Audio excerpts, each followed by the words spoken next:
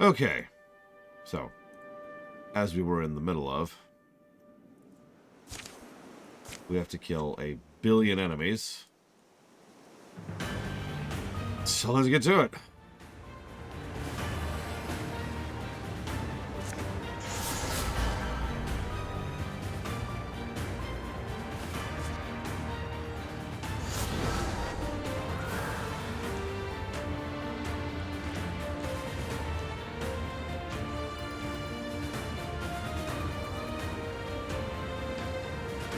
Oh my god. Oops.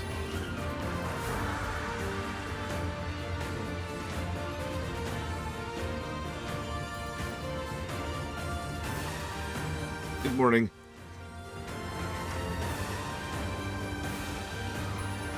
Good morning, Mizuno Speedruns. Oh my god. These attacks.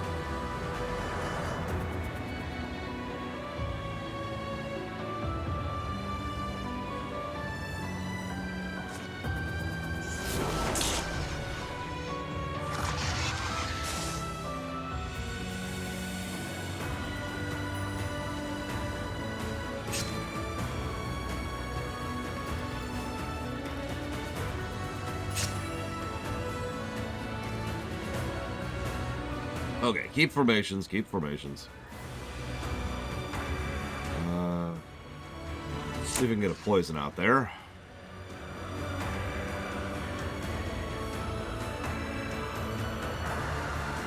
Oh, interesting cure white noise.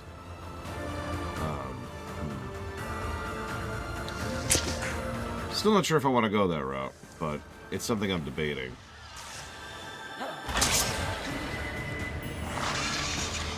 $22 million megaton impact. Oh. That would probably... Oof. So if that were dropped on, say, Europe, as a random example.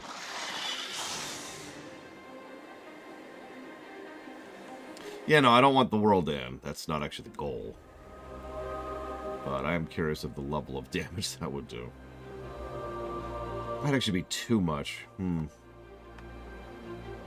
I might also go another route entirely, which is why I was wondering about the physics on the matter.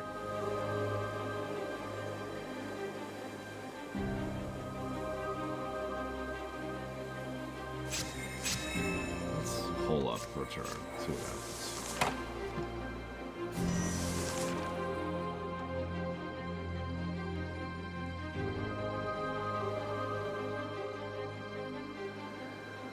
Thousand clicks, huh?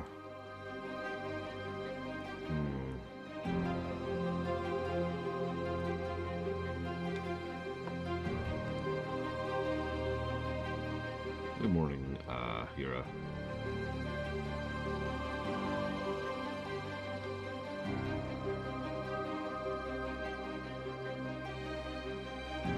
Let's see.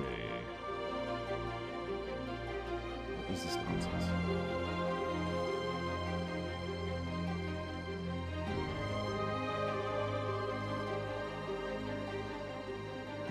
Of course it doesn't list it in clicks. Of course it did. Here we go.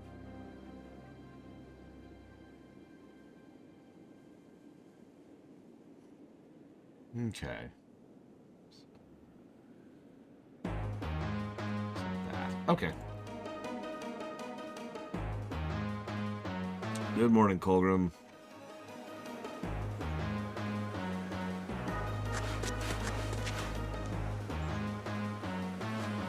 Hopefully this day is treating you well. We're going to move both melees over here.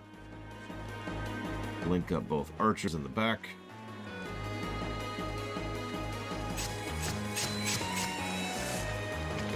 I choose to. Nope. Oh, come on! Wait. Okay, fine, whatever.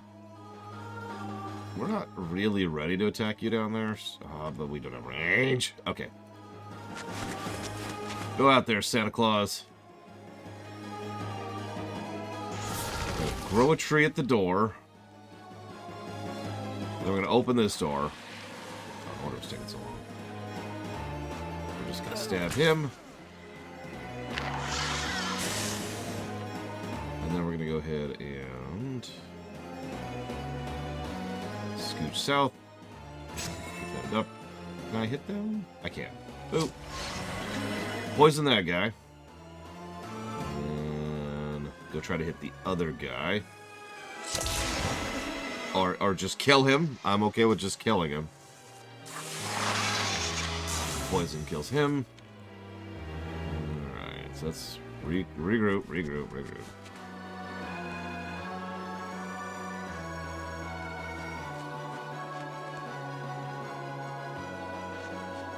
Form ranks, you maggots! Form ranks!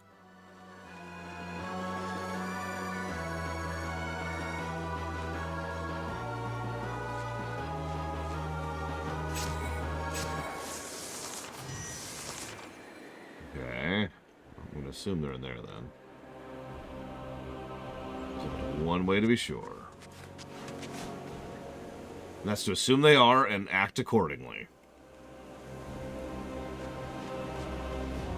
Freaking doors. Bane of my existence. This really is D&D. Like, you ever play D&D and you're going through a dungeon and every single one of you is just like, okay, we're going to go ahead, we're going to open a door, and then you spend 20 minutes of real time prepping and figuring out exactly how you're going to open the door. Can I not? Oh, whatever. You get in there as far as you can. Focus on the little guys first. You get in there, try to get some flanking going on. And yeah, the door's just locked. Okay, so we're gonna get dodged. That's cool, that's cool. That's what I wanted. I like being dodged.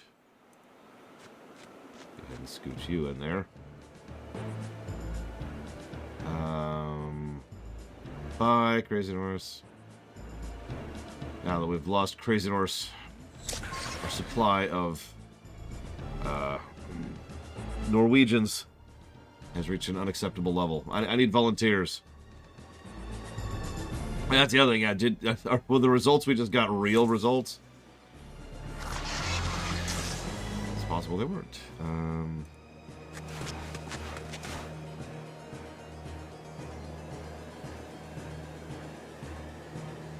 It wasn't a mimic. Well, I mean, the door probably didn't survive, Colgrim.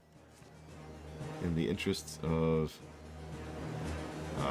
success, I guess? I don't know. Wow, there's a lot of really crappy things to infuse into here.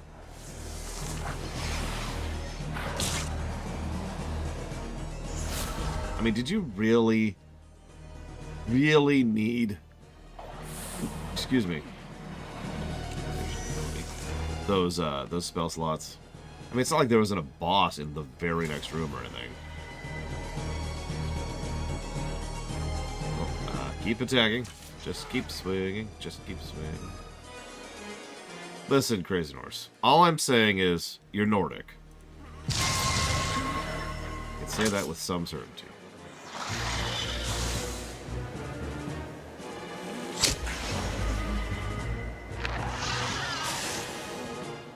Maybe. See if this prevents that thing from growing. Nope. Of course I am, Crazy Norse. After all, what kind of crazy person would ever claim to be Nordic when they're not? Oh my god. No, the best part is if the boss, like, is in the room you just blew open, right?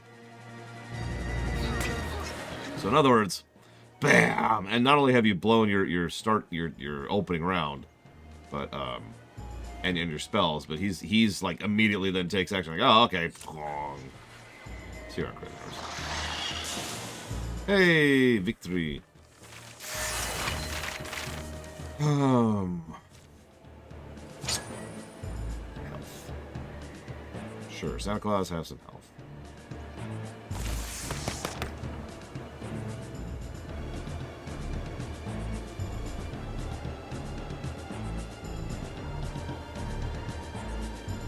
Well, there's Ignite. Way too late for it to be useful.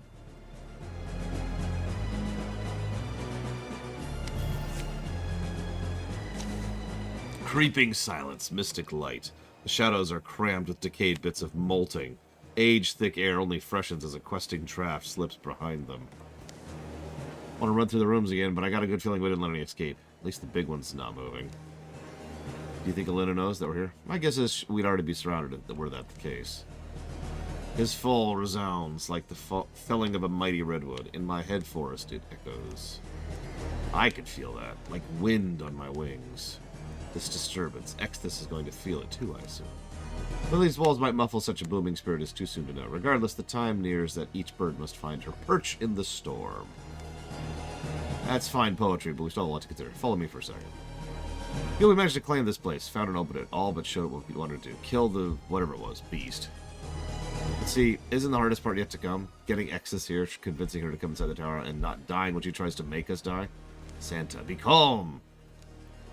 While the gravity of these problems may not just now be weighing on you, I have concentrated almost expressly on constructing solutions. I trusted you to find this tower, and you did not let me down. Now allow me to ease your burden. Ekthys has hunted me relentless for years, has she not? Together we have deflected her gaze with some substantial effort. Warcraft 2, Melkorblade. But yes, I agree. And hi, Melkorblade. And yes, that's Santa Claus. You can tell because the beard. Hi, Magister. Now what is left is merely to let our efforts droop. Leave my winsome face uncowled. Who would you count on to resist me? Ekthys will come for me. You'll have to draw her to the tower. Once inside, I'll exert the sum of my meager powers upon her. She will counter. You should be able to hold her long enough that you can close the door. And when the bar is snugly nested, there will be nothing more she can do to you or anyone else. Yeah, well, what about... We comb the place, it's clean, the walls, confines will be a prison. How long will her life last? Her life here will be simply the same as her death, and by that I simply mean it will go on and on, filling every room, possibly without end. And yet that will be the happiest end, for all she loved and once loved her. We have to try talking to her. I agree, you could try talking to her.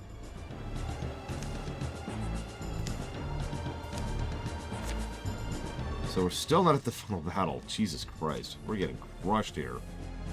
Final battle time. Yeah, right? No, okay, where are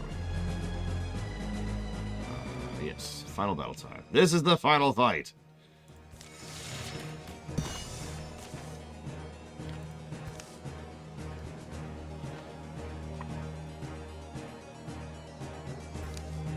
Santa and me, we've got the approach and everything. Defenses, angles, equipment.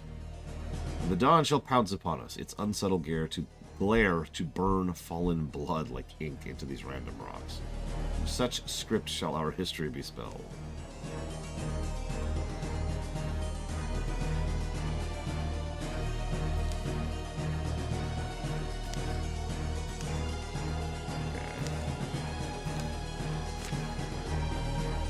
Well, let's see if we can get any upgrades at the last second. I mean, they usually give us this one last option to gear up. We have no spell threat at all. Let's try to get... I don't know.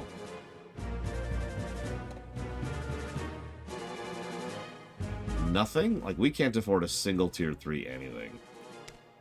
We just don't have the spell threat for it. What about armor? We can get armor. We can do that for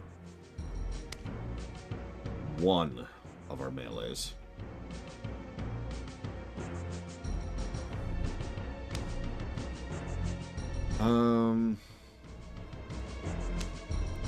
Let's do that for her, because she's already got armor. So this is just gonna straight up more armor her. And I believe that's it. That's our one and only upgrade. Well, let's go.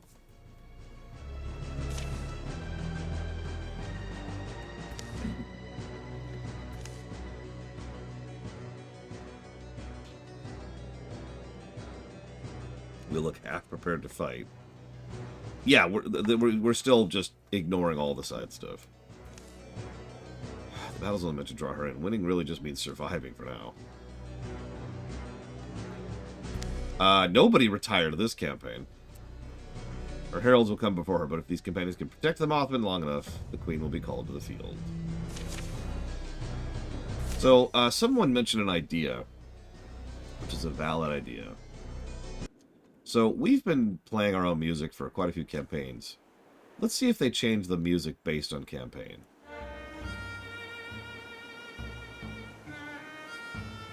Nope. Okay, cool. Back into it. Alright. Survive for 5 turns. The Mothman does not have a lot of health.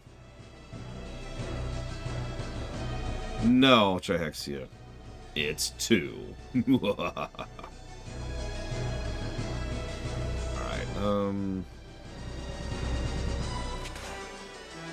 I'm not sure if I'll go with 3. I'd have to think about what a 3 constitutes. Like, I'd have to figure out precedence. What's another game we've given a triple music negative to? I'm pretty sure it's happened.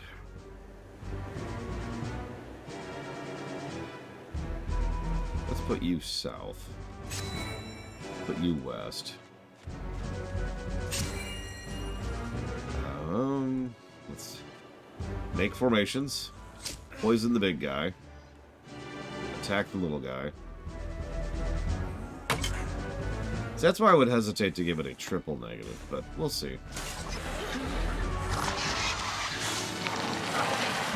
Thomas Was Alone was kind of a unique situation because it was technically a bug negative, not a music negative. These guys. Oh my god, there's 2 of them. Of course there are. Okay. Well, first and foremost, let's try to kill that guy off.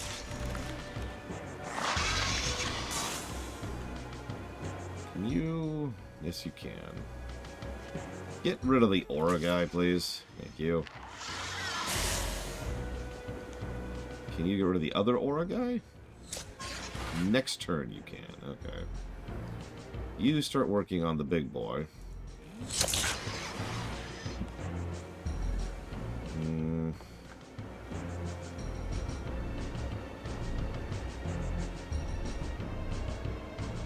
Let's go ahead and leave you on defensive.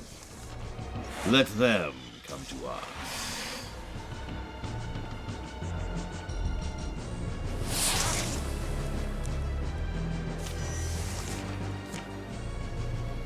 Okay.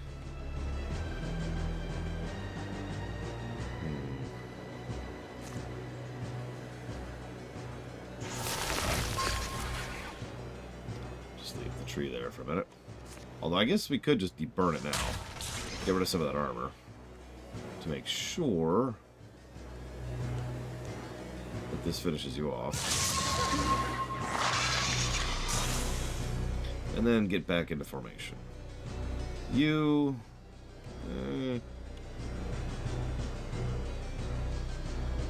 shoot him.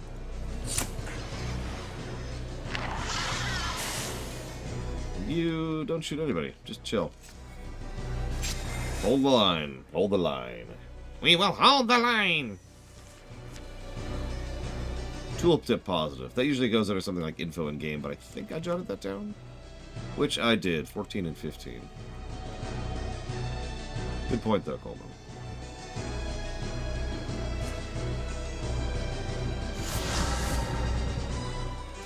Now let's put this person on fire.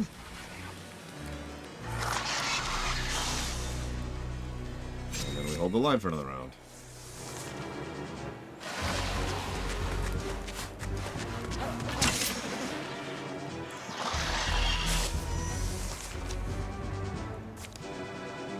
And then we keep holding the line.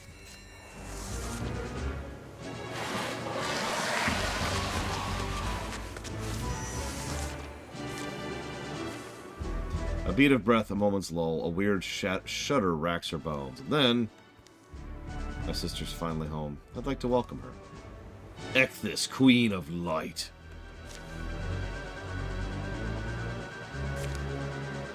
Okay. This should be fun. Why don't we grab the barricade, then use the barricade to get rid of that, and then switch to him.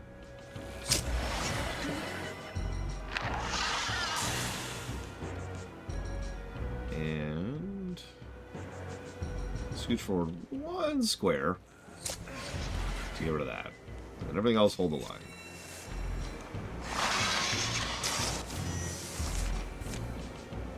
Hold the line. Just keep holding.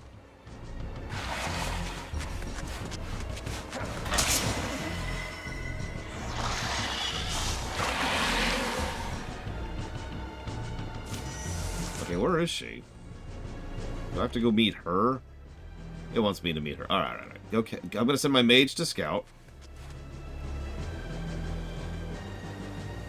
Okay, we're gonna be cautious.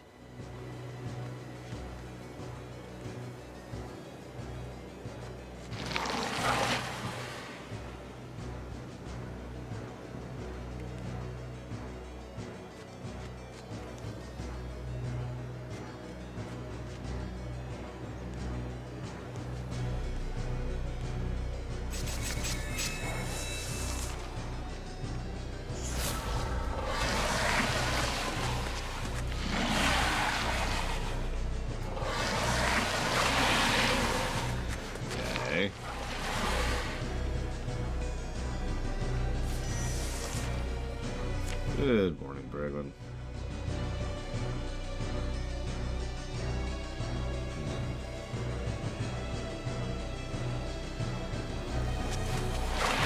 There she is. She's tall and resplendent, the light pouring from her, at eminence too deep for a single gaze to fully sound. Color too luminous for an earthly spectrum to express. Even her voice seems to glow. Is that little Elsie? Why'd you come here, Elsie girl? Poor Elsie. Couldn't you have borne even a single mote of my gift? One tiny star, one spark is all I would have needed. Luna, stop us. You have power, don't you? And are they controlling you? We'll take them apart. And I'm sorry that I was a kid, that I couldn't save you. Luna, look at me. We belong together. We always will. You raised me. Oh, no. Elsie? No, you'll never belong in my world. I experience an existence you can't guess about. That rag you're holding out to me, yes, you call it love, but it's so lightless and gray. If only you could see that. I'm sorry, because I know, when all my powers unfurl to bring life to its next plateau, you won't be allowed along. Jesus Christ. I wish it wasn't so. But now it's time to smear out the stumble-winged moth whose meddling has turned you from me. I can't call you that. My sister, she's choking on the grip of your handle. I may be simpler and less brave than she was, but she showed me no matter what random evil fate befalls you, you've got to face it with courage. Okay, cool. I require very little of you, Elsie. Just let my servants through. You seem to want the Mothman bad. Oh no, your bugs aren't getting near him, and neither are you. How can you hope to form a wall when you are so soft? So dull and shapeless, like smoke. Lovely woman, really. Let's pause those two. And I think we're going to advance cautiously. Ready to defend, as they say. Ease and rain, so we're going to take advantage of that. Good morning, Evo. I want you to scooch up here. Let's go ahead and get a poison attack on her. And I want you... I got a couple of options for you. Let's try to... Oh, that's a really low hit chance, though. Well, let's go for it. It's still the best option if it hits, which it didn't. I didn't think it would. Alright, whatever. Enjoy that poison, lady. Oh, that's a lot of crap. Okay, she has a mind control. That's not good. Okay.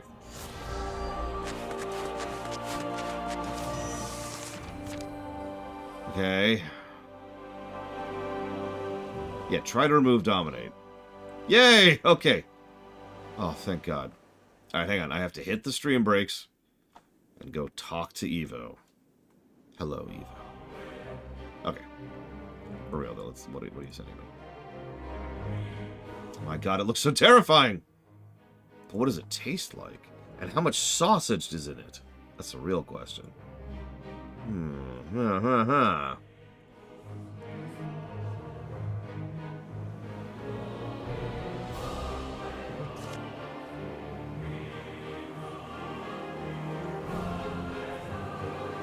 Let's get rid of it.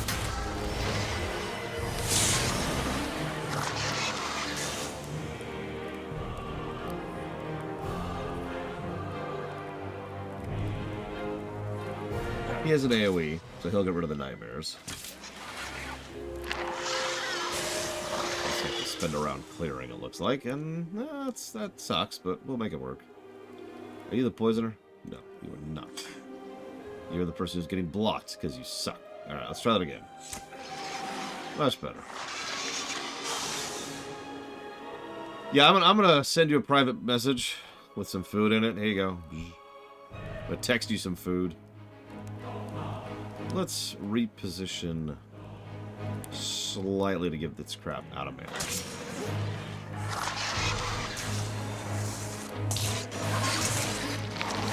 She's poisoned and on fire, and she doesn't seem to like either of those things.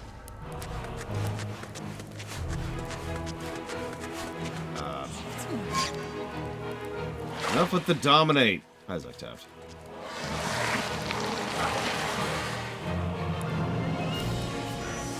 No, I have not hazardous. Unless it's the one where they're all like, city dude! I forget the words. Can we remove dominate? Jeez. Oh, thank God. Okay, okay. Dominate removed. I saw a trailer which didn't really show anything of note or interest. So if that's not it, I got nothing. This is actually bad. Go to this. And this. I'm gonna go right up to the fire.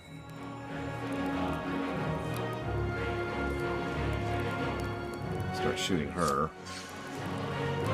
She's up to 11 stacks of irritated.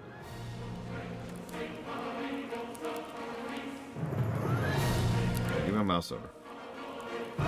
Mouse over? Please? Game? Where's my mouse over? Alright, whatever. I just don't have the ability to mouse over anymore all of a sudden. No. Evo. DMing... Oh, here we go. Your ferocity amounts to nothing, just the bites of tiny mosquitoes. Lady, have you ever been bitten by mosquitoes? We've been kind... Oh my god. We've been called all kind of bird names at this point. Mosquitoes is fine. We won't back down. What hope do you have? To delay me? I suppose it's all you can do with your doomed life.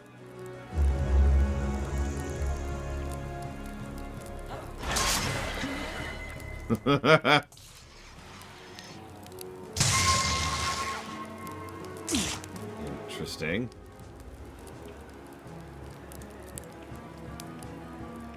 So she spends irritated to move in. Oh, Jesus Christ. I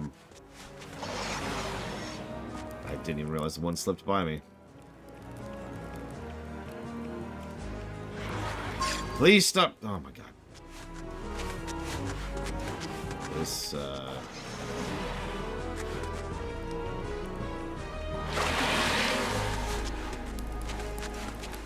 there are too many of these things.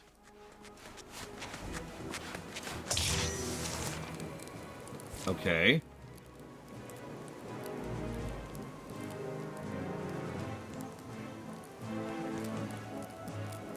Let's,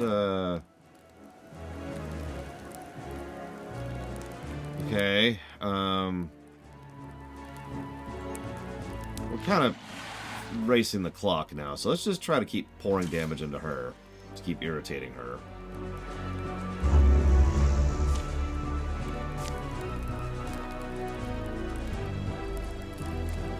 Can you try to remove dominated? Oh, thank God, okay.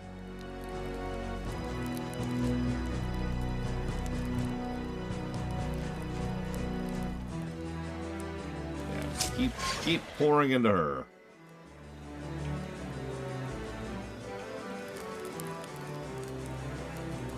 Not a lot of other options here.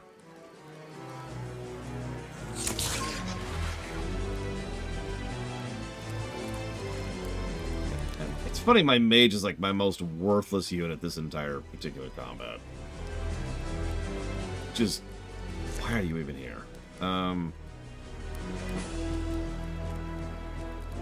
That's worth doing. Yeah, we'll try it. I can barely reach her. And she can dodge it, because of course she can. Yeah, the mages have been carrying me so hard, and now they're finally like, nah, we're done.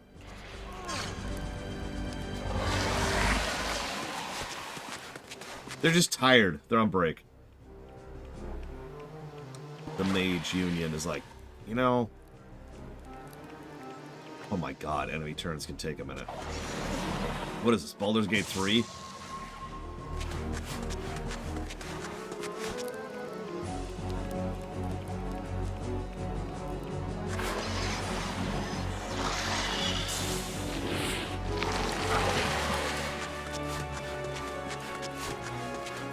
Alright, wake me when they're done. Holy crap.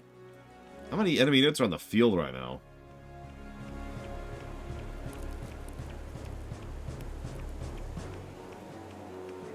$13. $15 now, by the way. Okay.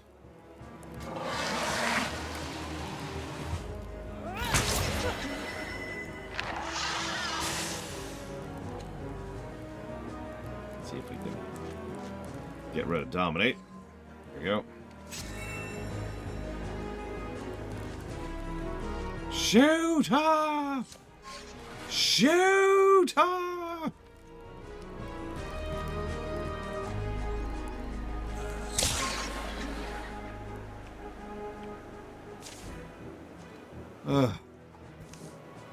Not running. Are you really going to give me a fight? A duel, we would have called it, when I was young and dumb and rash. That is to say, when I was a little more like you. Words won't harm me, and they certainly won't save your life. No, indeed. Please understand, they only help me take my beatings a little more bravely. I came such a long way, devoted so much time, spent so many Thrixel forms hunting you. Yes, you did. You're very intrepid. What do you think now? Now? I think that I'm never getting out of here, am I? I am sorry.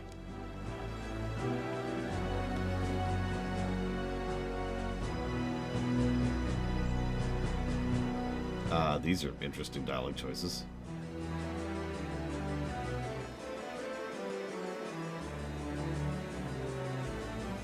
We'll pick the second one.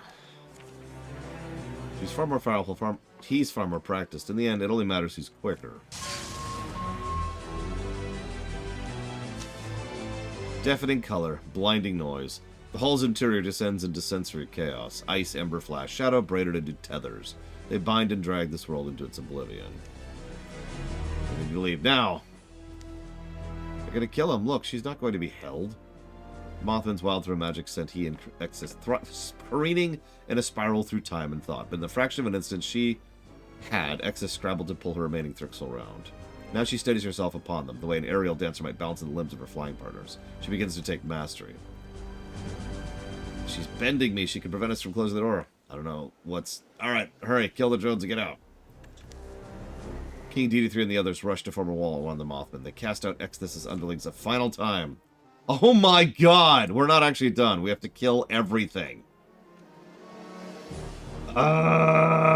Okay.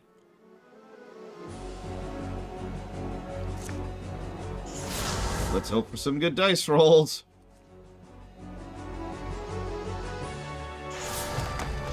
That's not bad. That's not great, but it's not bad.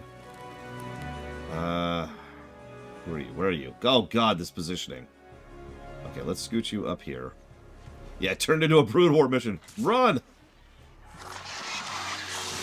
Start from the back, work to the front.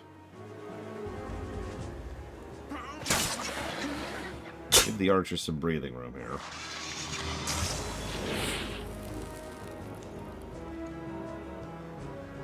I don't know how many turns this is going to take, but too many is probably the answer.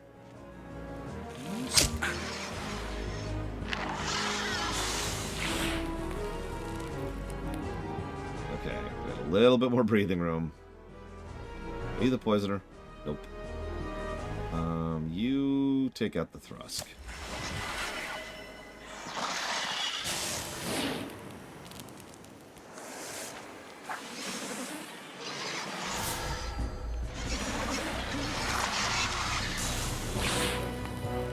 Interesting.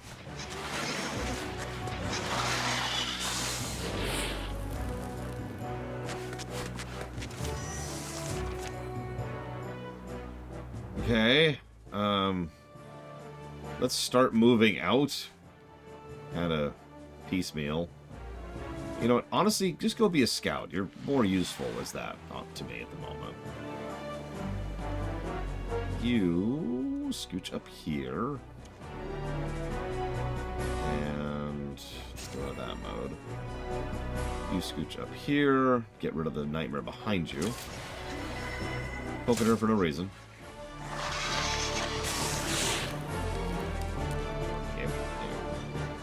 Scooch up a little bit. I think that was actually one step too far. That's because it was. That's okay. At least you're in formation. Get rid of that guy if you can, or miss completely if you can't. It's okay. That's why we left her on Guardian.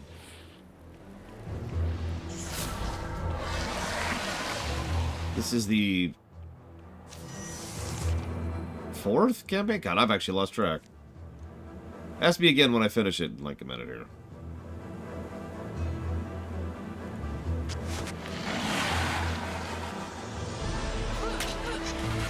I believe we have 2 campaigns after this, let me put it that way. So let's start really making our way out of here.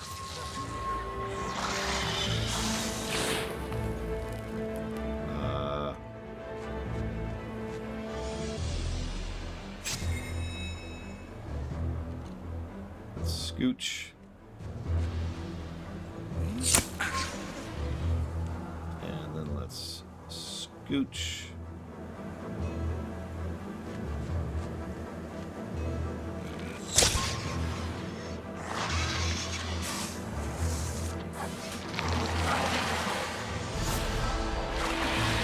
How many more mobs are there?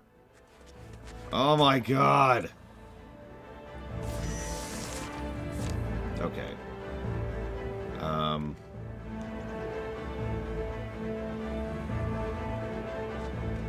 So, like, look at the door. Please.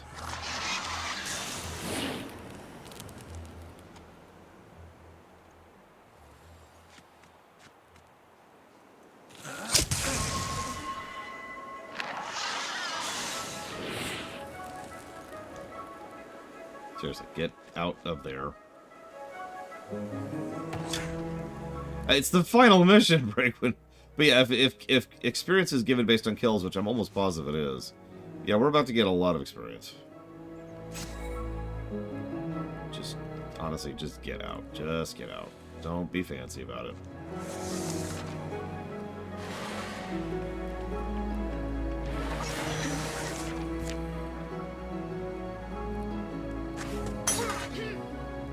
Oh my god, Santa Claus.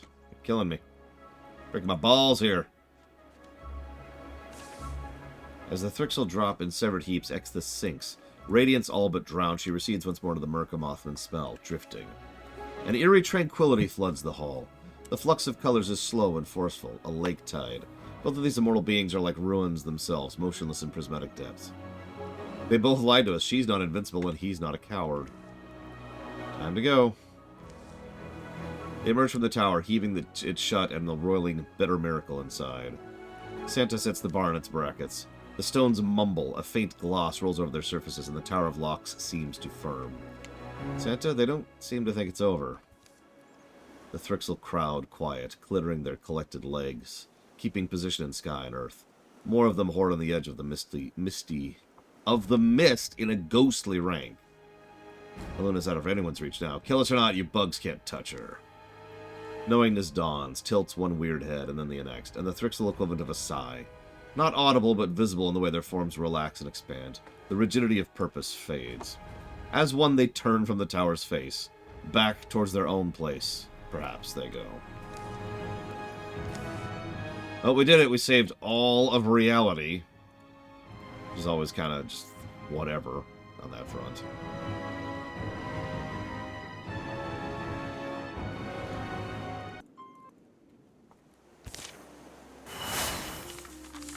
Did we level? We did! Woo!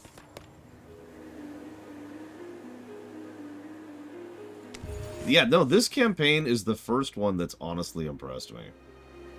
Which I suppose sounds insulting, and it kind of is.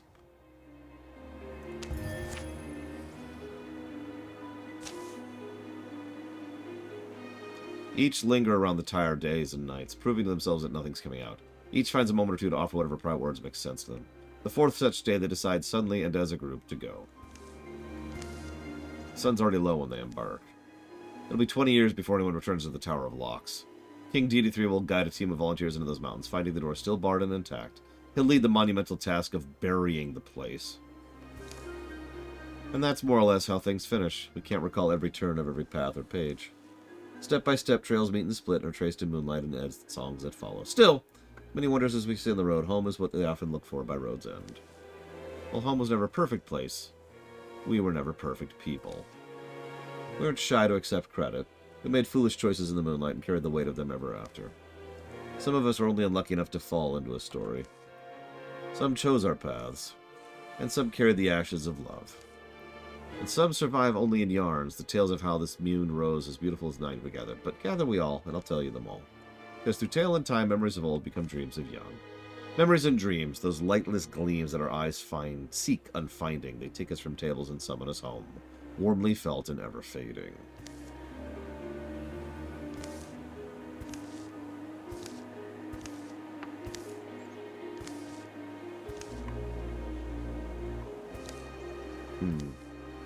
This is all I'm doomed to have. Into the sum of eternity, or until eternity uncoils. At least you'll not be alone. I will be when I decide to kill you. See, there's something to look forward to. You really are in an enviable position, my queen. The words sound so mocking from your lips, and yes, I deserve to be mocked. I deserve immortal humiliation for letting you best me. I intend no mockery. Please, perhaps our lives will find some natural, albeit very prolonged end. Perhaps many years down the line, some fool will open the door on us and you'll be free again. Dream of that, dear Exes. By all means, do. But in the meantime, two beings such as us, possessed of powers to make illusions seem real. If we show but a little willingness to be fooled, can we not find some way to make the passage of eternity even slightly less terrible to endure? Ah! I sure love the bath.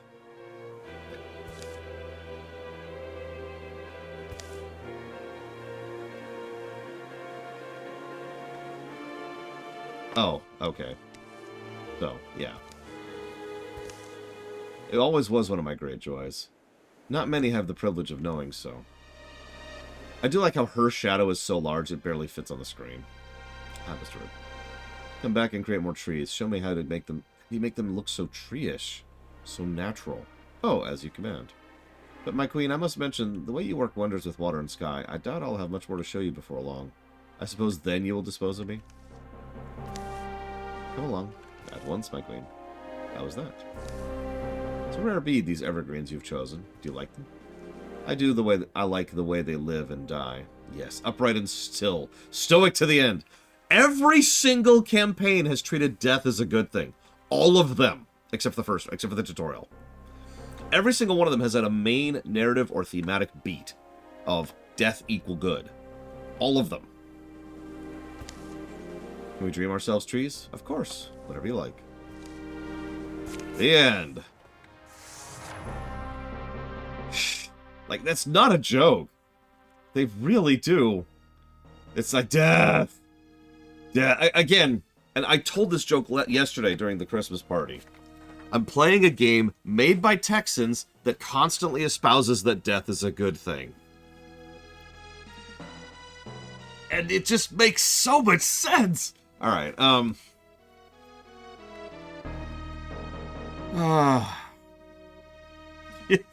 know, right, Eva? Die. Okay, so this is our very first level positive for that last level. That's the first level I would say that actually has mission design. And go figure, it was the hold the line mission.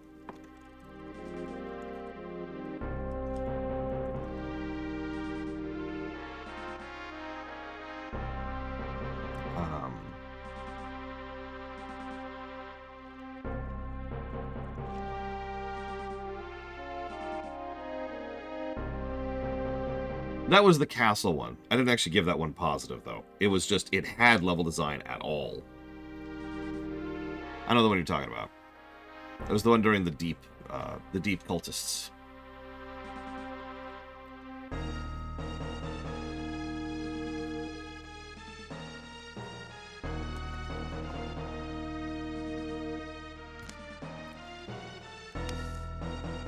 Simple gamer.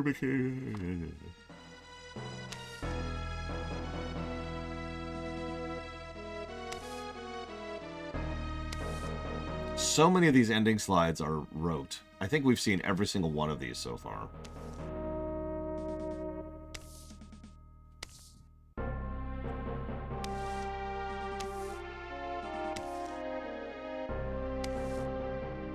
Yeah. Okay. So, moving on. Forgive me for not reading those, but it's like, you know. So we can only promote 3 this time. There's your detriment for not doing stuff. We can only promote 3. Let's get Jay Palmer, obviously. Trihexia. And I gotta flip for this one. King DD3.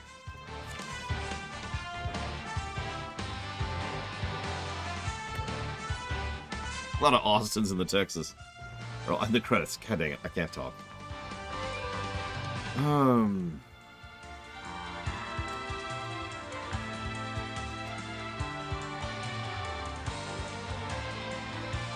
So, next campaign. 2 campaigns left. I gotta be honest, I'm really ready for this game to be over. It's don't mistake me, that was a nice mission, that last one we just did, but man!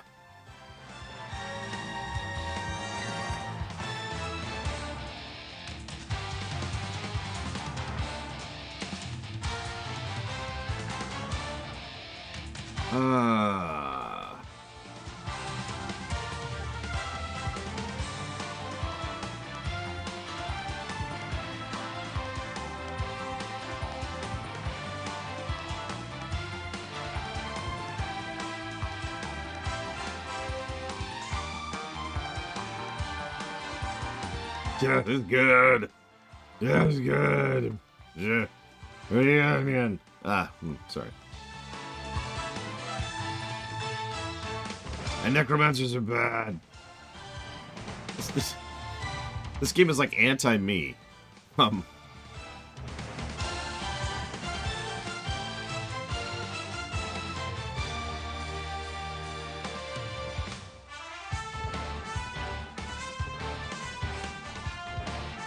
I keep staring at the story axis, and I keep just not being tempted to give anything.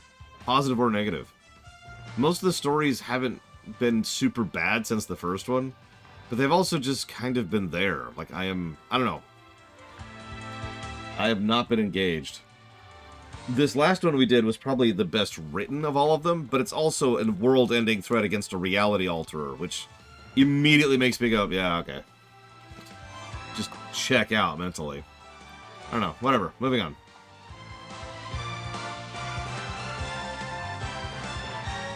Loading. Looks like it wants us to have warriors this time. Yeah, the first one so far is the only one with the AI scripting problem. All of them have been a little bit prosy. Like, all of them have had the problem of being a little bit hard to parse. But the first one was nonsense. Does anybody want to be anybody? I'm just going to open the door on this one.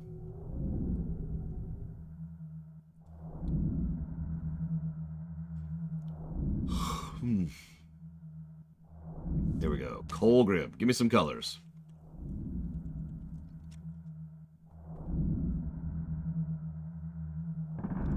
Yellow, yellow, yellow, yellow. Yellow. Yellow. Yellow cats.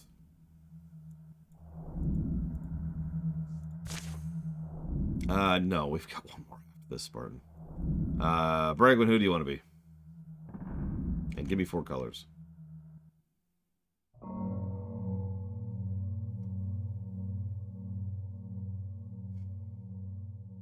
We're going to make... Actually, hang on. We're going to make this Evo. The aloof romantic. Iliani. Give me 4 colors. I need to have, like, ridiculously long hair. Like, the longest hair they have. Which isn't very long, actually. Fine. Perfect expression for Evo, though. History. Evo Iliani's birth brought a welcome stillness to the lives of her parents. Her father was a quester of ordinary origins, but her mother was a monster hunter of the Fenspear bloodline. Theirs was a family as old as fir trees, whose history was recorded in big black books. On their name hung the ghost of ancient deeds, among them the hunting and slaying of mighty dragons. Yes, so, gray. Gray. Red.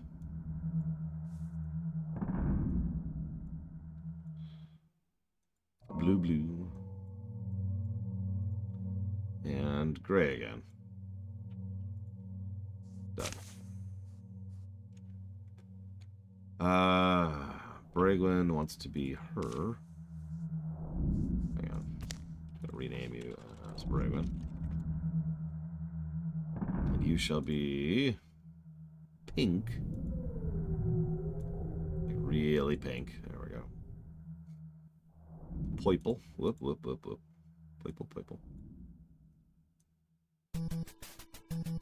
You shall be Mega Man. Apparently. Yeah, you're part Storm, Bragwin. A lot of people pick blue for this. And white. And then, who's the next one? Looks like Melkor.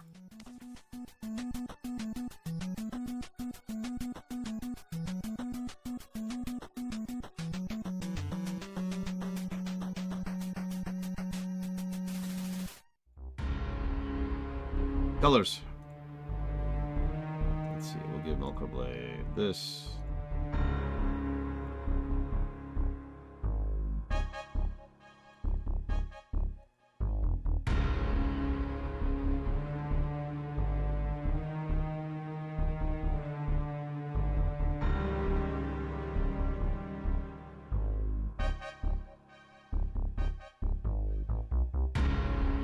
Green and black. So you didn't specify the order, so what we're going to do is we're going to make you green, and then black, and then green, and then black. Let's do it. Let's give you Ignite Plus and Endurance.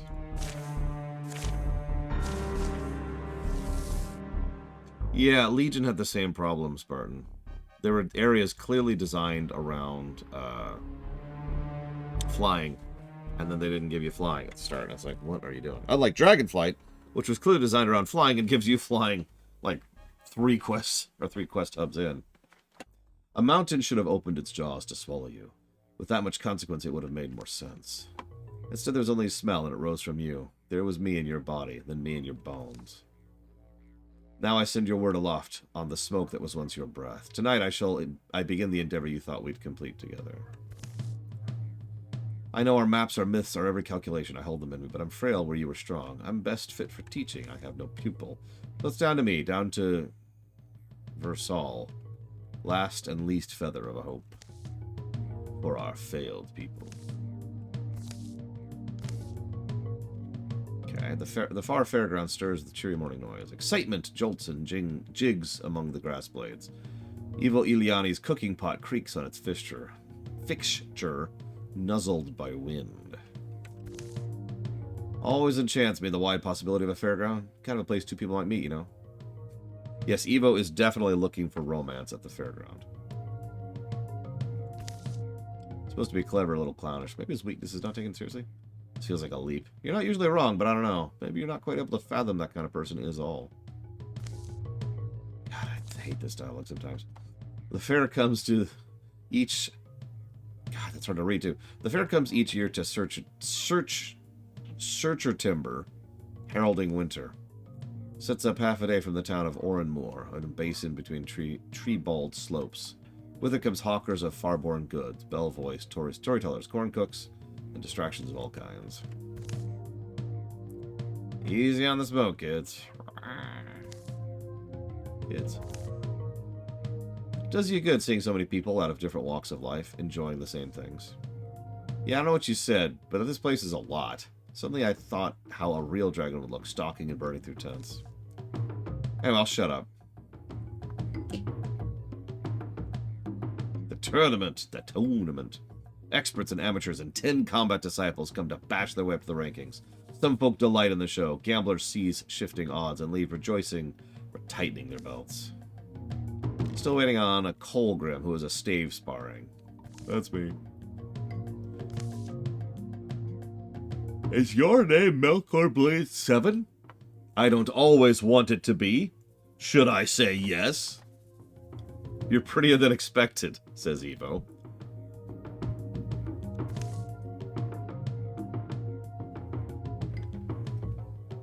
Anyways, I'm fine wasting air and warbling insults. We can compare teeth and whatever else, but only after I've won. We'll see if your guy even hits me. Had it hard, that boy. Mother was forced to leave him, go far away. Left money, good money, but his father lost it under empty cups, I hear. You don't look like a woman who comes home often. They say on a fair day, hearts can open. Romance is in the air. Oh my god. Oh my god. So, Evo, of the 3 dialogue options, 2 of them are romance options. You can either confess your undying love for Colgrim, or confess your undying love for Melkor Blade.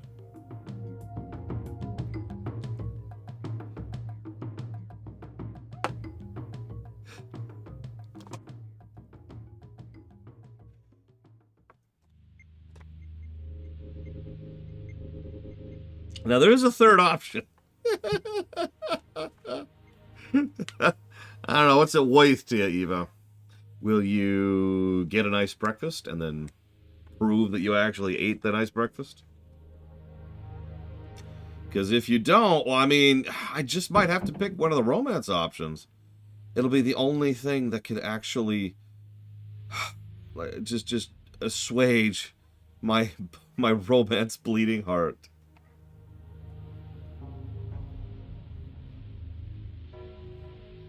If only you'd get breakfast. I'll give you 10 seconds to respond. Because I know you work much better when you have a timer.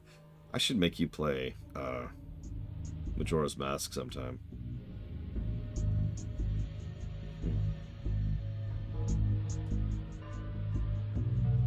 Okay, yeah, you have to eat something other than a cookie for breakfast. You are not American.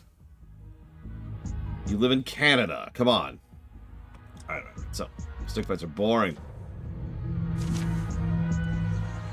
So apparently we're playing as Colgrim.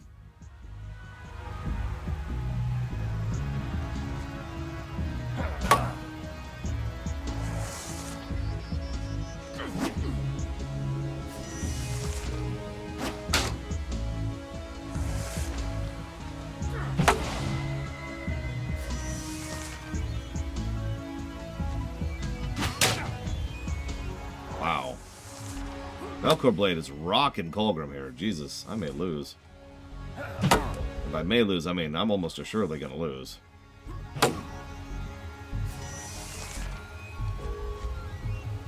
Donuts are not a meal.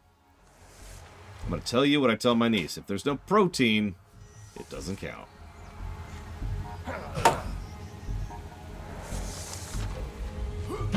And we're dead. Mission failed. Colgrim stumbles down in obvious pain.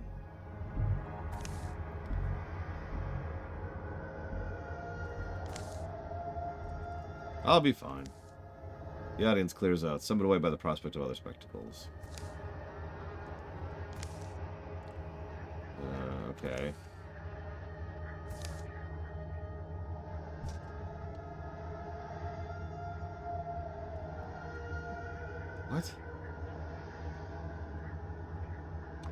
What counts as protein? Yeah, eggs. Some legumes. Meat. I'd probably eat that, Pillars of Snow. At least try it. Listen, I'm glad you finished things the right way. I walked countless miles, crossed unnumbered and unmapped lives, came back in order to... Huh? I just find it weird my mom's name is Bragwin. The dialogue is still just having issues now and again. Cole roves the fair with Evo Eliani, which is not what I read. At first I thought he said he roves with fair Evo Eliani. And I'm like, game? I already said no.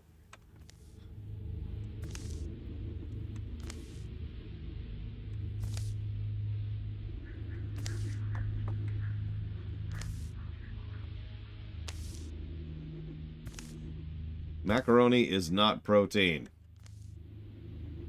I will turn this stream around, young ma'am.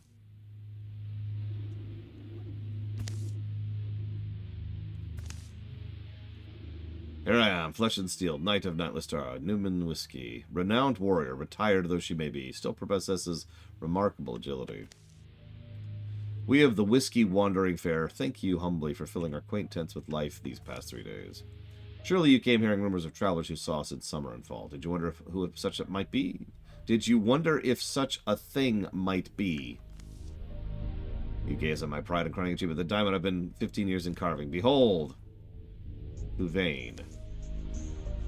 So is the beast named by a warlord who wore the femurs of our fellows on its neck. Named by a warlord whose head I claimed and tail split and body stomped to mulch. On its pulp I showed mercy.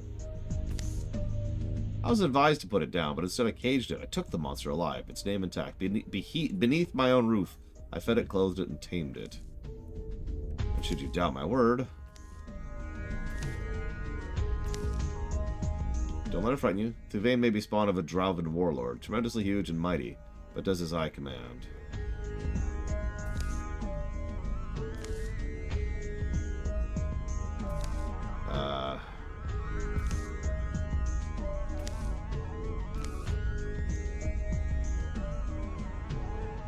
To tame Thuvane was not an easy task. But there's the language all creatures understand, and Drauvan better than most. It's called pain! I fought Drauvan my whole career, even the strongest and most cunning I cut down. There are no mysteries left in them for me. Soon you will see they are not so scary as you enter this arena, supposing.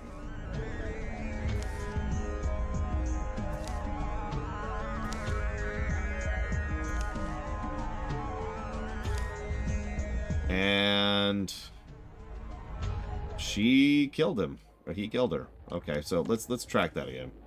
So the Drav rises, gathering, waiting for her signal to attack. She clicks her tongue.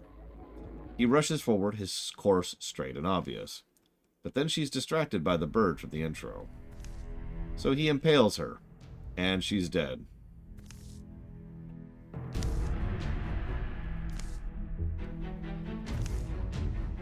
The Drav bends for the sword, and runs. Peace shatters and bodies flood the paths. As people flee, as fires spit and fly above the forest of tents, Drauvan battle cries riddle the air, blending with screams of fairgoers and fair workers. Grab whatever's here, it's free now. Save a few folk, collect a few life debts. This is how this works if you're good enough. Okay. Alright, Evo Eliani. Let's see. When standing by a fire. I thought that said standing in a fire. I don't like any of these. And I have no LP to reroll. Cool. Well, we do have Ignite. So let's go ahead and take Ember Arrows. Paladin. And Battle Dance. Time to kill some Drauvan.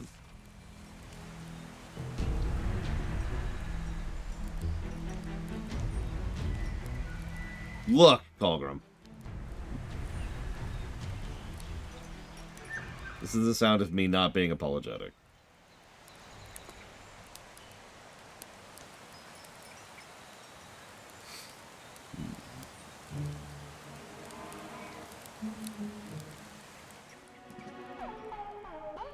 I mean, there's some good builds here, but I mean, Paladin. It doesn't even show up all that often. Oh, no, you want to hear the in-game music? Everyone, I want you to know that Evo is responsible for the nightmare your ears are about to experience.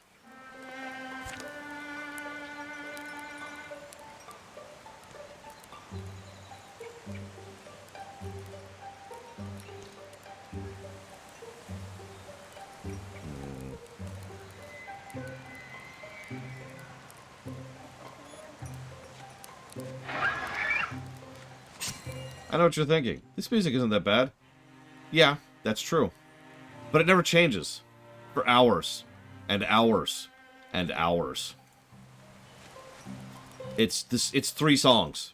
It's 3 songs.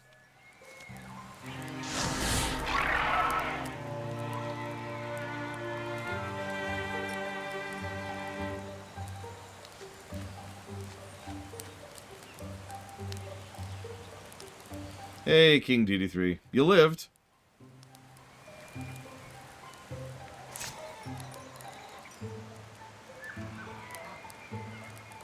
And yes, every time you apologize, I'll leave the music on for 1 more minute.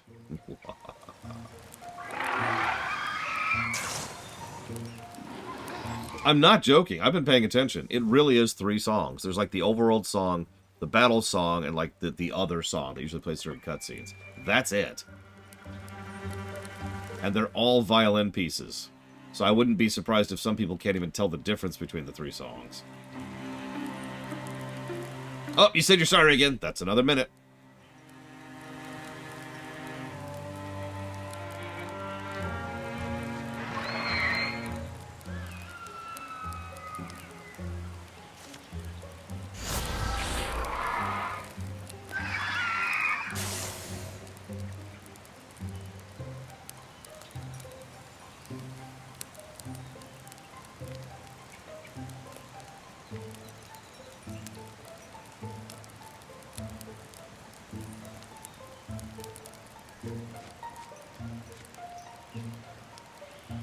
Oh, that's what that icon is.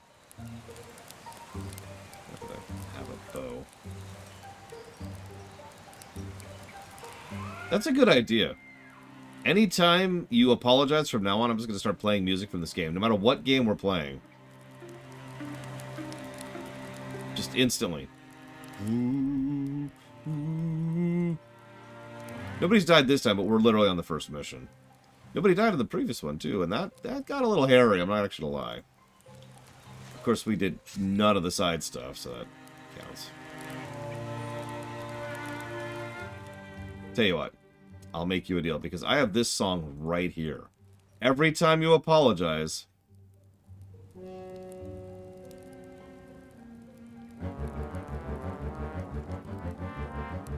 Every single time you say you're sorry.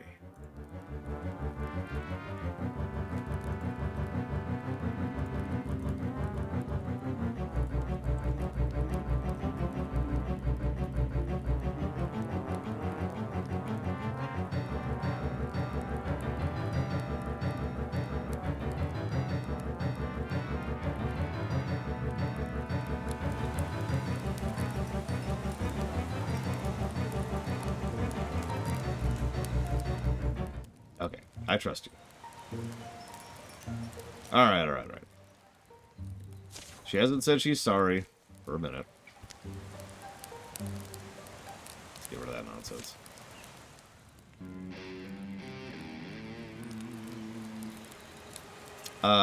No, actually, Evo. There is a weird death mechanic, which is really cool, but there's no, res mechanic. Basically, if you die, you can permanently take stat debuffs, but survive and flee the battle. So in other words, if you win the battle, then you survive. Or, you can accept death, but in your final actions, you get one big, like, final action. Which is actually a really cool mechanic, and gets its own positive, if I haven't already written that down, which I have.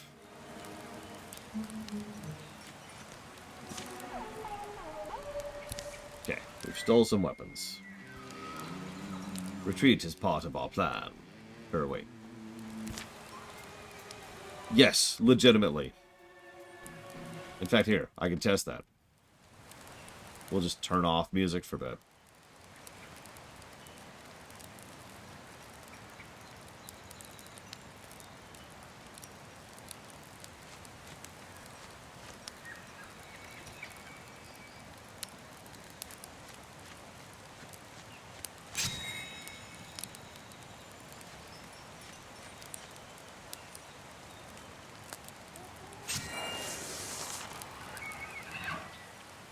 Oh, this would totally get a no music negative, but that wasn't the question. And 1 no music negative is not as bad as 3 music negatives. So I stand by my statement.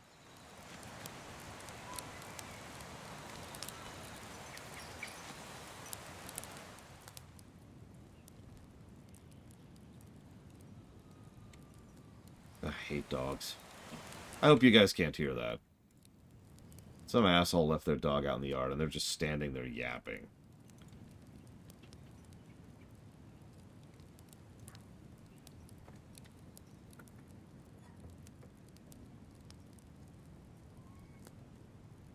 I don't do it now, but I used to play Ring Fit every single day at King Duty 3. So, yeah.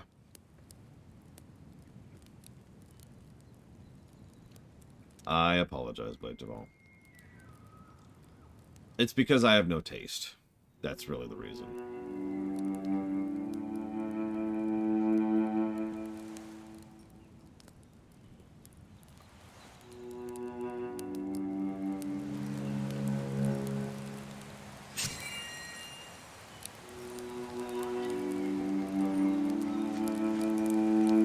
No, yeah, Ring Fit is something I've recommended to everybody if they happen to have access to a Switch.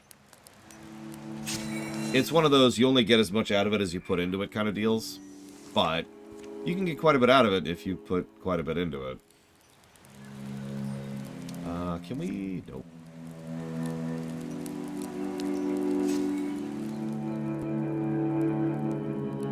This is actually bugging out. Oh, that's why. Maybe. Well, screw it. Here, have something a little bit more, upbeat.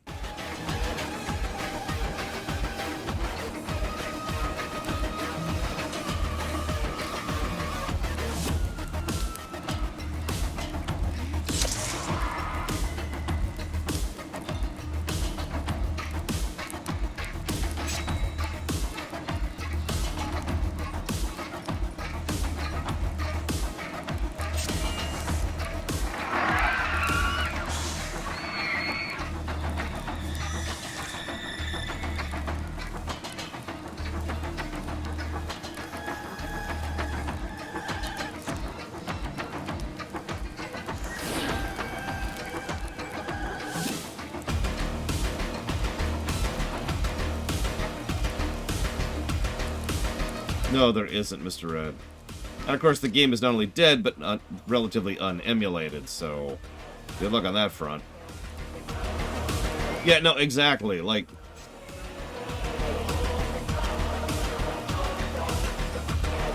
okay,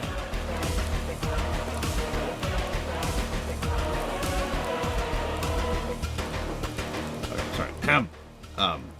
I feel like at least part of the problem I'm having with the music is the same problem I had with Persona 5 and with Fire Emblem Three Houses. It's a dozens upon dozens of hours game, like a huge game, during which we listen to 3 songs.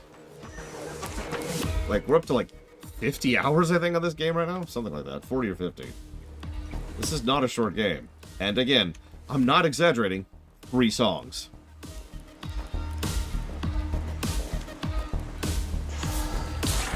I could actually calculate how long it's been. Because I keep track of that sort of thing. Give me a second.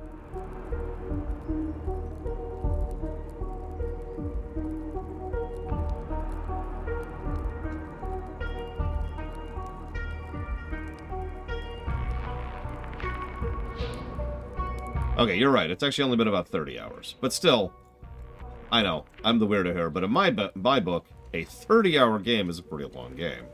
The reason I was thinking it was more than that is because on Steam it says a lot longer because I've been leaving it idling. So that's my fault. I suck. I have no taste. I suck. FF14 has a perfect intro. WoW sucks donkey balls. What else? Nobody likes Mega Man. Nobody likes Mega Man. Least of all Capcom.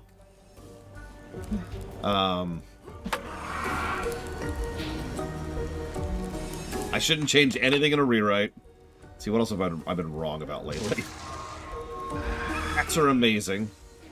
And everyone should have a cat.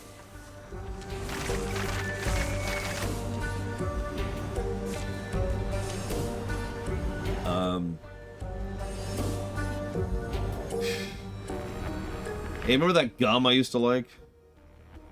I can actually tell you it was Bazooka Joe. I used to love Bazooka Joe. I haven't had Bazooka Joe since I was in high school, but it was good. Let's see, where's another really good Dark Tide song? Dark Tide has a banger soundtrack in general.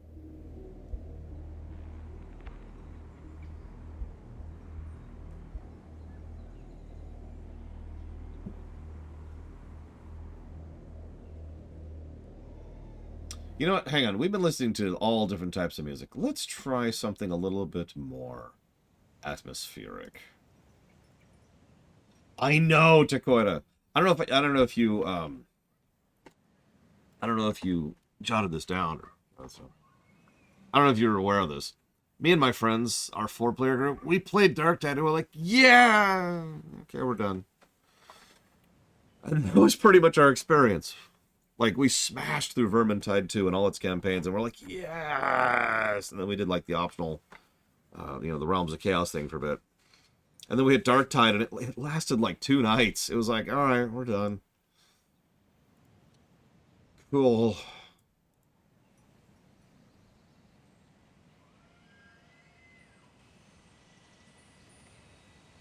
Okay. Fill up kettles with water. I'll guard this place. Full horror won't be known until the blaze burns out. Smoke's getting bad. Just surprising. The Fairmaster likely deserved what she got, in my opinion. The rest of this is angry noise. As I arrived here a few days back, though, I really had no concept of such a thing. Such wreckage and waste. It's weird to look at. You don't have sympathy for fools, do you? Which is good, because fools have enough sympathy for themselves. I like you. Romance. And Evo was romanced. The end.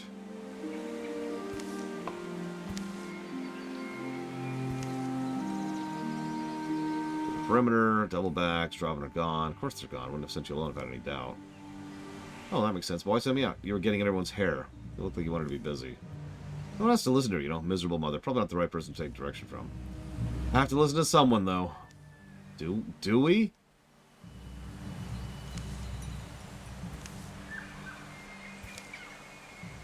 Bregwin wants me to follow them. The Draven who fled. Then we must find the Draven. Yep, we're tracking the Draven. Time is a currency.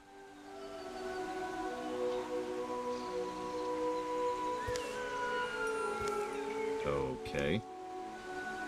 The Moose people. Okay. For the second to last time, we have to name our adventuring group.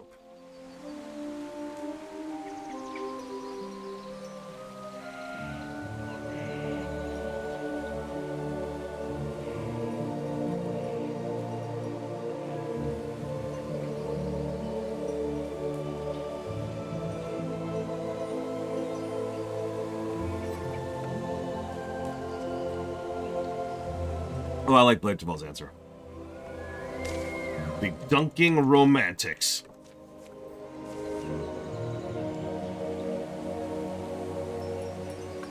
So begin the tales of the Dunking Romantics.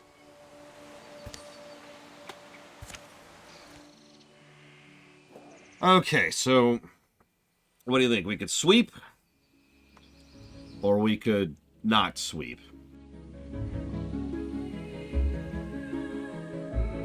By the way, fun fact, I started but did not finish researching where that term came from. As I mentioned, I got it from Pokemon, but Pokemon got it from poker, which is appropriate when you clean someone out in poker. But near as I can tell, that's not the origin of the phrase, so like I said, I didn't actually finish looking it up. I was not having a lot of time last night.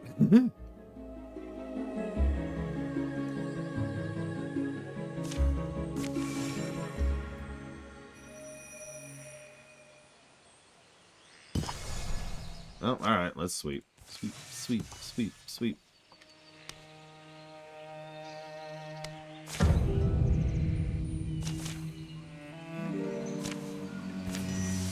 Alright, let's go murder innocent people. Die, innocents. You don't belong in this world. Only the guilty belong in this world?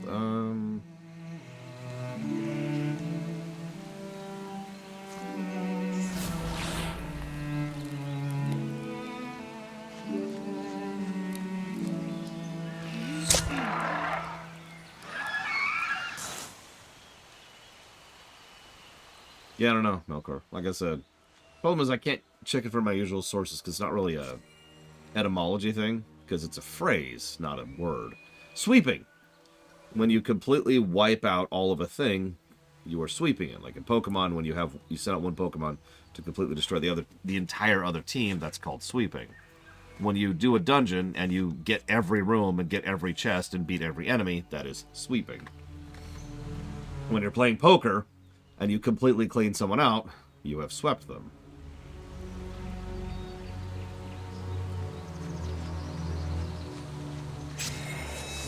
Oops, I went one too far there.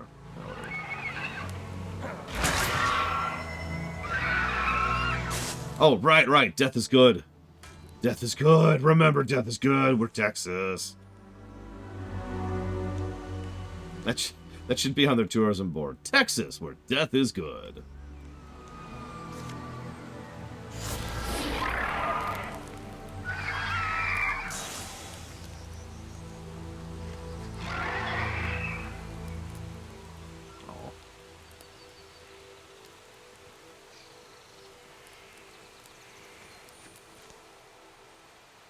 These trees.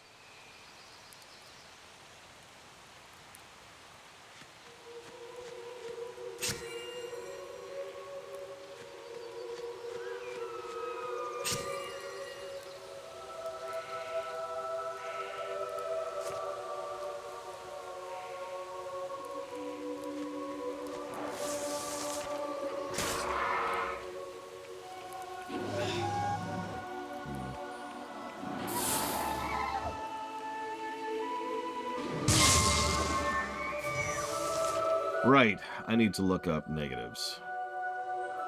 Give me a second. I'm thinking about it.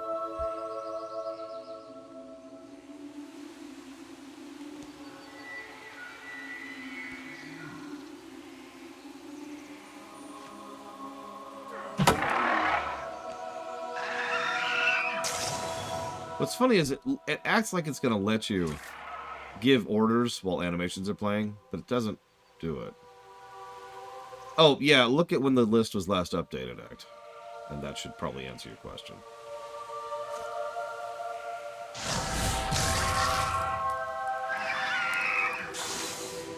Yeah, I haven't touched the list. In fact, I don't even plan to touch the list today.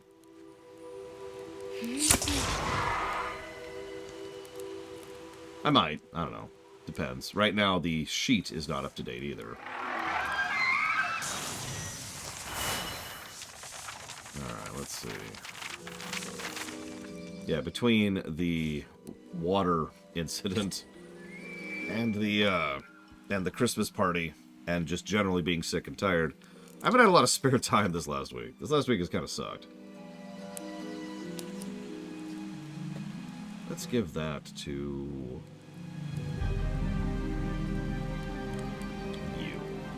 I think I'm going to go with non-armor this time in general and keep my speed up instead of armoring up.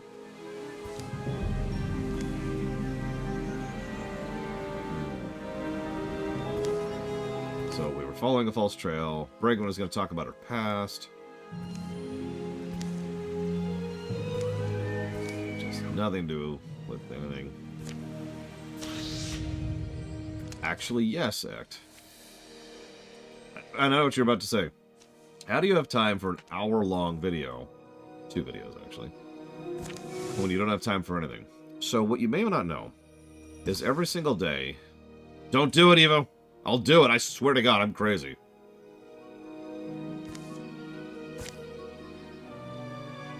I think that counts as an apology. You know what? Let's see, what's the worst music I have? Hang on, pause this amazing, beatific wow music.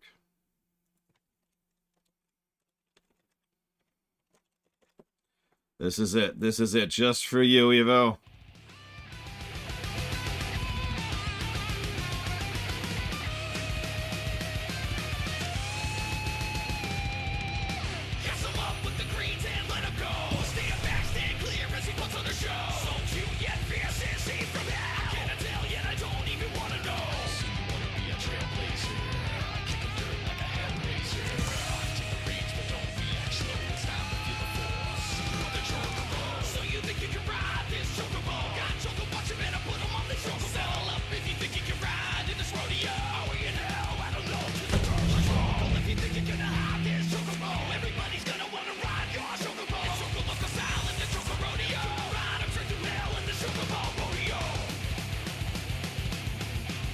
Yes, this is the FF13 to Chocobo song. Which is either really great or really awful, depending on whom you ask. Hi, Cat Horse. Thank you for the sub. I do appreciate your continued support. And if you want to put that towards up to 3 things, please let me know.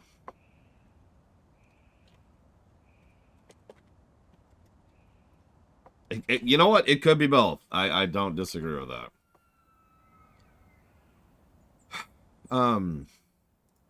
Words. So...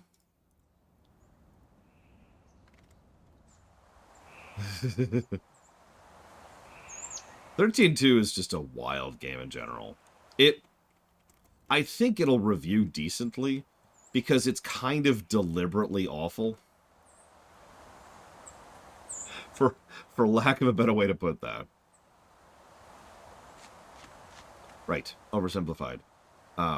You probably don't care, and that's probably okay, but I organize my time extremely carefully.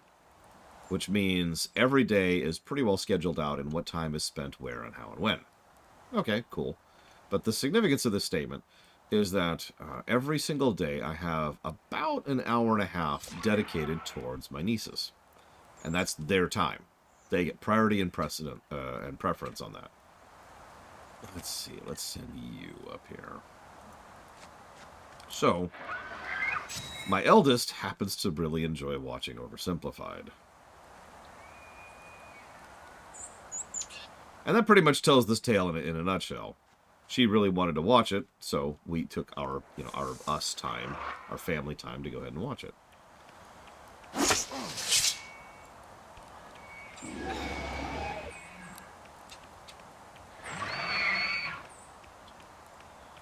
Which moment?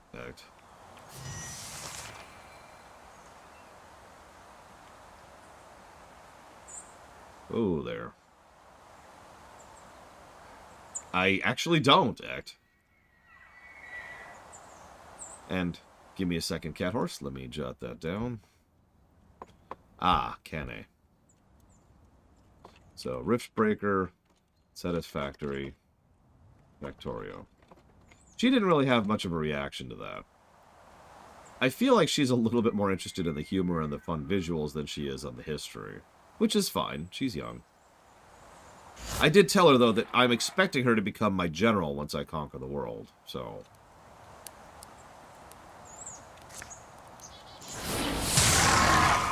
Her response was, me! And my response is, well, everybody else I've got is too young or not interested. She's like, oh, that makes sense. Oh, sorry. Music. I just feel like epic music really quick. Is everyone cool with that? Cool.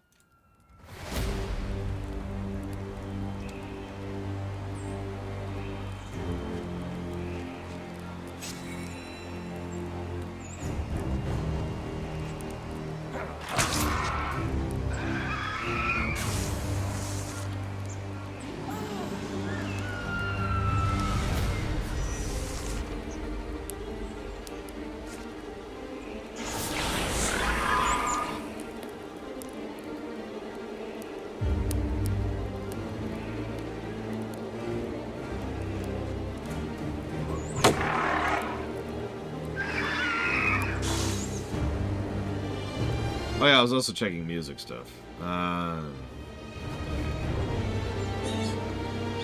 Over here.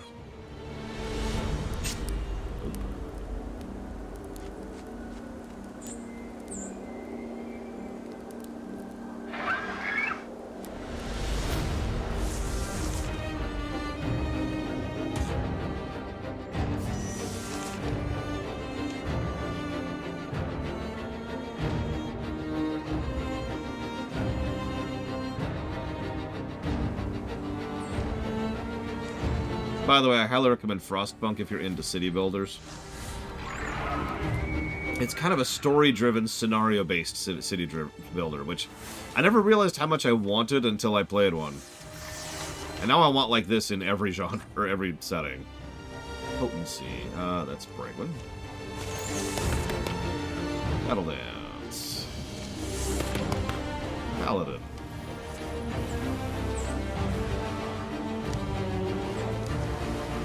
By the way, so far we haven't been doing side stuff. This is all MSQ still.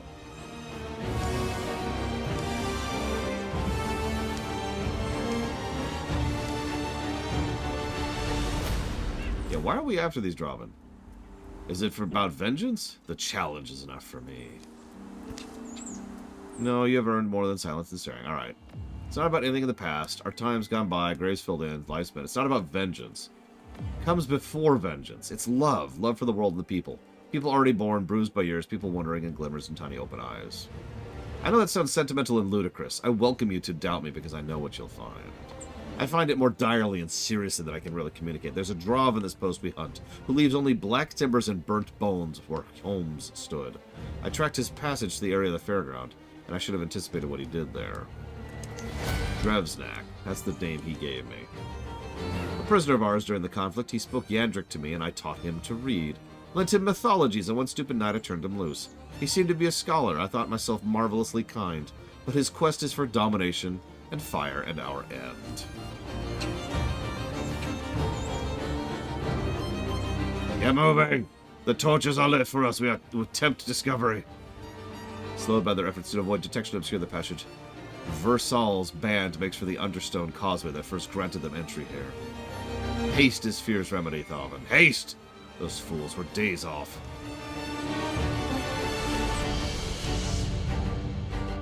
Interesting. Correct, Ect. It had, like, the basics of the tech tree and the history tree or whatever the hell it's called, but that's it. 70 days. Oh, I totally did, Ect.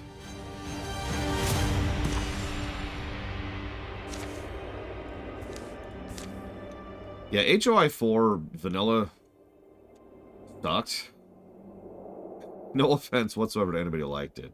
I hated that game so much that despite playing it co-op, which usually really improves my enjoyment of a game, I couldn't stand it. I finally just put it on like, guys, I'm sorry. I really don't want to play this game anymore. It is absolutely not catching me in any way, shape, or form. I felt bad, as I always do. So after apologizing several times, I played this song instead.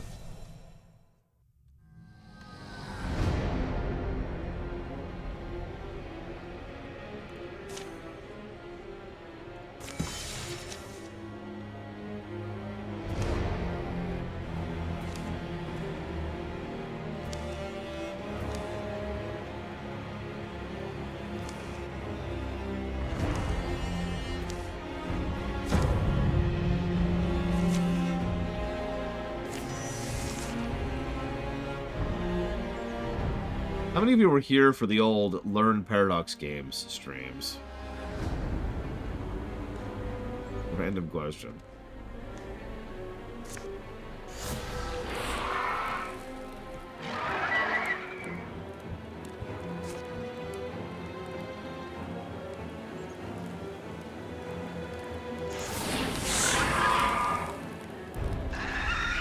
For those of you not aware, it's exactly what it sounds like. We just sat there and I asked chat to help me learn how to play, Crusader Kings 2 and how to play EU4. Because the in-game tutorial was garbage and nothing was really helping me to figure out how to play the games.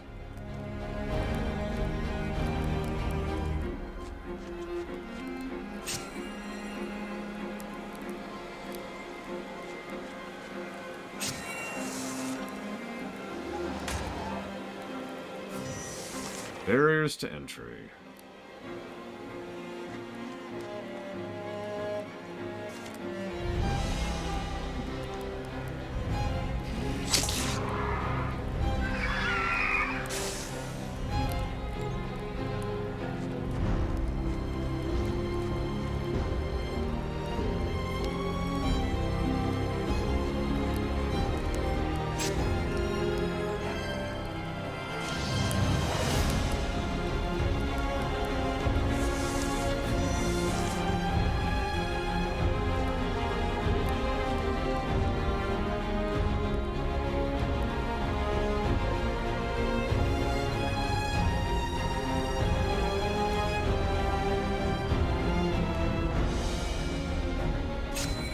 Okay, I'm pretty sure the developers don't understand it, Sylvancity.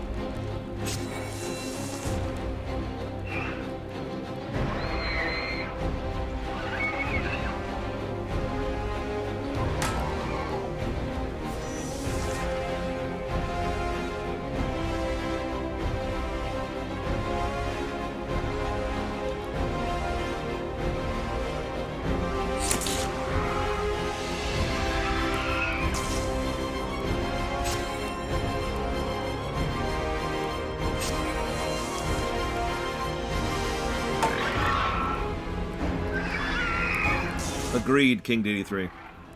It's not like they can't do mission design, as we've shown. And honestly, I am extraordinarily impressed with the gameplay axis.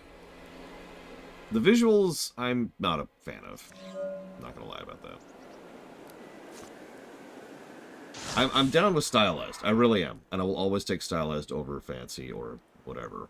You know, realistic. So, I'd rather they keep these than try to go with something else. It's just not mine personally, that's all.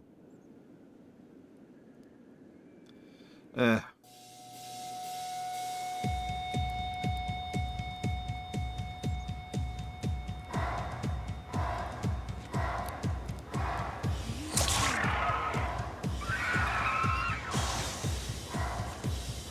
dang it, we just started the battle. Okay, whatever.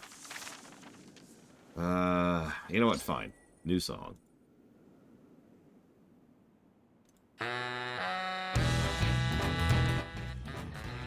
You know, that feels like an apology, Evo.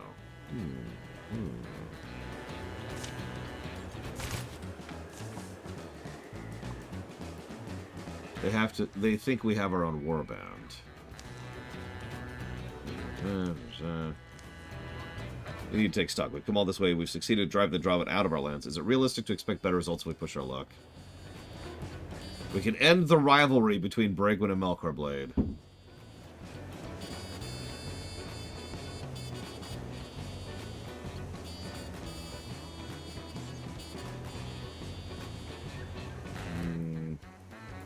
No.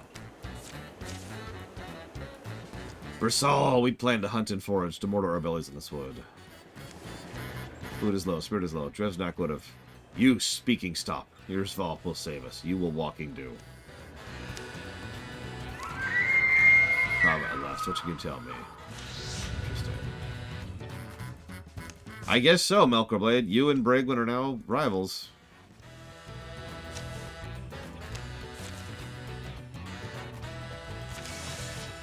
We're gonna keep sweeping.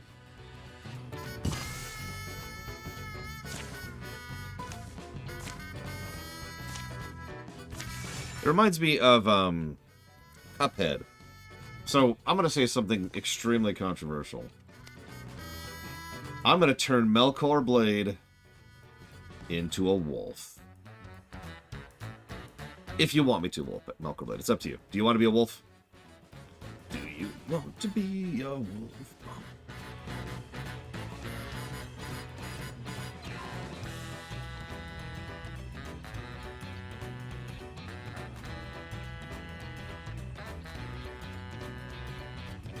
Alright, wolf it up. Behold the Wolf Prince Melkor Blade. Unrelated to Blade Torval. Wait. Melkor Blade. Blade Torval.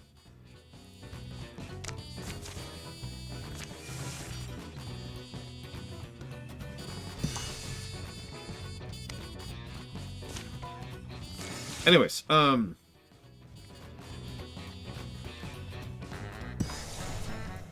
going to say something, I lost it.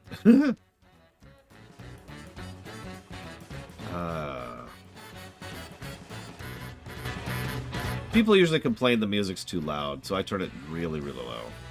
Just as standard practice.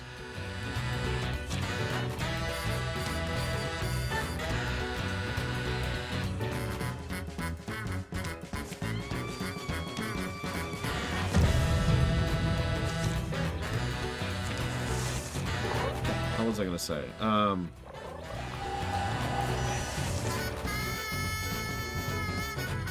Controversial opinion. Cuphead.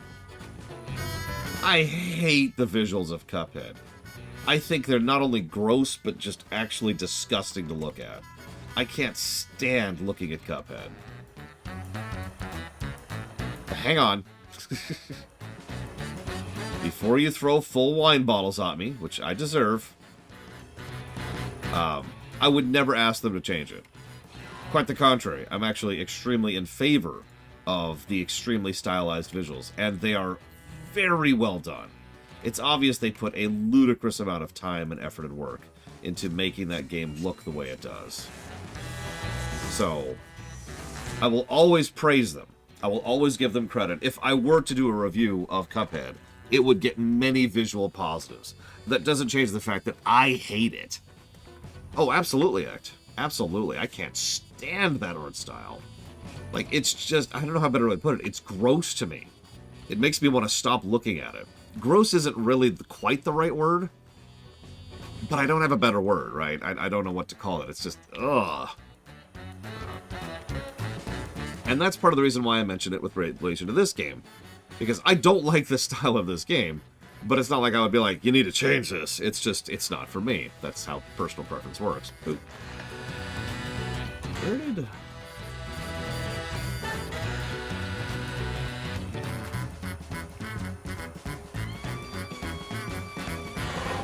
There it is. Fire.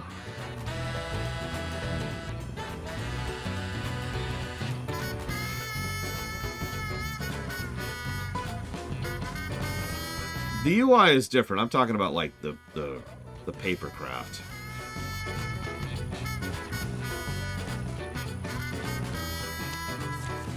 Well, so to continue the bizarrity here. Sure, whatever.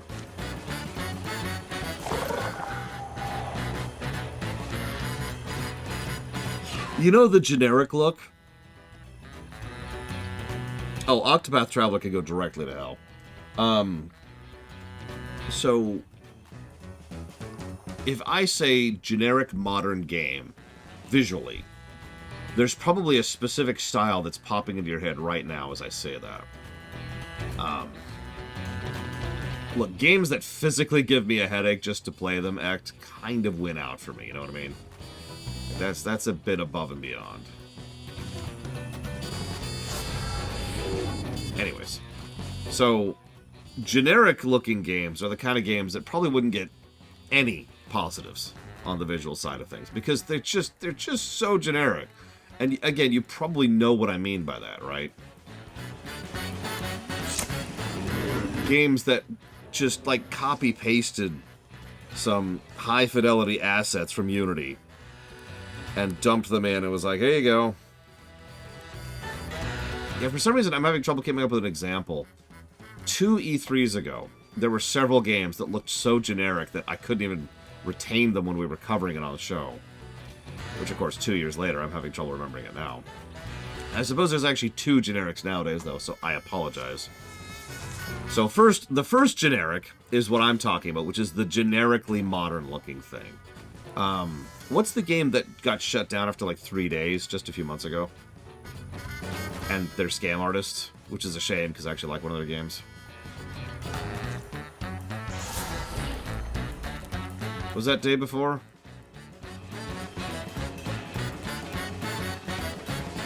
It was The Day Before. The Day Before looks generic. That's a good example of what I'm talking about. You look at the visuals of that game, they are generico, right? That is a game. It is the most generic-looking crap. And there's actually quite a few games that have that exact same visual style, which is what I'm talking about when I say generic. Now, as was pointed out in chat, which is Melkorblade, there is another generic, and the other generic is we've got WoW at home. In other words, the Kmart brand Blizzard look. They don't actually look like Blizzard's artistic style. They look like someone who has no idea what artistic style is and are trying to ape Blizzard badly. And that's the other generic one that I've seen a whole lot of lately. Let's just go back to this. And both of them suck. I hate both of them. But the reason I'm bringing all this up is, while I cannot stand the visual look of Cuphead, I will always better appreciate something like Cuphead over either of those generic styles. Just...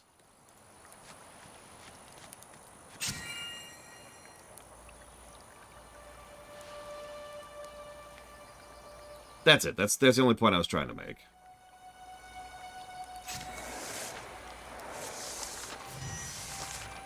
Yeah, it's Stormgate and Zero something are the two new RTSs. And as I've already said, I don't actually have a lot of hope for either of them, for reasons that would take too long to go into. And nobody wants to hear that anyways. Point being, I am not enthused about either, which makes me sad. Because both games are intended to be StarCraft 3, in all but name. And neither game is probably going to manage it. And that sucks. Zero Space, thank you. I would much rather those games were awesome and just knock it out of the park than I be right. Ooh. Yeah. Let's take Piercing. Wow, that's the third piece of armor I've gotten from these random battles. Getting all this gear by sweeping. It's weird how that works out.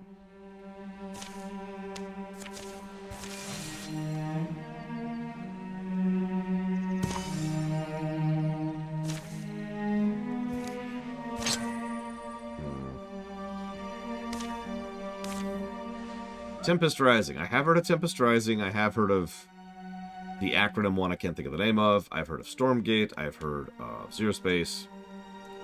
I think that's it. Am I missing one? I am missing one. The Total Annihilation Factory one. I think that's everything. 5 new RTSs coming out. You know, all in a state of coming out right now. In development. We'll see which one of those actually is good. What I'm most curious is which one is best. But we'll get there someday. Even if I have to dealer's choice it. Final fight of the chapter.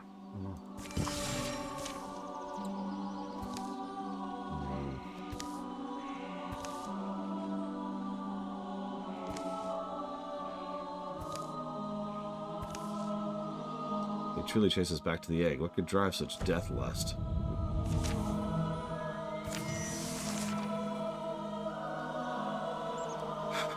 I mean, let's be extremely honest.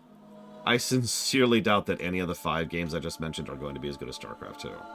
But, as I've said before, that's not really what I want. What's that quote? Perfection is the enemy of progress. I just want good games, you know? They don't have to be the best games.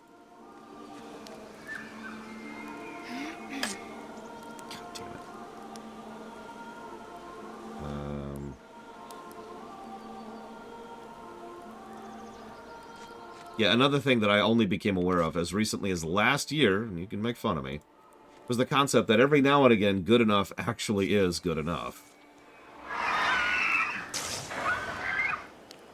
Not always. And we do settle too much, I think. But every now and again, good enough is good enough.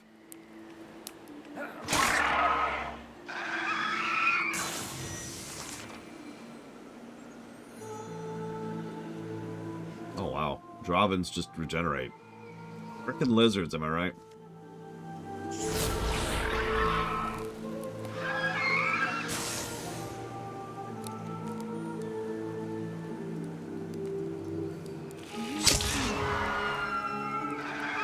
Yeah, speaking of someone who legitimately enjoys Undertale's gameplay, that's not what it's going to really be leaning on for its score, you know?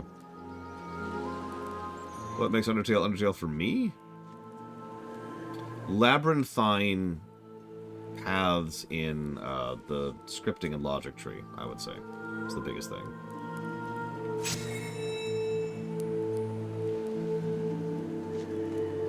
Like, the number of what-if statements in that game is kind of bonkers.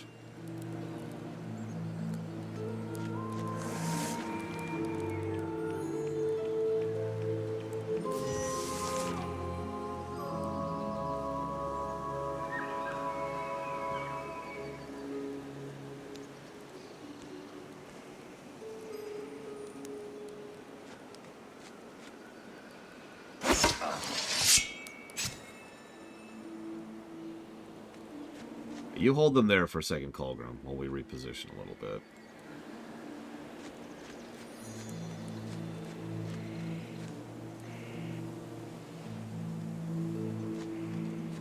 Then reinforce Colgrim up here. Alright, you need to stop, like, stucking and hitting people. Please, Colgrim.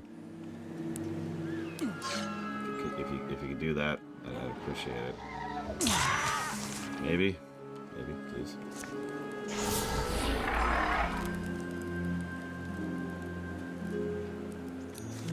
You know what? Just chain lightning.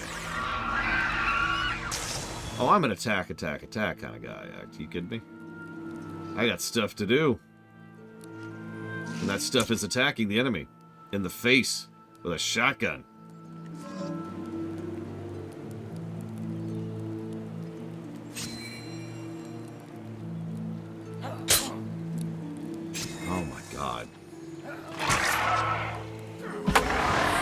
Exactly, Ect. We just need to charge that trench over and over and over, sending wave after wave of our own men at it. And eventually we'll zap Brannigan our way to victory.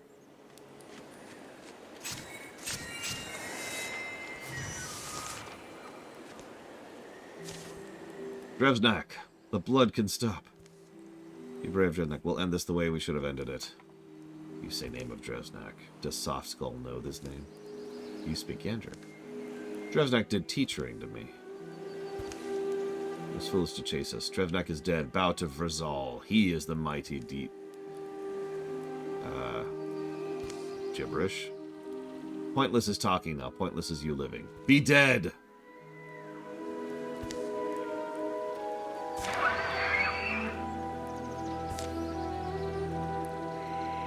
Escape. The Draven will keep coming. But... okay. Run.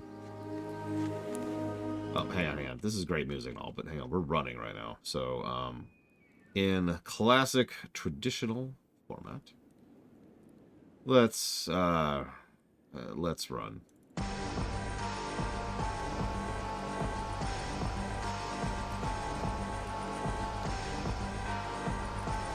Run!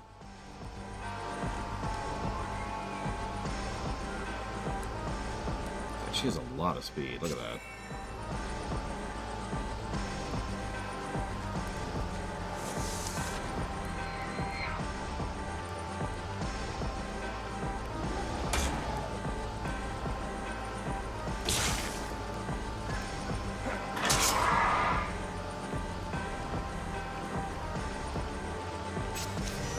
To really emphasize how different this is, I think we're already at a level comparable to our previous characters. I mean, I guess we're only level 2 and 3, but still. We didn't get very high level last campaign. Run! Run!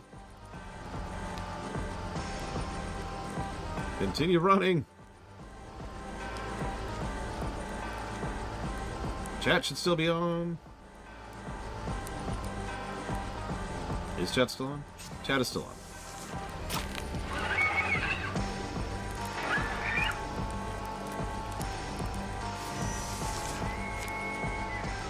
Run!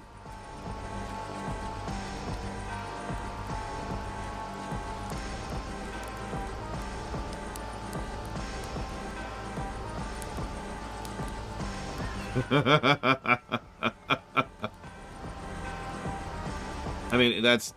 Yeah, that sounds about right, Act. Let me tell you a similar story. You ever play Empire at War? The Star Wars game, and it kind of sucks. Like, there's a little bit of suckitude.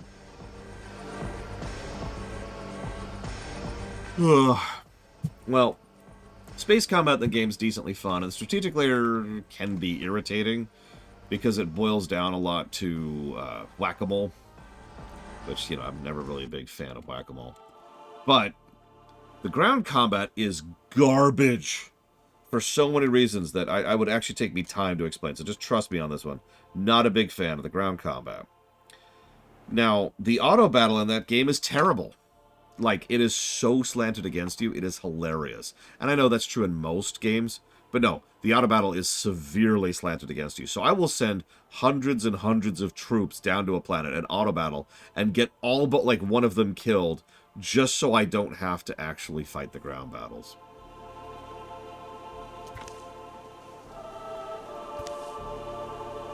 Other drawbins allow humans escape. Why do? What do you care?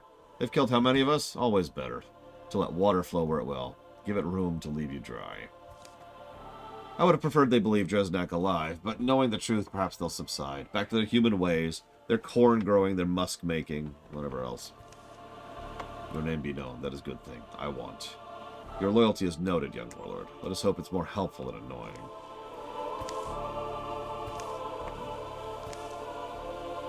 Dresnak is dead. Years wasted. Resources spent, favors burnt, and he's just dead. How do you know what he said was true? Could they be hiding from him? More mixed trails? The smaller one? The way he spoke? Shut your lizard trap. Wow. If Dresnak is dead, I need to learn why and all the details. I need to know what part of Dresnak's mind lived in him.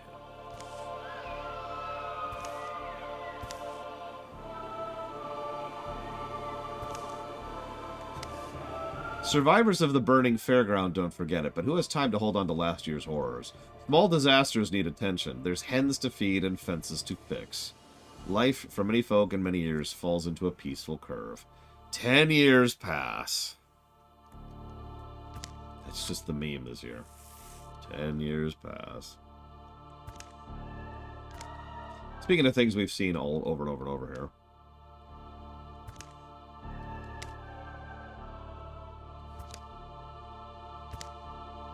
Brigwood apparently does arm wrestling matches. I remind you, she has lightning arms. I want you to picture what kind of person walks up to a person who has lightning for an arm and says, "You want to arm wrestle?"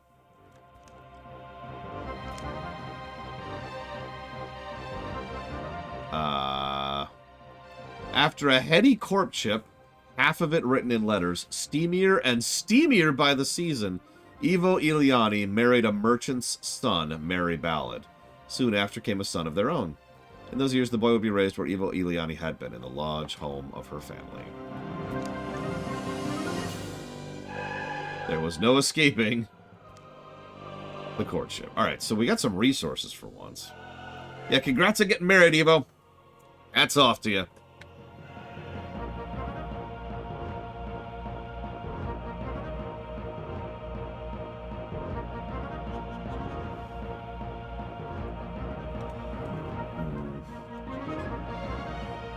Unfortunately, I don't think she's there right now. So what can we make? We can't make a lot of tier 2 stuff.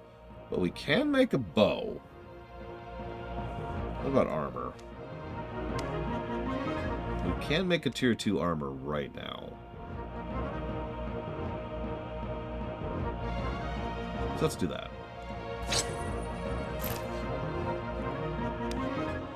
Just the one, it looks like. And yep, that's it. That's our resources for the map. Well, nope, that really is it. Okay. So much for sweeping.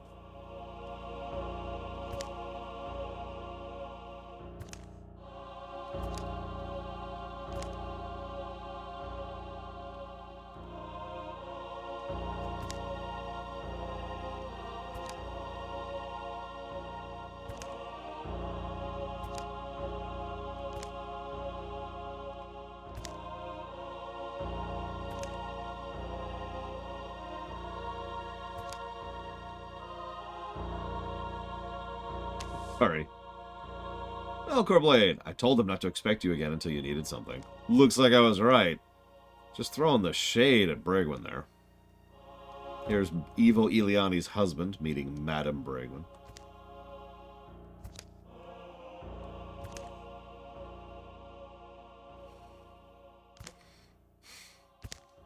The Draven are apparently stealing slaves to dig for ore. There's a Bonehelm Knight that's doing it.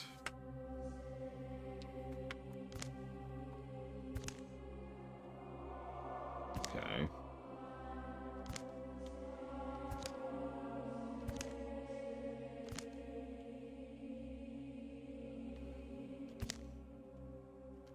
So the cutscene just flat out said, you can do side stuff. Right there, yeah. Claim other Draven sites to make the final fight easier. Or you can just rush right to the final battle right now. Now, Blade Taval has mandated that we're doing side stuff, and so side stuff we shall do. First, by getting our final party member.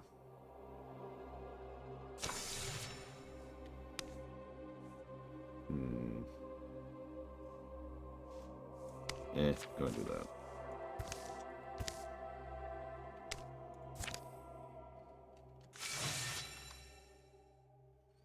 The info in game has been pretty legit. Alright, so who wants to be the greedy goofball? And this is your theme song. Zeiss does sound like a greedy goofball. You know what? Agreed. Zeiss, let's see. Gold Flinger. Give me 4 colors, Zeiss. Give you, like, the greedy goatee there. We need, like, something more kempt for your hair. Of course, you'd have a perfectly curved coif. Coif's coif? Yeah, I think that works. And he's like, I'm pure evil. Honestly, that's a pretty good face for Zeiss, I think. Okay, so blue. Zeiss is now a blueberry. White hair. Wait a minute, that's not a blueberry, that's a chiss! Damn you, Zeiss. I always knew you'd pick the ascendancy.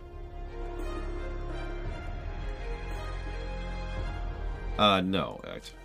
It's not as good as it should be, but I wouldn't call it generic looking. Zeiss, you left the bread in again. Okay, so we've actually seen this recruitment message before. Archer. We never really got to Archer it up that much.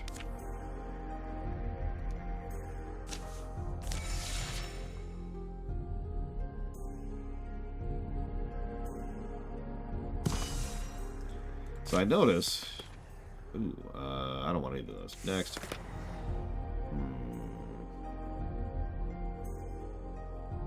I have not... time, again. My spare time yesterday was spent with my niece watching Oversimplified, and that was 100% of my spare time.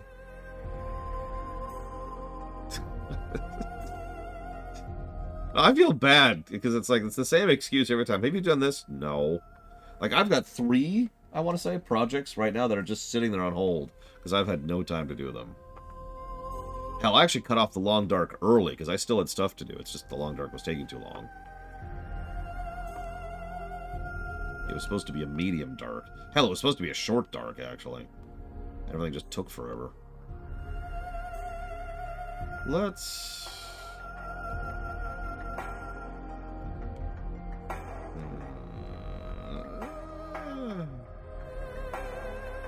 I mean, that would make sense, King DD3.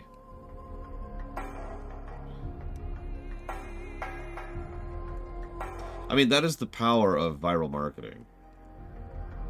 It's actually funny. Word of mouth is, without hesitation, the most effective and powerful marketing tool that exists. But the really funny part is, there's only so much you can do to spread word of mouth. If you put out a really solid quality product, that's probably one of the best things you can do to make sure that word of mouth will share it, right? We'll spread it. But it's also not a guarantee. Plenty of really high quality, high fidelity, high whatever stuff is out there that nobody's ever heard of. screw it.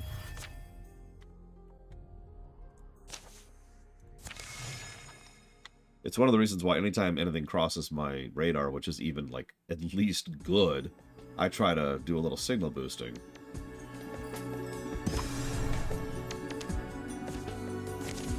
Yeah, by the way, speaking of failed at marketing, like,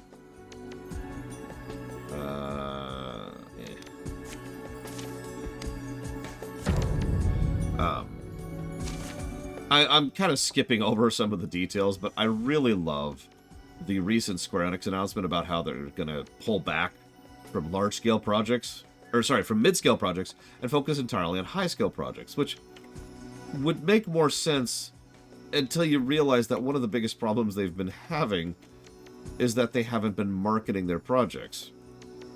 So their logic is, oh, all these middle, low-tier projects keep failing because we don't market them, so we're just going to focus on large-scale projects instead. Like, think about that sentence for a second.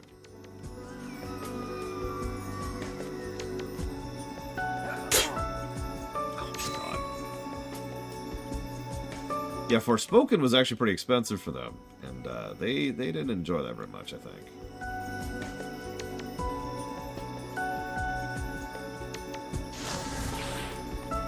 What did I say, Magister? Oh god, am I that out of it? Am I using the wrong words again?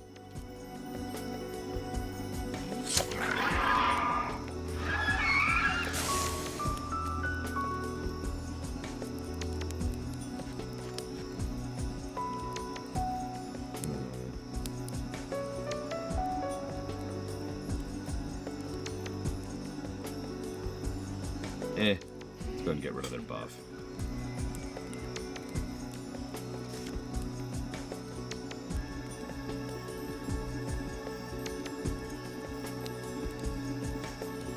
I mean, I'm actually looking forward to playing Midnight Suns someday. No rush, just, at some point.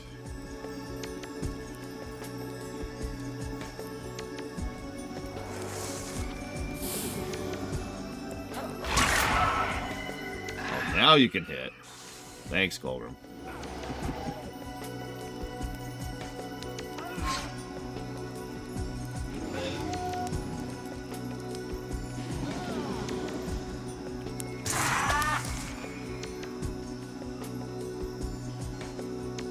Yes, Square is currently being held alive by FF14. That's not actually exaggerative. That's just straight up how it is right now. And that's really, really bad. That actually makes me worry for the future of FF14, to be very honest about that.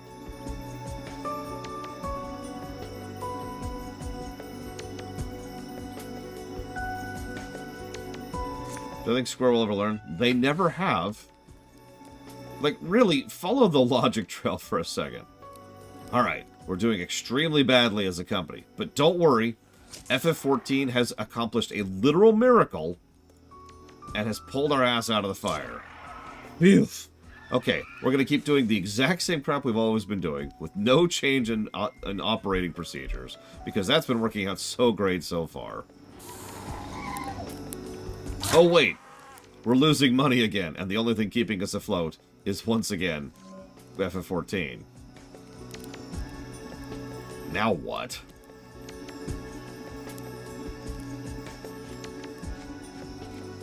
I really hate Spectre Step.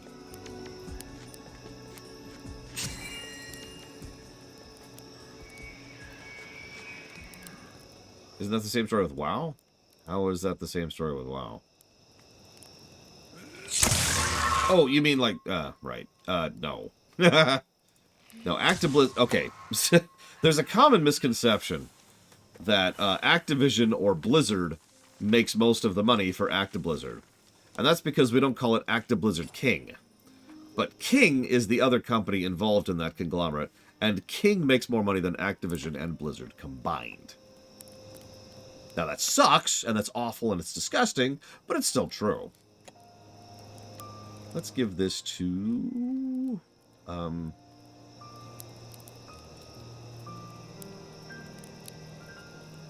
Zeiss.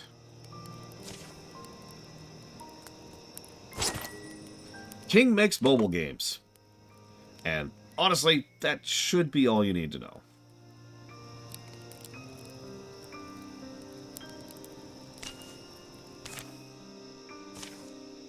Yeah, the money of that company comes from King.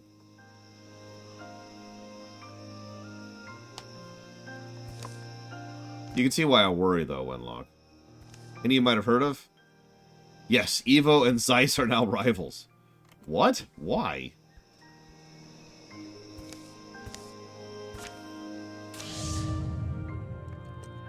But yes, you've probably heard of Candy Crush. You might have also heard of Candy Crush Saga, Candy Crush Soda Saga, Candy Crush Jelly Saga, Candy Crush Friends Saga.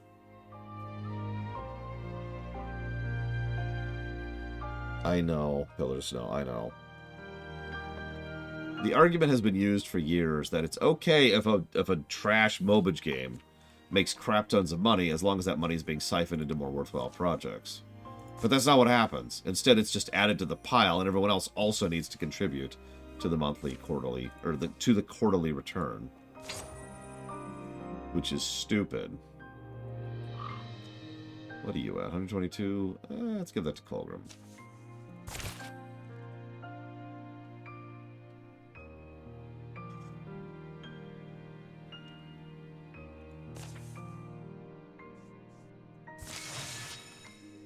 Anyways, corporations suck. Nothing else new. Point being, though, that no. To answer you very directly, Magister, King is what keeps that company alive, and has for a long time. WoW makes money. Don't mistake me. WoW does make money. But, yeah, that's not... That's a pittance. Ah.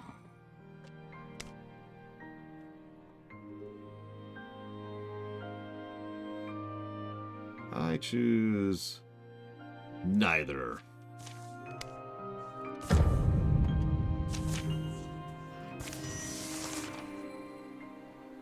I mean, honestly, yeah, ditto Pillars of Snow. It would still kind of gross me out, to be very honest about that. Because that is still kind of gross. It is, as you say, dirty money. But dirty money being put to good use is better than dirty money that's doing, you know, nothing.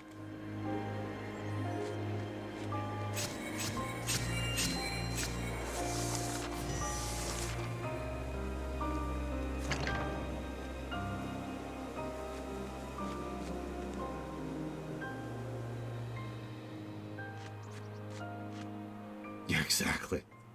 Good analogy, Pillars of Snow. Stagnating the water supply. We need that to drink, you know.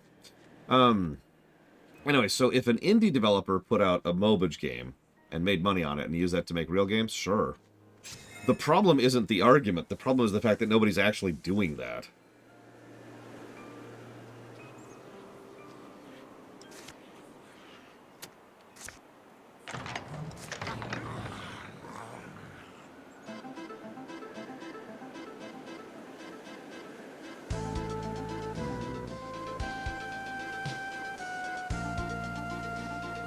I mean, you've seen Diablo Immortal, right? Which, by the way, made quite a bit of money.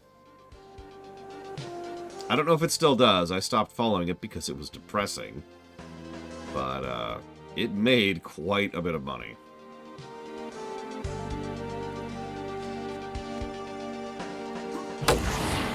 Why are the cultists still here? We took out your king and queen. Stop being... Stop draining people's souls to live forever. Remember, dying's good. Dying good.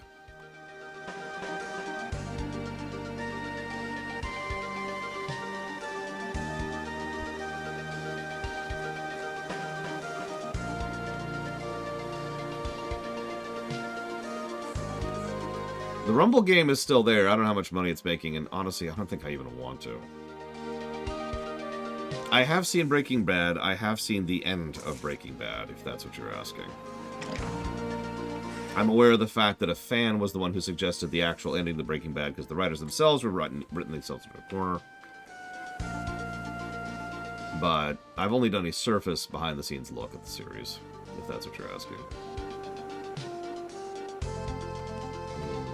Let's do this. Right about there should be good. It's nice when you can create fire at will, and you have a class who's buffed by simply having access to fire damage. Synergies. Yeah, no kidding, Mr. Red. It's always interesting to think about the perspective. Earlier, someone suggested donating $1 billion to me, and then asked how long I would have to bow for that. And the answer was 93 years. And little things like that, I feel, help to really put into to scale what $1 billion means. How much $1 billion actually is. We talk about billionaires, but, like, you ever really think about how much money that is, you know? It's, a lot.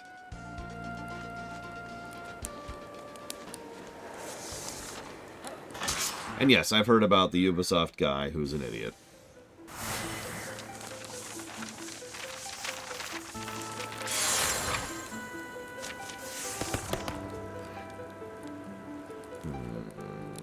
Oh, Paladin, definitely.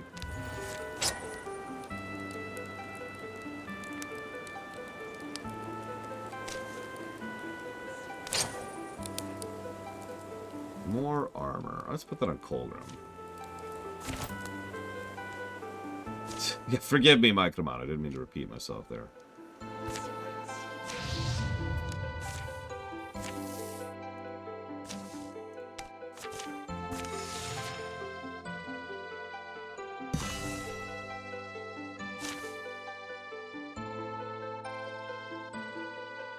You know, that makes sense. Especially considering, ooh, a great spear. Yeah, let's replace that, because I'd much rather have a spear. I agree, like, I've talked about this before. Some people have asked, how did Blizzard go from being the champions of the gaming space to the nonsense they have been for the last decade? And the answer is, it's actually a very normal process. A company gets started, and they move up, and they get bigger, and they get attention, and then investors move in, and then other people get involved, and money people get involved, and all of a sudden, you know, the gaming company becomes a company. And the focus stops being about the game. It's a turtle. It is interesting how going public has been considered, like, have you noticed, I hate to keep ranting about capitalism, have you noticed that for decades, for longer than I've been alive, going public is a good thing? Like, it's the connotations and the terminology is used as a, oh man, we're finally gonna go public, and we've made it big because we're going public, right? Like, that's a big deal, and it's a big positive thing. I don't know if that's deliberate. It's just interesting to think about.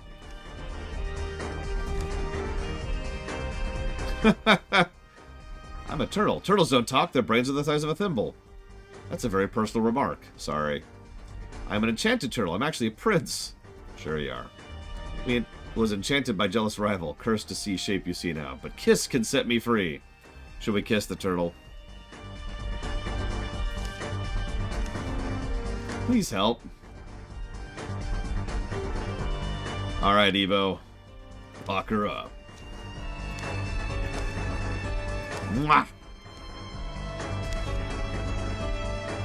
It was a drawing.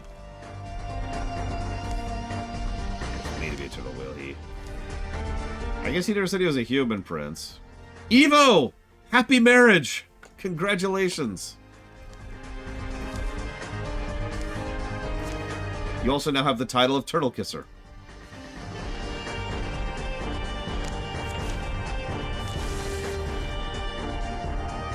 Yeah, no kidding, Zeiss. Someday Valve will become a terrible, terrible company. I don't look forward to that day, because we've already seen that happen with Google. You remember when Google was actually a pretty legit company? I mean, they still did some crap. I don't want to sound like they were perfect golden boys of joy and perfection, but Google used to be a pretty legit company. When was that? 20 years ago. It was before Alphabet. You can actually directly trace it to when the original founders sold out and when Alphabet was formed.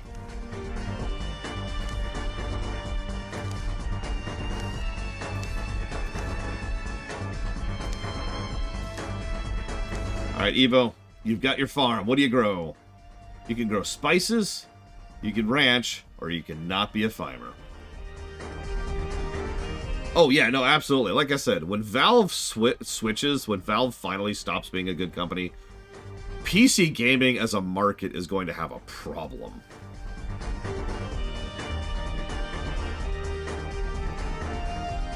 But yes, congratulations, Evo. Very, very happy for you. So, you're getting your farm that you and your lovely husband can live on. Seriously, pick one. Evo, pick, Evo. Pick one that you picked. Hang on, I need something to shake. I have my pillow. Come here, Evo pillow.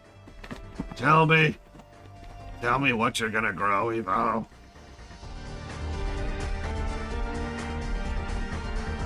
Okay, spices.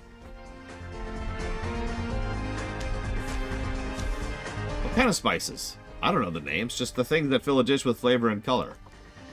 That's what I'd make. A life needs spice, you know? I guess that's why you got married.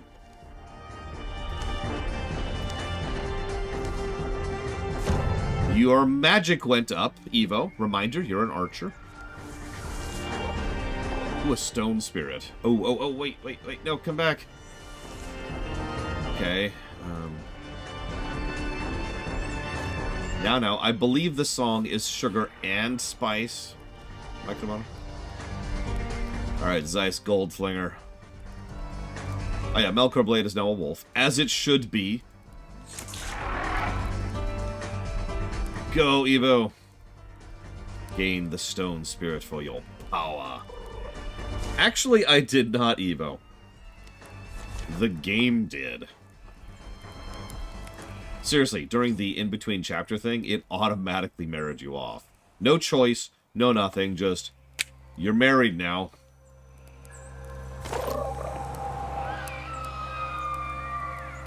Ghost pepper arrows. I mean, in fairness, if you get an arrow, like, in your eye or something, you probably have other problems. But, yeah, I'm with it, Oh, now here's a game I want to review someday. Honestly, just for the excuse to play it again. I've actually streamed this game before. If anybody can tell me what game this is, I'll put $3 towards something of your choice.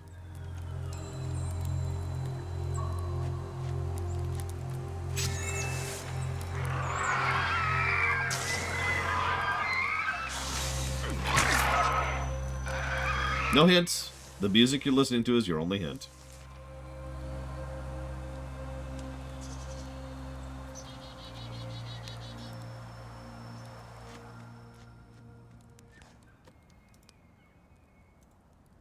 Here, hang on. I'll play all 3 songs. Shazam! Shazam! Shazam! Oh, sorry. That's one of my favorite moments in that whole comic, too. Points if you know what I'm talking about.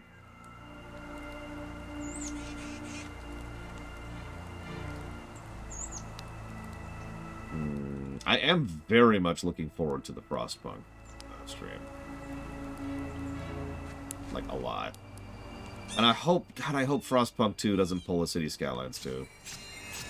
Fingers crossed. Come on, can we have an expansion effect? Instead of a... Oh, God, what's the other one? The one Kira Whitenose came up with. Hang on. I wrote it down, even. Somewhere. Cash-in syndrome. No, the encrapiting actually refers to something else. Encrapiting, because I'm not going to say the real terminology, is a real financial model, not one I'm super fond of. For those of you not aware, and this is just as an informative thing, it refers to a situation where a company deliberately provides like the best possible service, and it's relatively cheap and or free, and it's easy to get a hold of, and it's great, and it's awesome, and it's wonderful, and it gets so enmeshed, and you have so many customers and so much of a base, and then you make it worse over time, and you raise your prices over time, and then that's it. That's the strategy. That's end statement.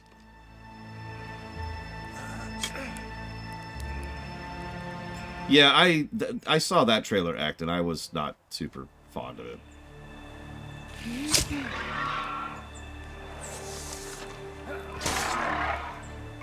Not every company ever, Mike Kamano. But, yeah. Jesus Christ, Pillagers no. I recommend it. BOF 3, good game. Not the greatest game. Has some issues, but still a good game.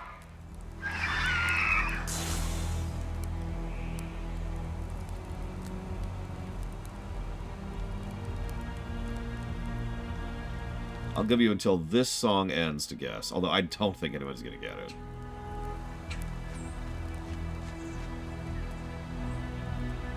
How much is it?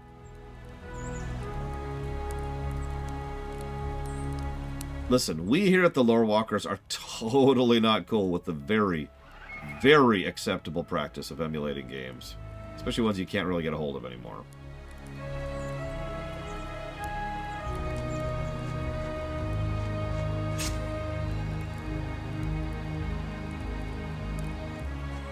Like, honestly, I've noticed the older I get, the more irritated I get at companies being anti-emulation. It's like, guys, you're the ones not letting me buy your games. Like, I was cool with purchasing your product. You're the one who's like, nah. There's also the other layer to that. In most cases, if you actually buy a game, now, the actual people who made that game probably aren't going to benefit from that purchase anymore. They probably haven't been able to benefit from that purchase for years and years. So,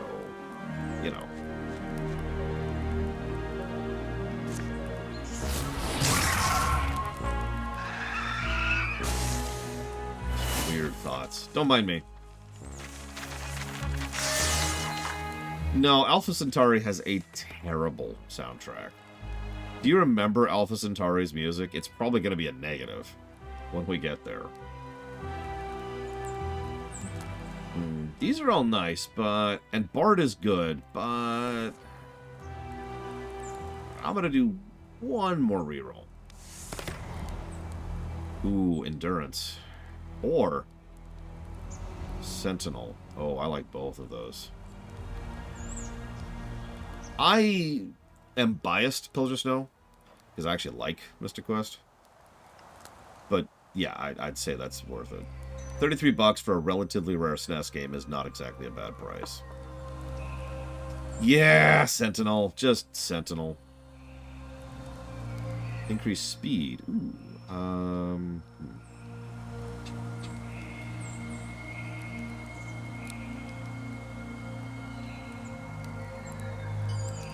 Let's get that to Melkor Blade. So I said I'd give you till the last song finished. This is Master of Orion 2. An old but surprisingly good 4X game even to this very day. We actually streamed an entire match of Mu 2 once on camera just because I was showing it off. And it held up weirdly well. Like most older PC games kind of are clunky and odd and awkward, and Mu 2 is just kind of legit. It is a PC game, yes.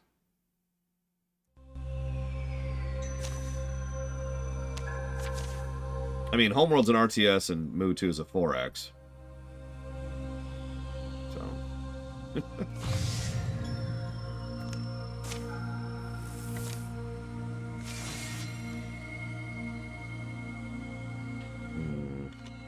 Having said that, I'm not sure if which will hold up better upon review. So I don't know, is the truthful answer. I know nothing.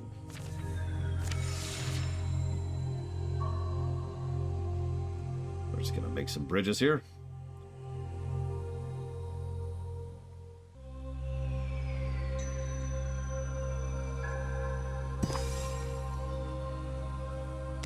I think we can risk one last bridge.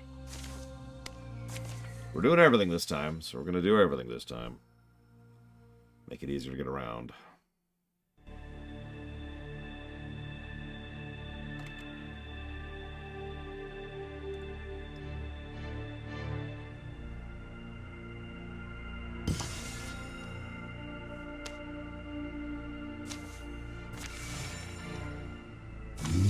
Yep, no, I figured that would happen.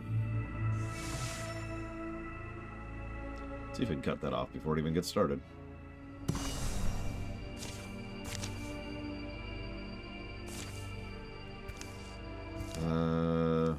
Yep, we've seen this one. Let's take the ancient stairs. We didn't do that last time.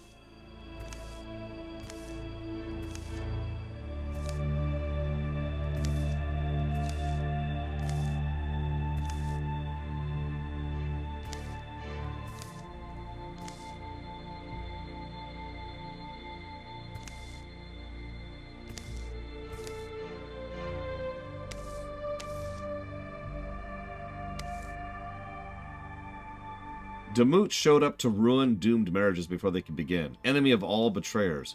Demut needed to visit Evo earlier. That's the stream I was just referencing, Melko Blade.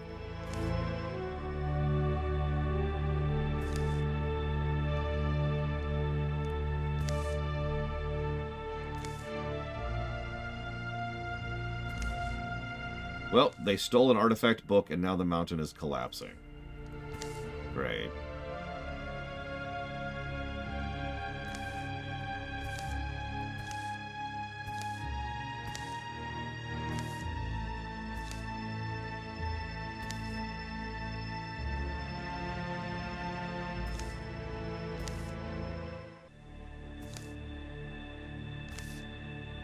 So Bragwin couldn't help herself but steal the book at the last second, and now has plus potency for the rest of the campaign. And this book, which she cannot equip. This book is only good for mystics. I only have one mystic. She's not able to equip it. I believe it does have a Steam Workshop, yeah, but there's actually stuff in the menu for mods and everything. It's great. You can also open up the mod editor from the menu. Yep, thanks for the ingot.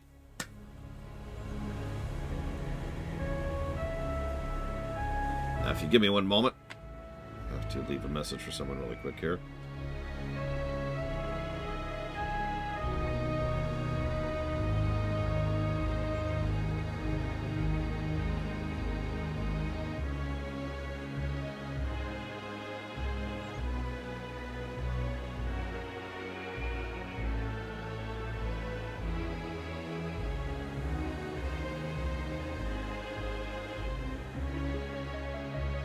Yeah, she has lightning hands. She can't equip anything. Like, she lacks the ability to equip. That's the trade-off when your hands get converted into a form. That's true for any forms, not just the lightning one.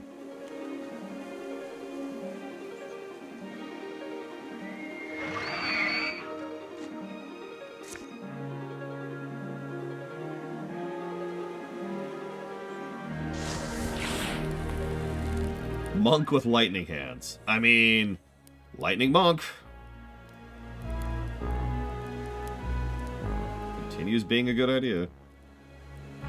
Let's get rid of all that Spectre Step crap.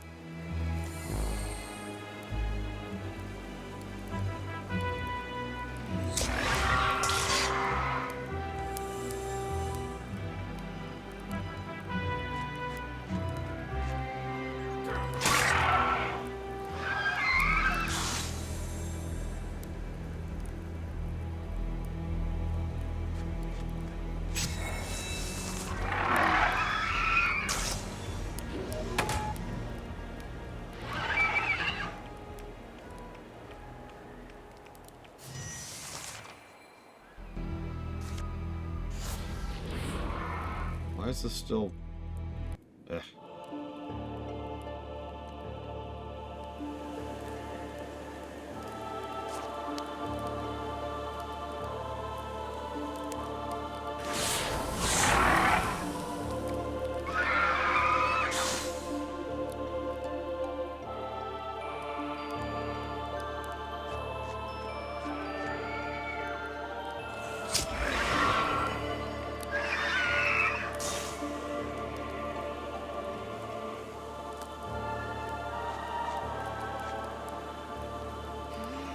As you can see, we are continuing to dive into the hearts of the lizard people, as is our wont.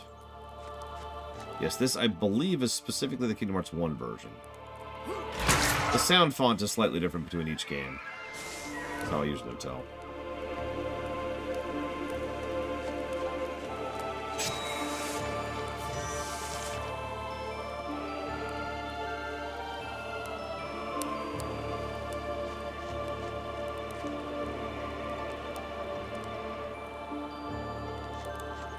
Ice has a lot of movement. Look at that.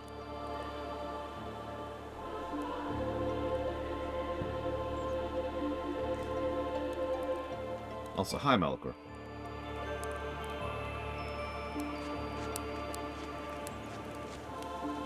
I mean, Kingdom Hearts has a banger soundtrack for its other issues.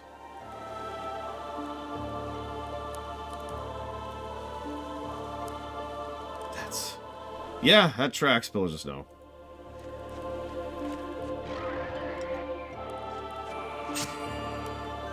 This is actually, it just occurred to me, this isn't actually Dive to the Heart. This is the end of the world. The final dungeon song from Kingdom Hearts 1.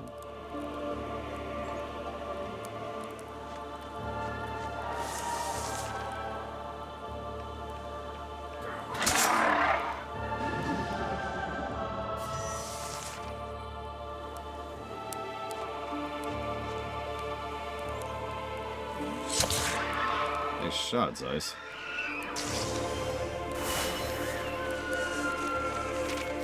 Oh, cool, Villagers know. That is a wand. I don't have any mages, so sure, I'll take the salvage. Stop giving me mage gear. What the hell is a terror bird? I guess we'll find out.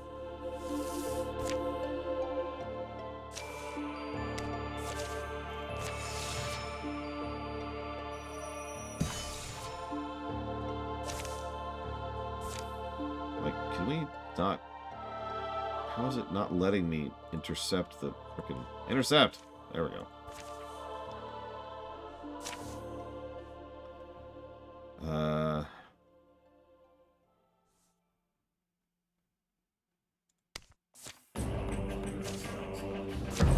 And now we're on a lava planet.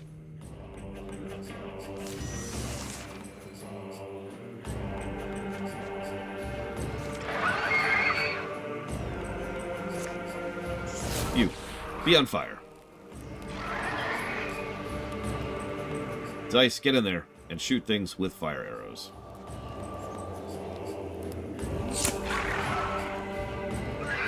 Just burn the whole tower down, honestly. Could you do that for me, Zeiss? I'd appreciate it, thanks.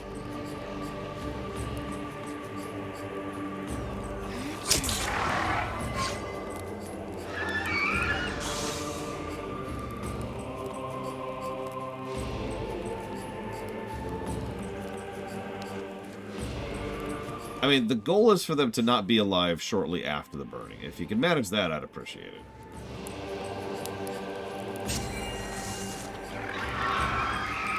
Once fire has been added to the equation.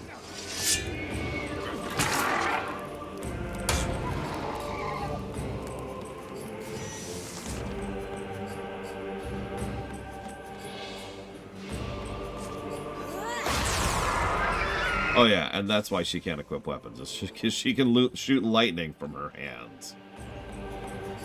Because of course she can.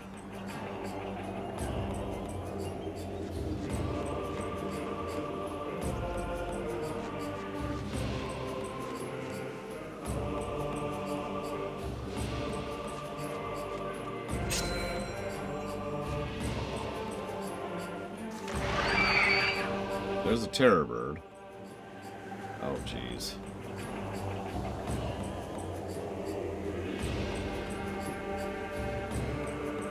Cute.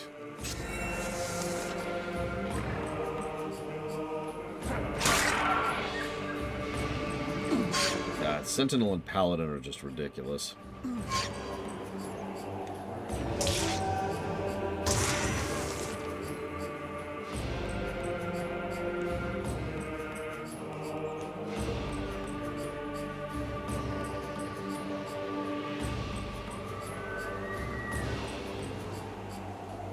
So with them blocking the way, let's see if we can come up with a ranged solution to this problem.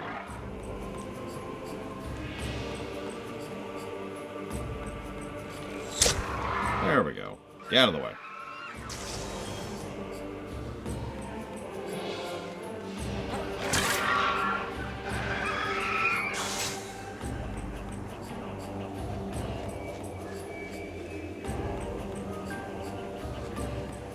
And since we're in a bit of a hurry.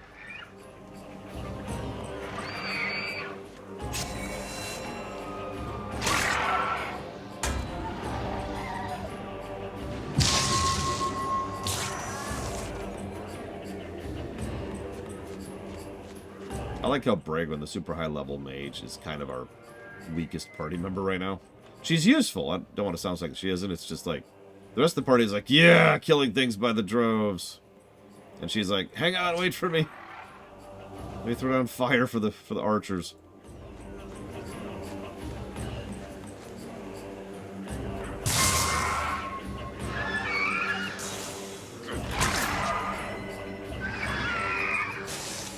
Friggin' mages, am I right? Oh, oh, oh! Nope, Zeiss is still not level 2.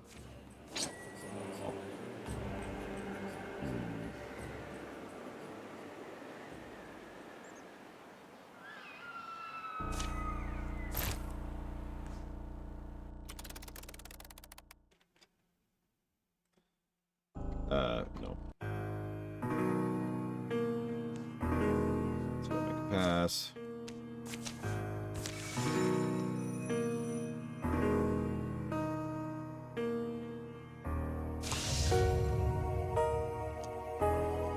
Oops.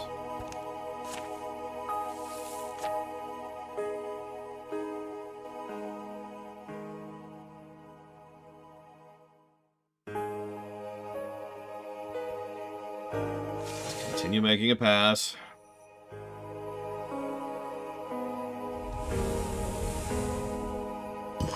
There we go. And yeah, that's sweeping. So let's go ahead and finish the chapter. Let's see what this changes to the final fight here.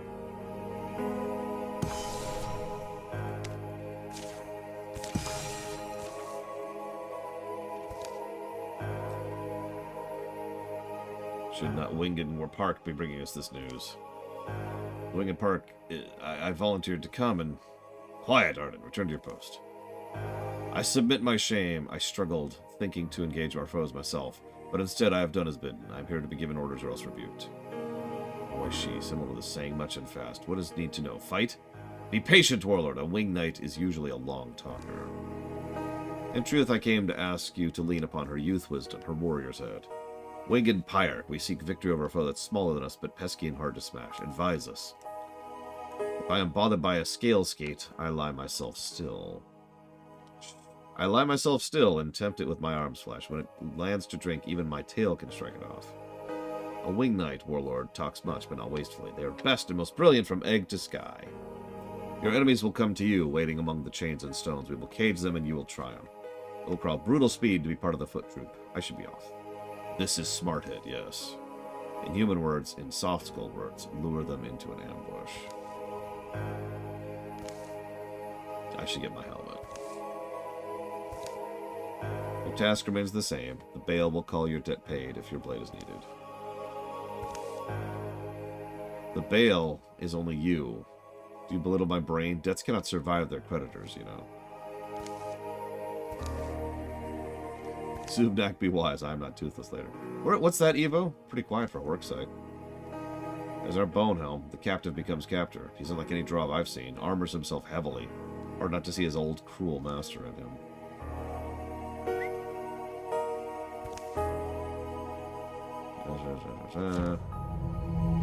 Boss fight.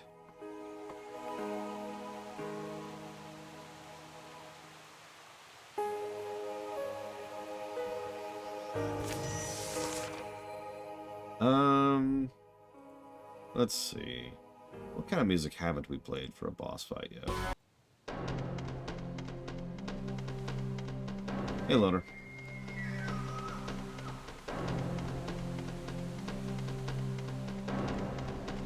Well, the Draven, when they speak in their language, tend to be prosy. Not super prosy, just a little prosy.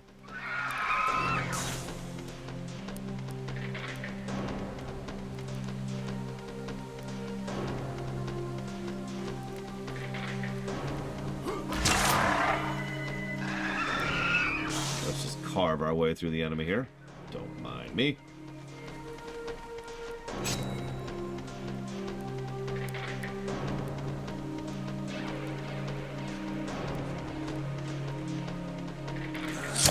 I don't mind much as long as it's not literal nonsense, which we've already covered.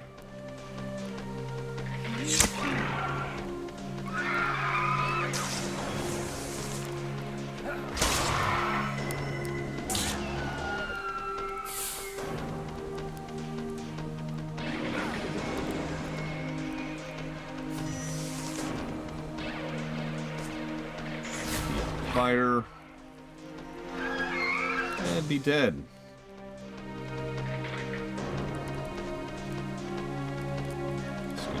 Step so you can shoot him with more fire. We're just the fire group. We should have called ourselves like the fire group. The fire raiders, the fire monks, the fire... God, I don't know. Help me out here. Something related to fire. The fire donuts. I love it.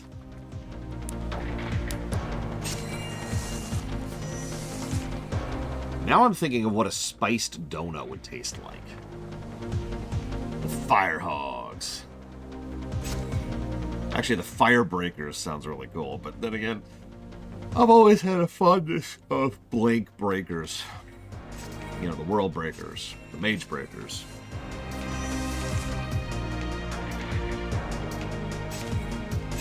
Fire breakers.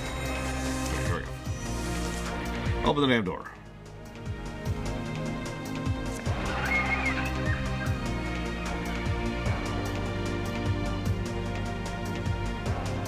The limit breakers. The boss fight breakers.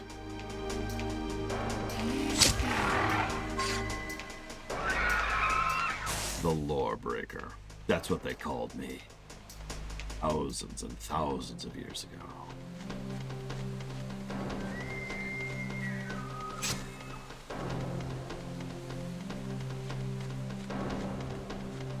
I mean, have you ever had a burger that has donuts instead of bun? Because I have.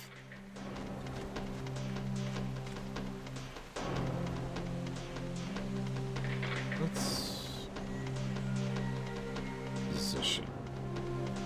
It was alright. I think the specific composition was the problem. So I think with a little bit more work on the specifics, I think that could be a really good thing. Croissants are amazing. What? Zeiss is dead?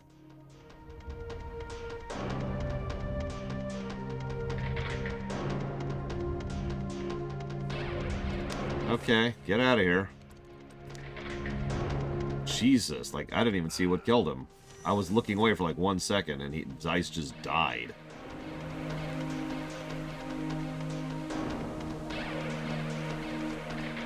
Because we were talking about food. Block chance. Stop blocking. Continue to stop blocking. Continue to stop blocking.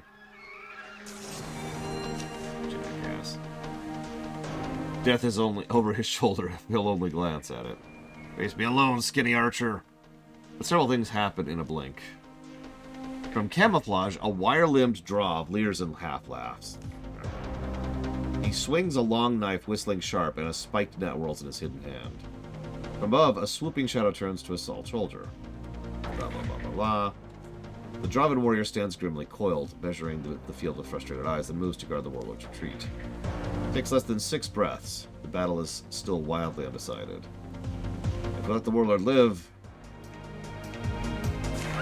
Okay. Cool.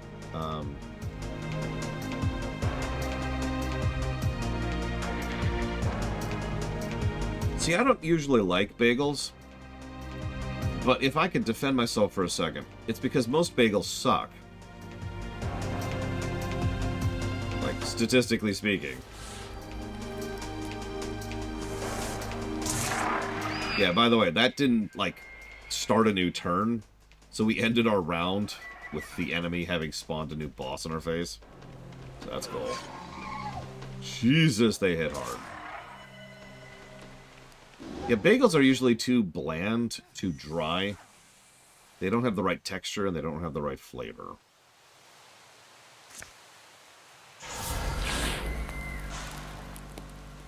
Now, I have had good bagels before, but man, is that a rarity.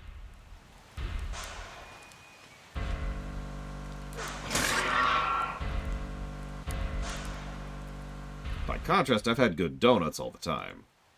There's actually a new... So I found a new local bakery that has donuts. However, I just remembered...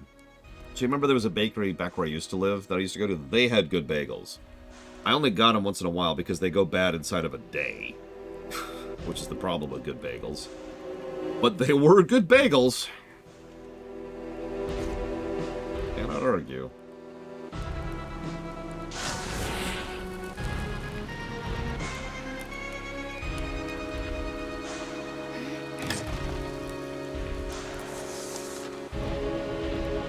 Mascot. Bridge them. Do you know how bagels work, Act?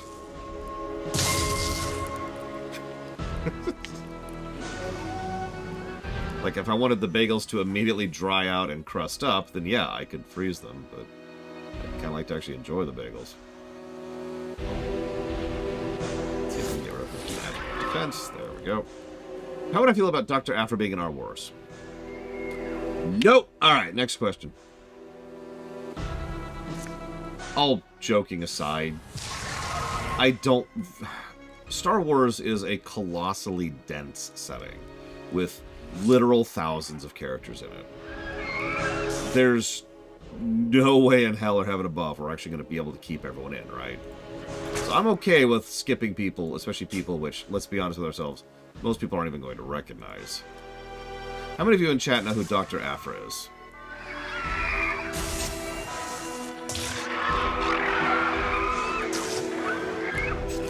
This is the Shinra theme from Final Fantasy VII, by the way, Magister.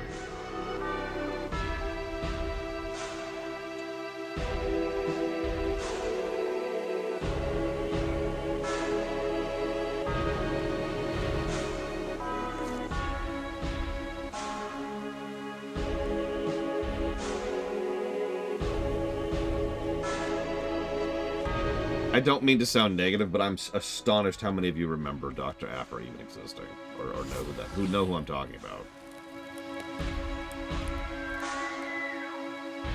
But yes, crazed doctor, murder droids. That's about right.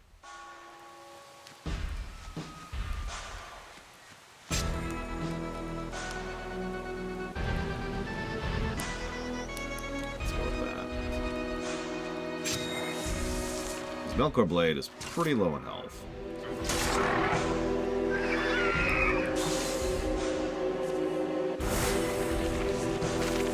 Hey, Zeiss leveled. Hey, look. The game just keeps giving us mage gear. It's really starting to get frustrating.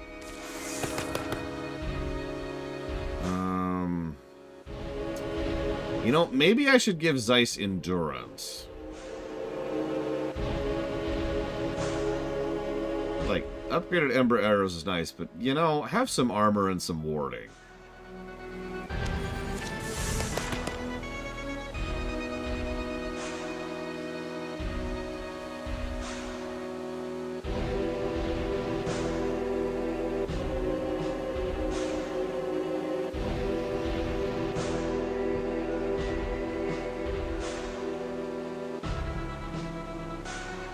any of these. Let's do a reroll.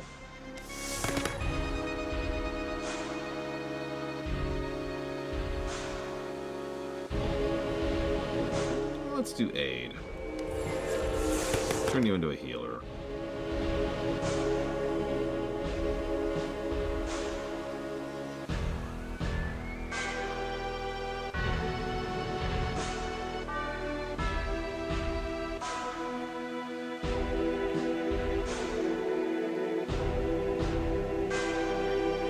Do you like it, Eva? I imagine you can barely see it on the current screen. Let's do a reroll. Ooh, yes. Piercing shots. Or long reach. Oh god, I want all of this. I literally want, like, all three of these.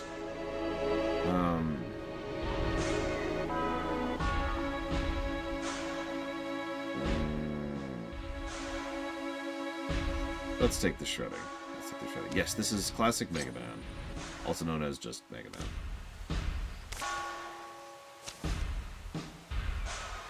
I'm glad he can't see me now. Mary, or our son. Oh yeah, by the way, we also have had a son, Evo. You should stop, Warlord. Rest by that rock formation, rock group. See it? Because the sky looks more injured than you. You should have chosen someone better. He was who I had. Zuvnik was indebted to our order. His sentence of exile vouch sworn by my mentor. He's guarded Thuvin's secrets for 9 years unerring. He was an egg eater. You were lucky he was there in time. The warlord's life. No, I wasn't lucky. I told him to be where he was, and he was there. I made contingencies, and I kept your warlord alive. But your intervention was late. You gave us no time. I only made it back as soon as I did because I heard the fighting. It was out of my hands. These soft skulls came in faster and stronger than Zuvnik's dead. Our forces behind us massacred. It gives me no pleasure to say so, but there's a reason they won the last 2 wars. Drevnak called them what they are. Beasts. Beast is what they say is Draven, and Dravidists think them beasts? So we are beasts together. A beast family, ripping at throats, roaring in darkness, whipping and mocking and chain-giving to each other whenever it. When a sick and sad family is, I think now we all. What?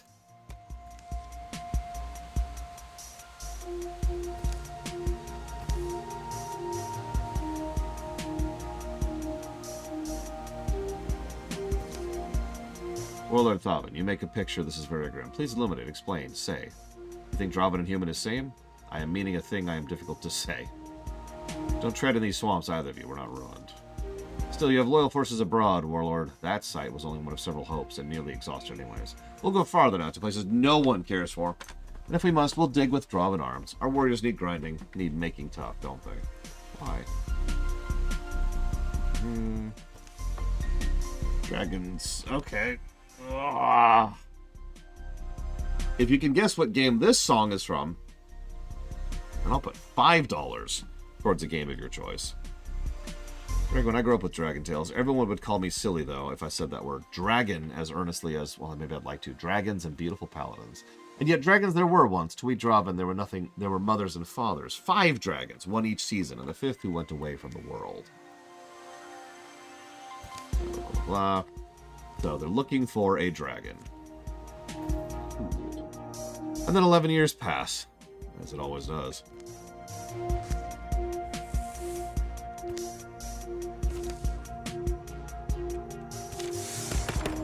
Congrats! Evo's son is now an archer. Let's reroll. Let's reroll one more time.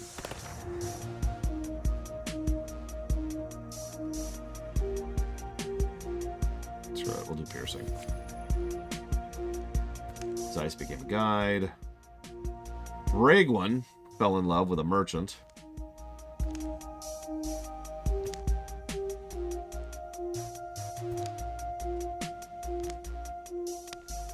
Bragwin tried to take Evo Iliani shopping at the local outfitters. They give the Dunking Romantics a great discount, but I like the clothes I have.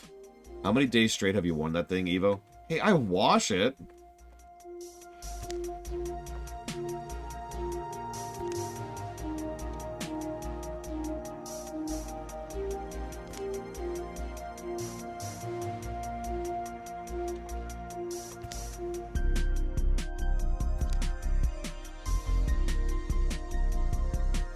Oh, sorry. This is actually Melkor Blade's son. My bad. Oh, sorry. There's another... Oh, God, so many sons. Whatever.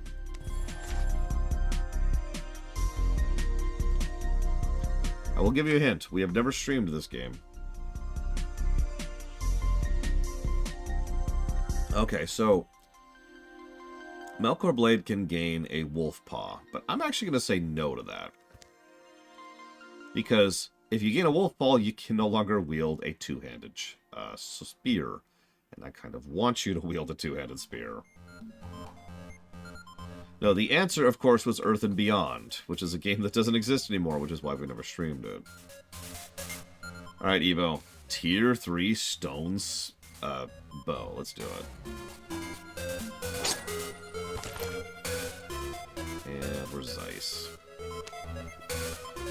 Looks like that's our only tier 3. Oh, nope, we can get a tier 3 dagger, which we don't want. Can we get you some armor, Zeiss? We can, actually. Oh my god, Zeiss is a peg leg. Oh, right, because he lost his leg in the battle just now.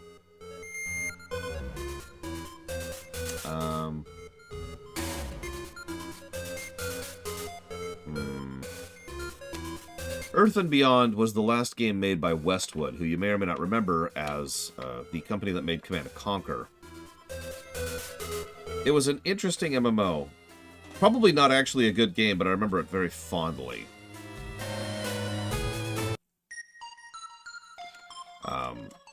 Westwood was bought out by EA. EA decided that Earth and Beyond wasn't making as much money as they wanted, so they sacrificed it to another MMO, which was called Toontown, or no, Sims Online. Excuse me, Sims Online. If you're thinking, there's a Sims Online? Well, no, not anymore, because Sims Online also fell apart quickly, and they destroyed that one, too.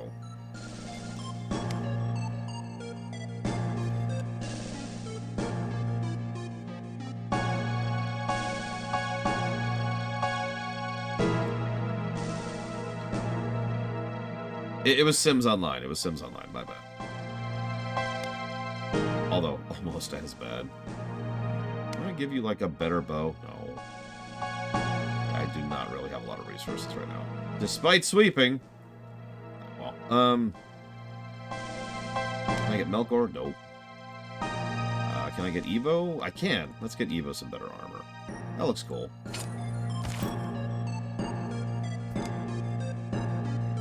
The wall itself swallowed the Marsa. The most ancient places nurse an ancient hunger, so the demons say.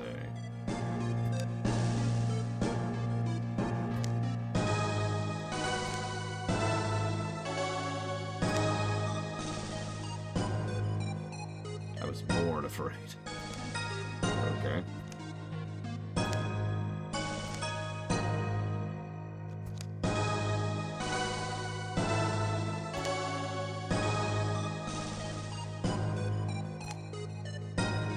What?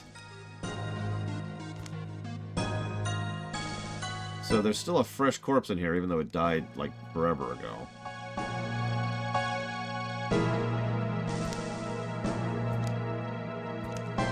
And there's Thrixel in here for some reason.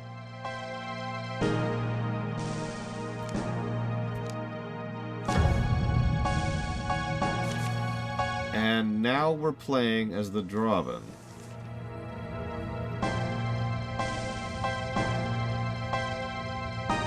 I noticed the whole campaign has been kind of following their perspective, too. Oh, this should be interesting.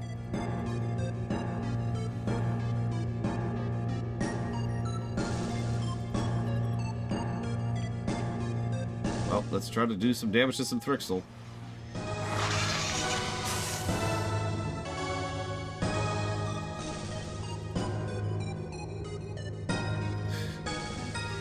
Nom Anor we could probably play with regardless of the Vong existing Malachor. I was actually thinking about that.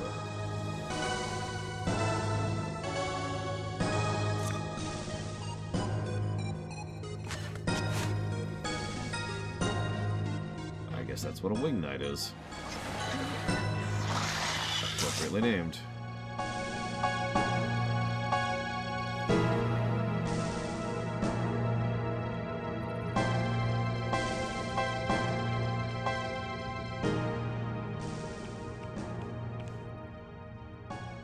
You know what? Actually, it just occurred to me. There's really only one song that fits what we're doing right now. Wrong song. Still the wrong song.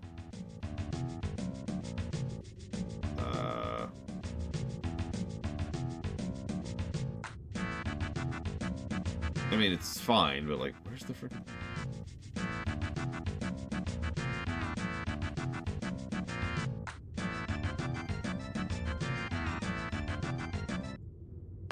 There it is.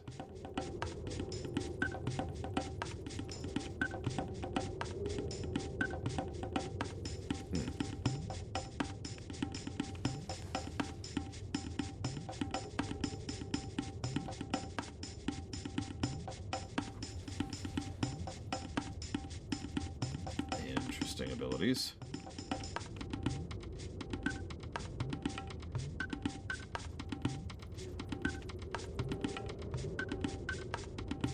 Yeah, I remember a friend of mine actually legitimately thought Honor wasn't even Vong.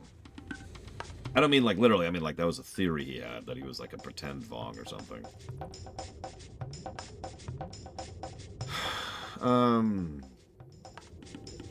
I suppose it would depend on the threat, Spartan. Like, there's something to be said for an existential threat. As much as I rail against this kind of story concepts, it's mostly because those stories tend to be, you know, crap. Not because I actually dislike the idea of an existential threat. Yeah, let's do you. Oh, I get it. I have to actually decide the target. And yeah, that's the thing. Part of the reason I'm kind of hesitant to add another existential threat is because the Mandalorians are an existential threat in our wars.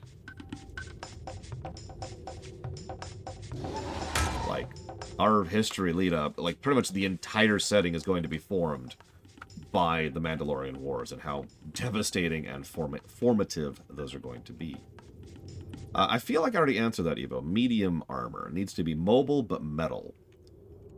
Especially since Dragoons tend to be in melee, but also very mobile. I'm trying to think of other M words here to help describe it. I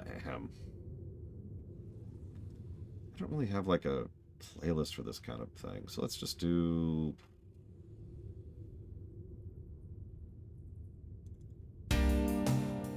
That'll do.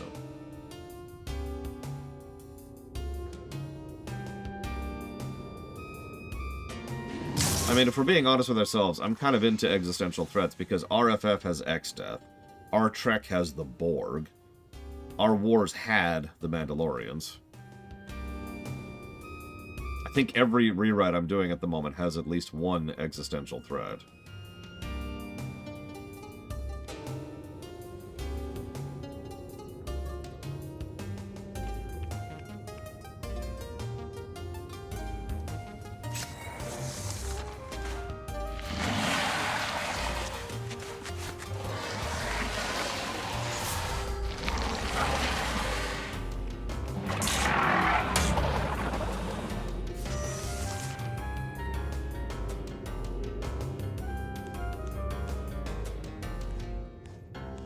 I hope so, Evo, but we'll see. Time will tell.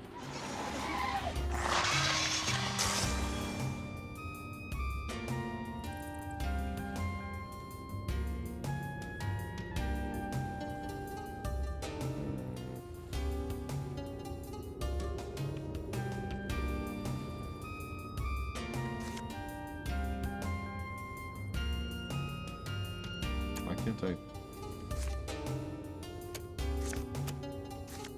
Oh, I see.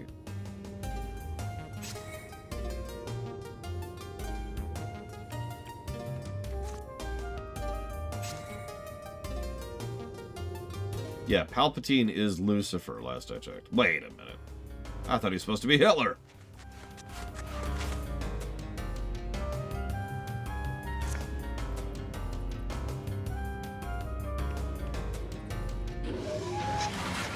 These things have a lot of health.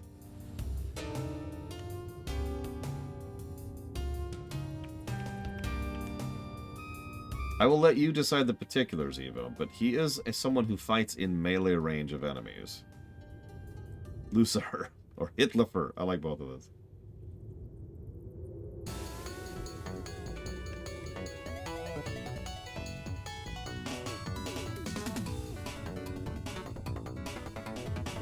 Okay, can anyone tell me what game this is from? The answer is no, of course, but I would be curious.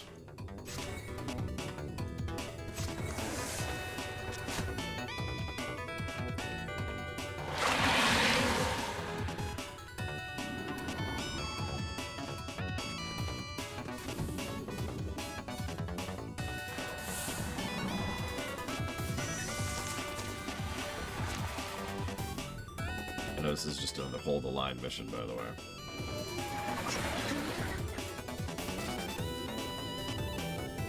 I shouldn't say just.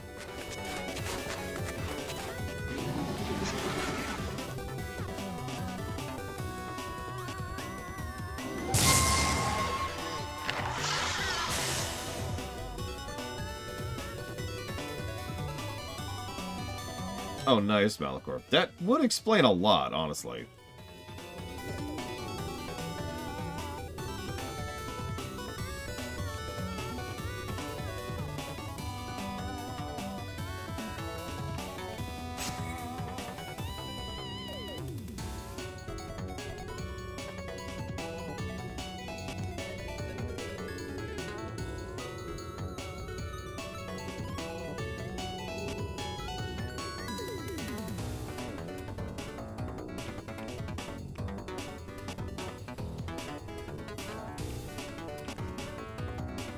Damn it, Melkor Blade!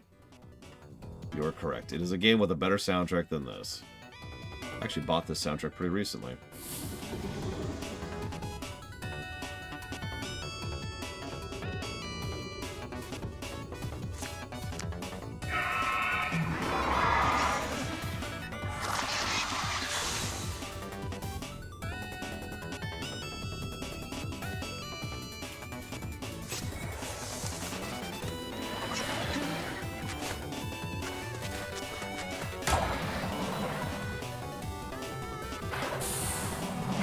Shovel Knight is a good guess, because it's the same composer.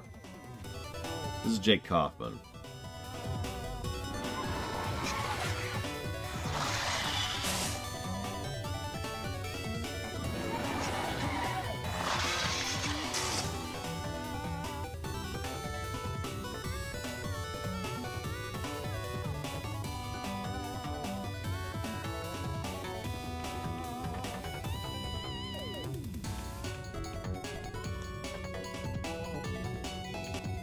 But this is from Shovel Knight Dig, specifically, which I haven't played yet.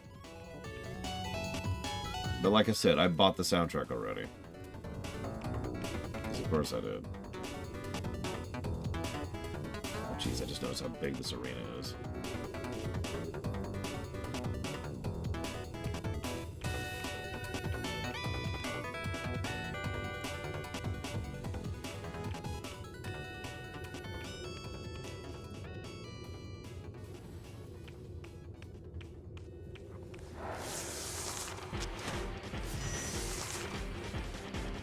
I do not Pillars of Snow. Although if I were to guess, I'd say they were probably planned to just show up. Like, they were probably designed and planned during the Age of the Edge. And they just didn't come out in the Age of the Edge. That is, however, a pure guess. I do not know.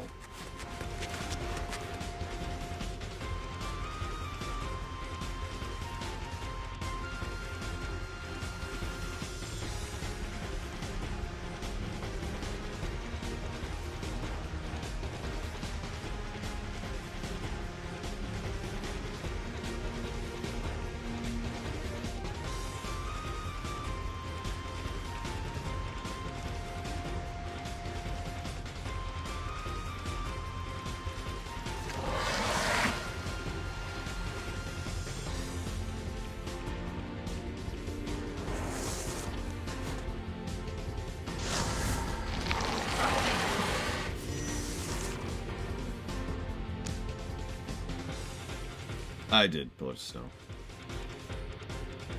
Hi, Nerzas.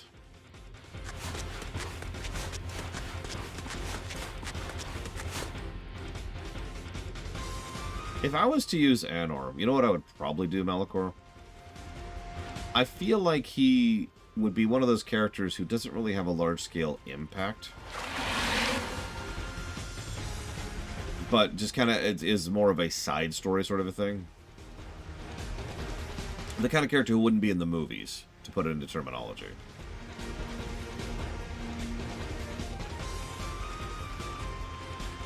But definitely someone who is there and present and just kind of doing his own thing in the background for a huge portion of history.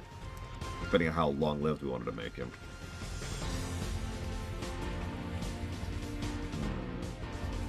Yeah, exactly, Clear White Noise.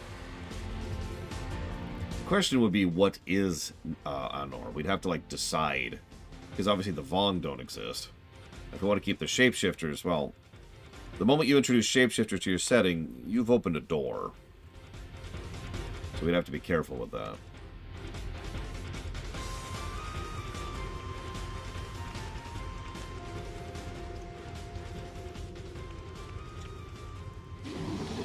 And yes, I know that Star Wars has shapeshifters. And they immediately ignored that they existed for some stupid reason.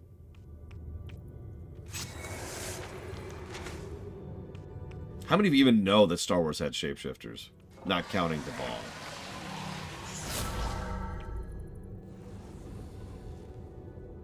Like, at least in Star Trek, that was kind of a game changer.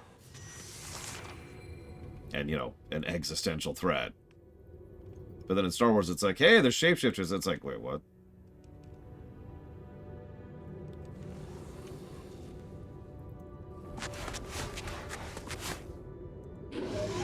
Yeah, Zam Wessel in episode 2.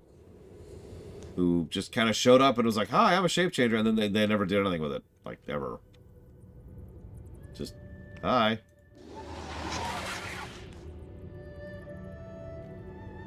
We don't talk about Season 2 of TNG.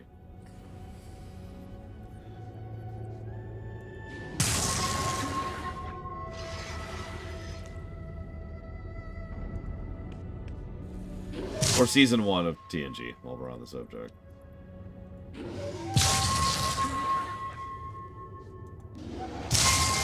Oh my god. You really get a feel for how much weaker these guys are than we are.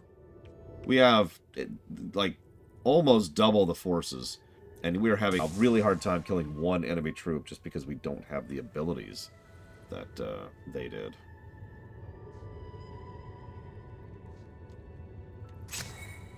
Or we do. Whatever. Which one's worse? Wait, what is worse? TNG Season 1 or TNG Season 2? Because that's easy. TNG Season 1. Also known as TOS Season 4. Because it is.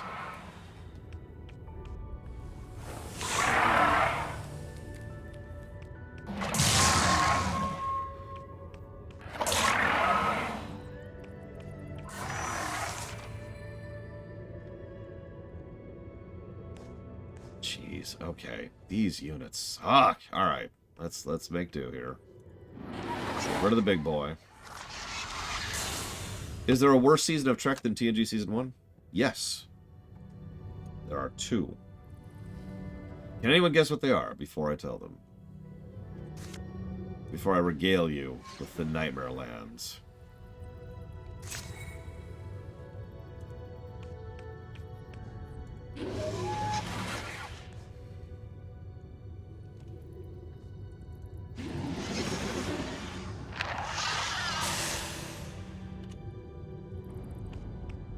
We have to just swarm tactics here. This is crazy. It's like playing the Zerg, but without all the cool things that make the Zerg amazing.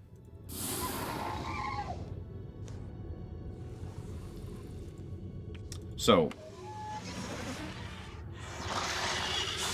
Voyager Season 2 is the second worst season of Star Trek that I've ever seen.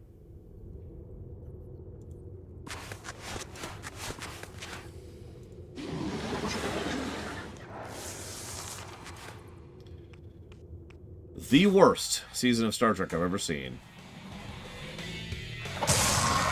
is Picard Season 2.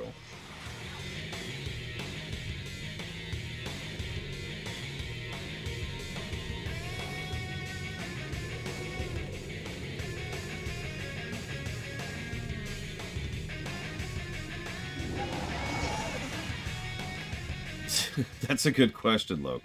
But as you're probably aware of, when you get down to the crap range, you can't really give a one-sentence answer for why it's crap, can you? You have to really start going into the many, many things that it does wrong. I would go so far as to say, and this is without hyperbole, that Season 2 of Picard does almost everything wrong. Like, Season 2 of Picard, you know how sometimes, let me use an example. You know how, for Triangle Strategy, Dakota? Oh, yeah, duh, you said it right there, duh. That makes sense.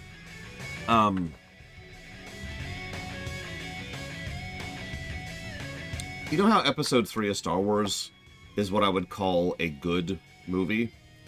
But most of that is because there's individual scenes and individual moments which are just kind of awesome. That's what Season 2 of Picard should have had. I'm not going to spoil, but there are individual moments, and you could probably think of them if you've seen that show, that should have landed.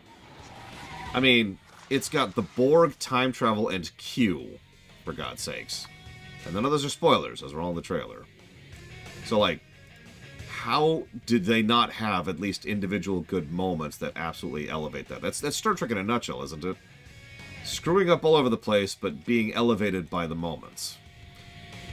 But the moments don't land in Picard Season 2. They're just there, and they fall flat. And I hate to bang on something that feels like it would be like a side thing that doesn't really matter. The reason I'm banging on this point so much is because the whole season sucked. And then there would be like a moment which was supposed to be this great, awesome moment. And it wasn't. And you're just sitting there like, okay. One of these days I need to come up with a lorium to describe this concept, because I've seen it several times before.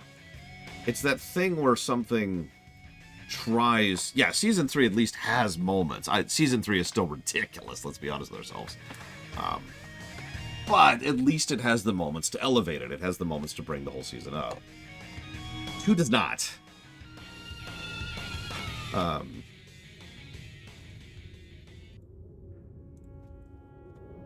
I've seen this concept where someone... I don't know how to explain this. People will talk about this one thing like it's this big deal.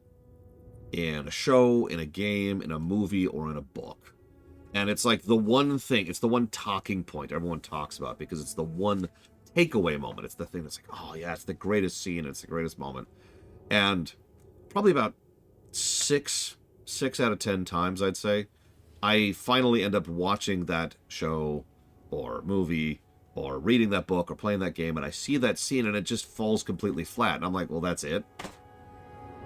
And that's what all of Picard Season 2 felt like.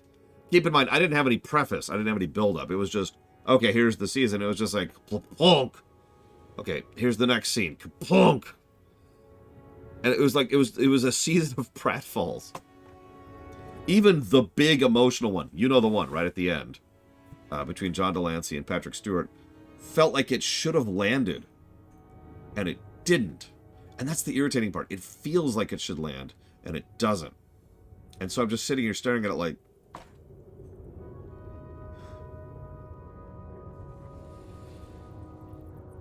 anyways.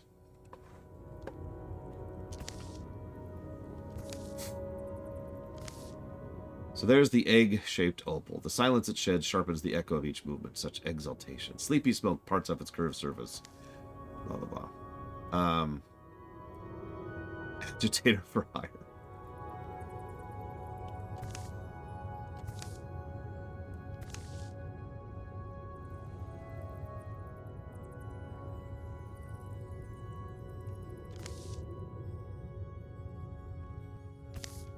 Yep, okay, so that's a dragon egg.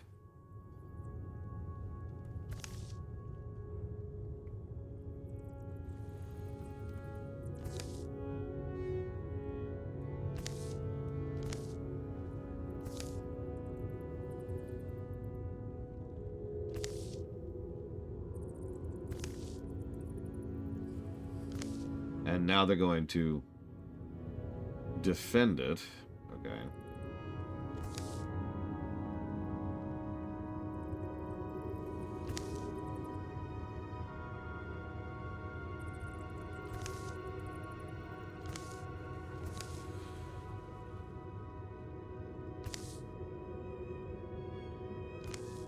And there's some internal politics about who should be in control of the dragon when it hatches. Presuming anybody can be in control of a dragon when it hatches. Interesting. Oh my god, we're only on chapter 3. This one's been a slow one.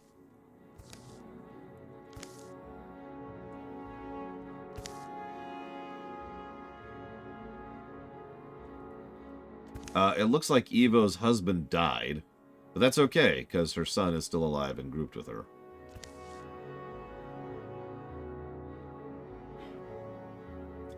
Okay, so one of the Draven sent us a message. It says, and I quote, Wieladral is Plas.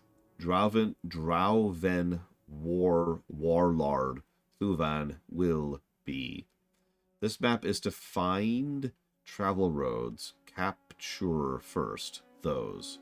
Then he is not escape in season of the... No, I get it. The language barrier is actually kind of neat. It's probably one of the more interesting parts of this story. Although I can't help but notice that the two sides are just killing each other because they can't talk to each other, and that's pretty much the reason.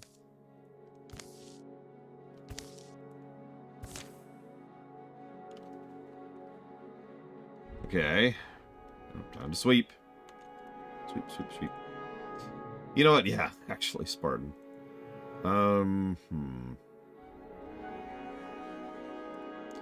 I need some music to wake up a little bit here.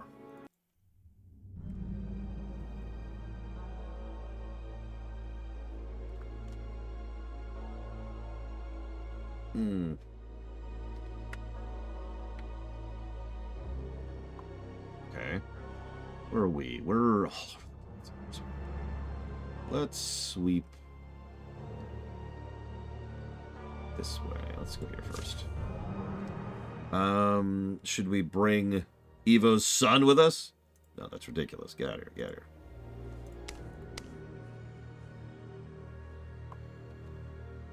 Although, honestly, getting rid of Bragwin might not be a bad idea. Fine. We'll bring Evo's son with us. Come, Evo's son. I have a name. Yes, your name is Evo's son.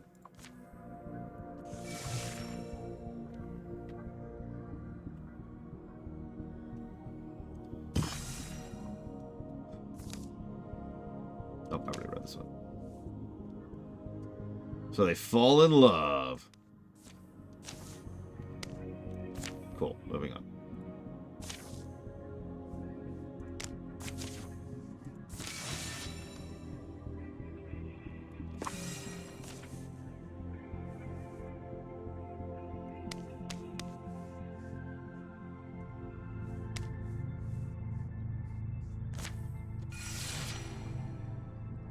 Just random people at the bar, Evo, that we built. Literally, just random people at the bar.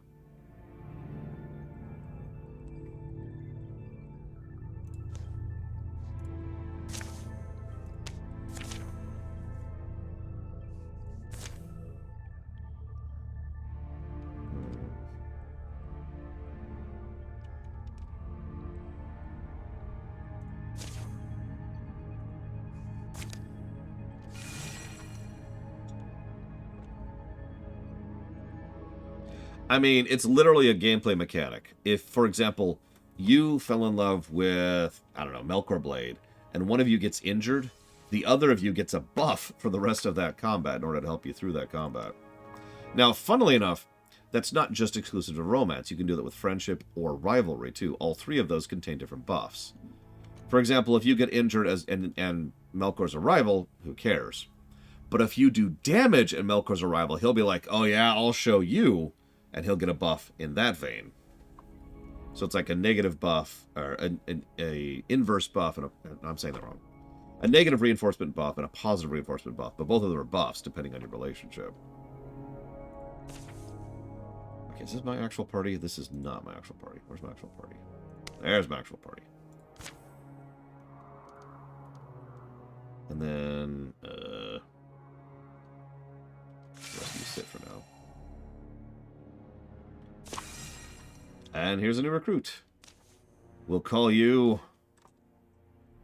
Evo's love interest. Okay, hang on. Let's see. We're gonna go with... What's a skin color we haven't seen yet? Like a really bright blue. There we go. With really bright blue hair and really bright blue clothing. With really bright blue clothing. Here we go. This is just Evo's love interest. Here we go.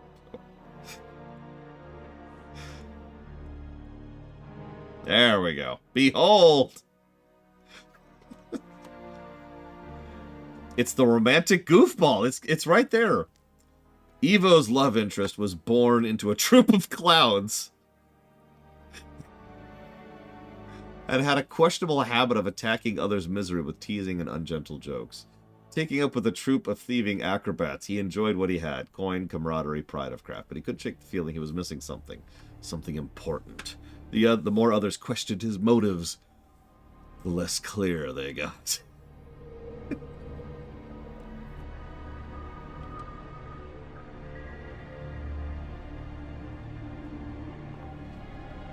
Okay. Recruit.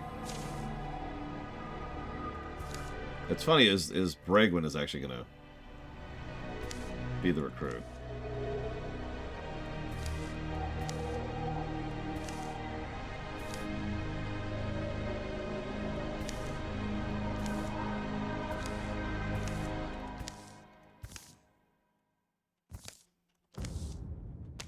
Alright, whatever. Hunter! All hunters all the time. You're not doing anything. No! You lied to me! Very well, Evo. We're done.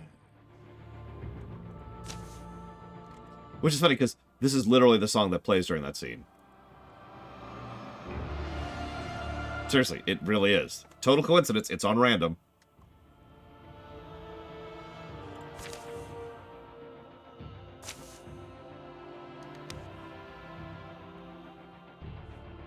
Do what must be done. Kill them all.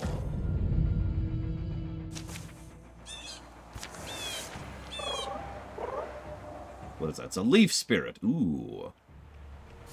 Colgrim, can you reach that? Run, Colgrim, get up there.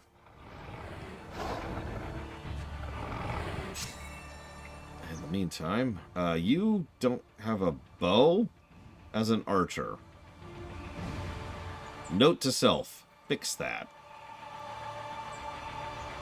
Why don't you just stay here and be useless, Evo's son? Evo, I don't approve of your child, just so you know. They need to really make something of themselves with their life. And other things that incorrect people say all the time.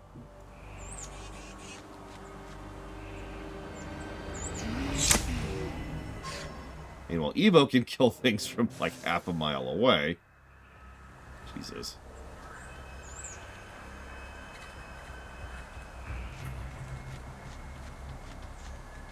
Not yet. Your son is off building bridges, literally.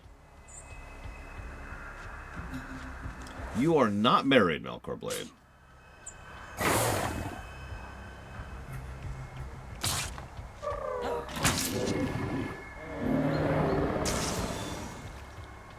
Hey, Leaf, great spear. Let's do it.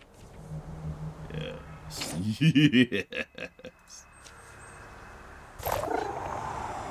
Now Colgrim's really tanking it up.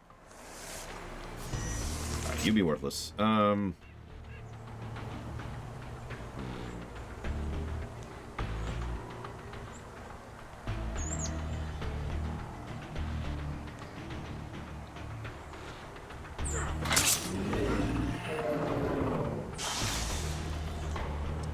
Like the old one, Spartan? Centerpoint Station? Or are you talking about, like, the prequel ones? The ones that came out, you know what I mean. The ones that were, like, his adventures before A New Hope. I suppose either way the answer is yes. But I have more strong memories of the station. Centerpoint Station. Couldn't think of the damn name.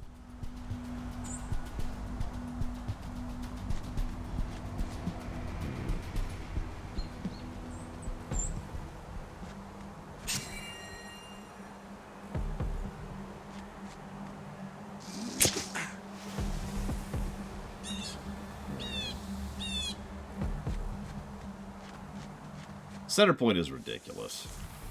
Like, I'm not a big fan of super weapons in general. I've never been quiet about that, but Centerpoint is stupid.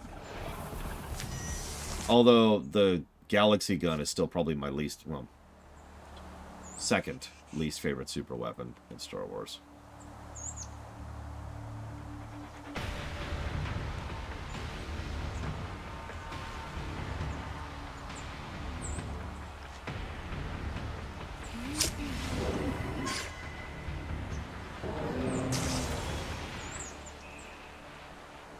The Darksaber never bothered me. It's actually one of the very few super weapons I actually like in Star Wars, and I mean that.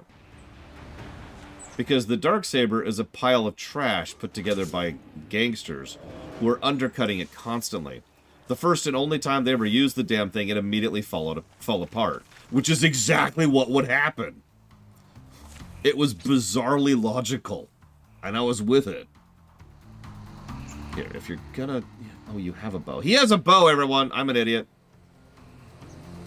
He's got a bow. Evo, your son is no longer an idiot. Although he apparently doesn't want to follow in your footsteps.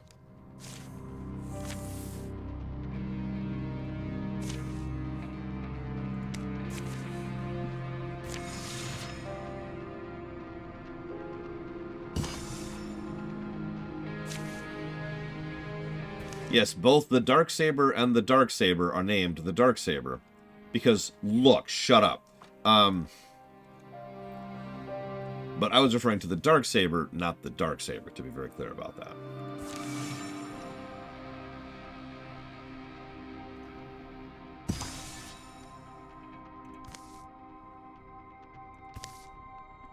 Uh-oh, Zeiss and Evo. Oh my god. Evo, are you there?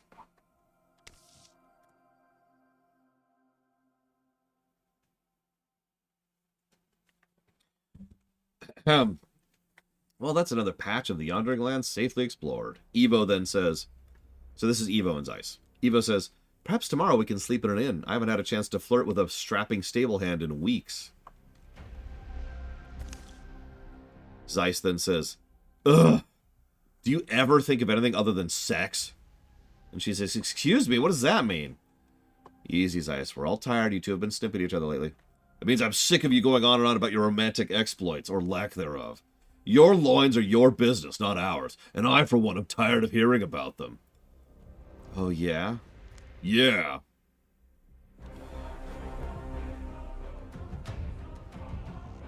Jeez, Evo, stop telling us about how many guys you're screwing. God. I'm tired of hearing about your constant sexual exploits. It's ridiculous.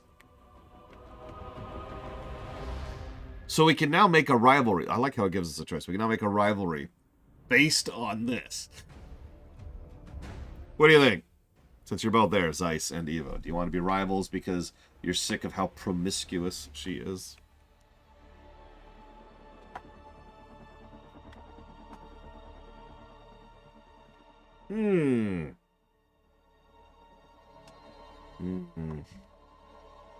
Alright, rivalry it is. Let's do it. Back off, Zeiss. I may overshare, but at least I take things seriously. What's that supposed to mean? It means everything to you is a joke, Zeiss! You never treat anything earnestly or solemnly. At least I have a sense of propriety. Screw this. I'm hitting the sack. Great. Nicely done. I'm sure that'll ease the tension. I wasn't trying to ease the tension. He had it coming. It takes two to make a rivalry. Dun, dun, dun, wah, wah, wah.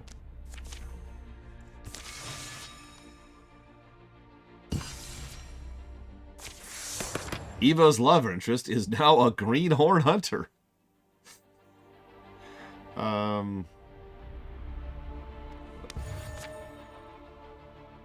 Yeah, I was gonna say, that's also a total lie. There's tons of one-sided rivalries. It's actually probably more common than two-sided rivalries. Being honest with ourselves.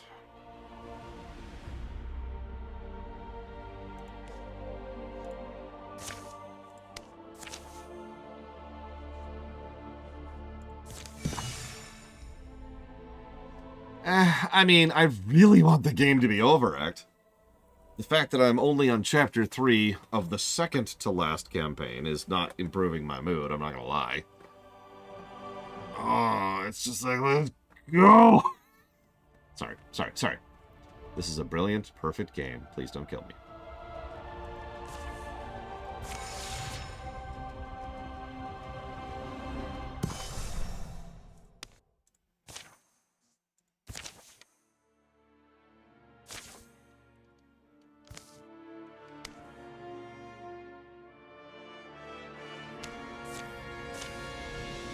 Yeah, the next game is Ultimate Admiral Dreadnought.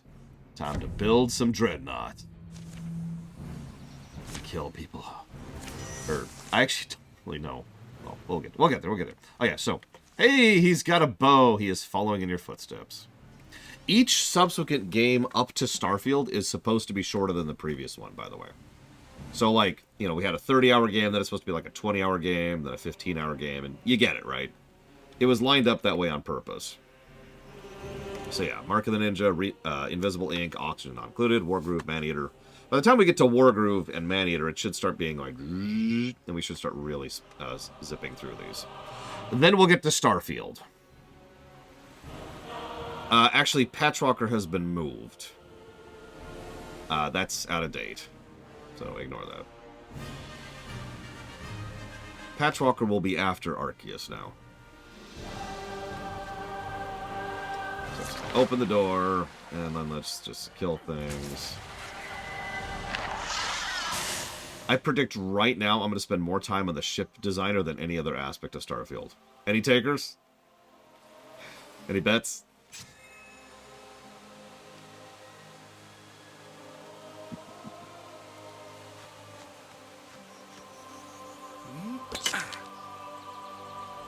Yeah, I know. Sucker's bad.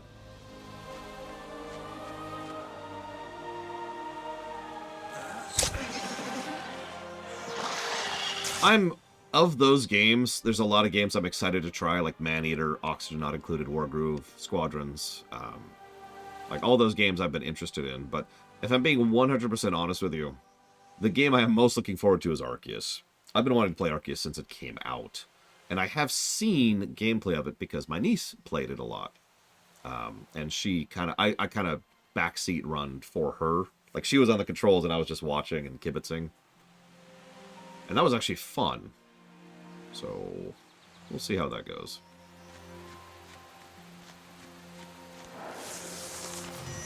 Oh my god, Bregman. I've thought about doing those, you know, set up a bot to read donations things. And then I realized, no, I have a brain. That was actually Violet, Melkor played. Because I couldn't find the save button. That wasn't even, like, staged. I really didn't know where the save button was, because I really was not familiar with the game. Let's send you up here.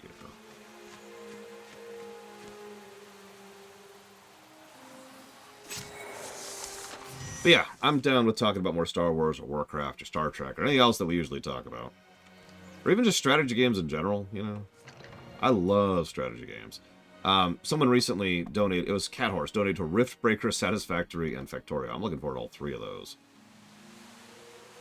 I'm a geek. You want to know a game that I've been craving to play lately that obviously I haven't been because, you know, time and availability?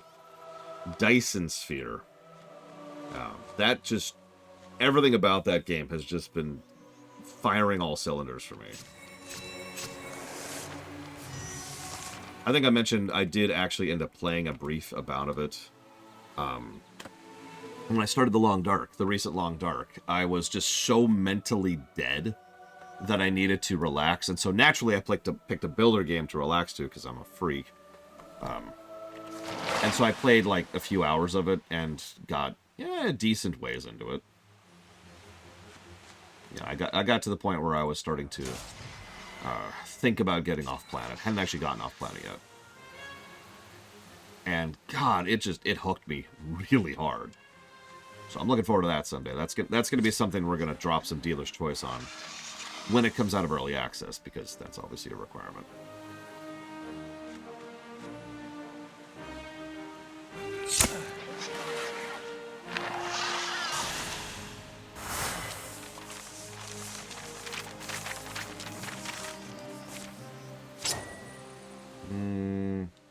Oh, we're going to lose Bragwin at the end of this chapter. That's great.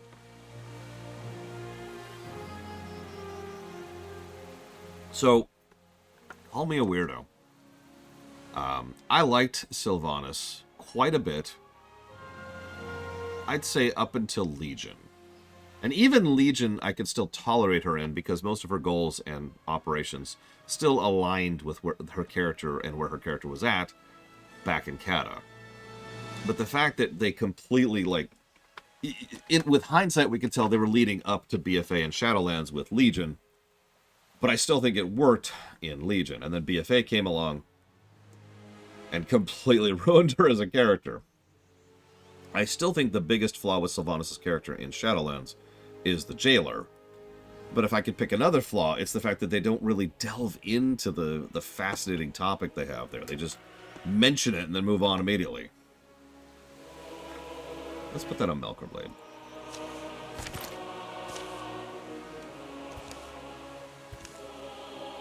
Yeah, blah, blah, blah.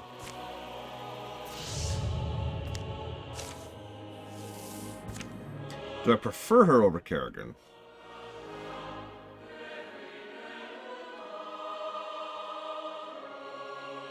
Good question, Act. Neither is technically the answer, but you're also correct because it's also both.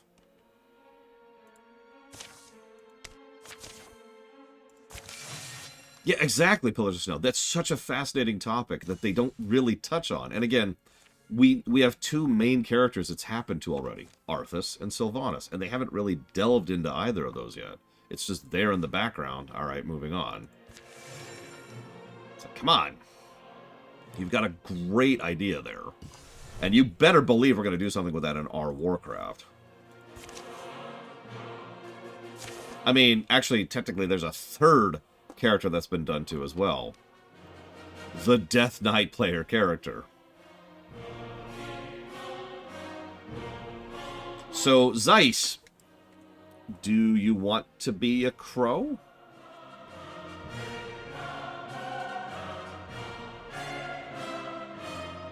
Well, okay. All right. No, it's just Zeiss. He's the option here. Although I'm curious what this third option is. Usually the third option is something different, but I can't save here, so we'll just bow out. So Zeiss just takes 1 health damage.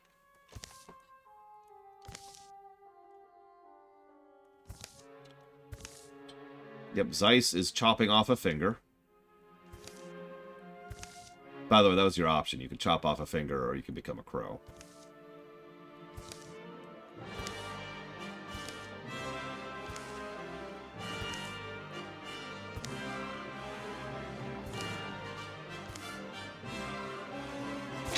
Yeah, you are now an assassin. Shink.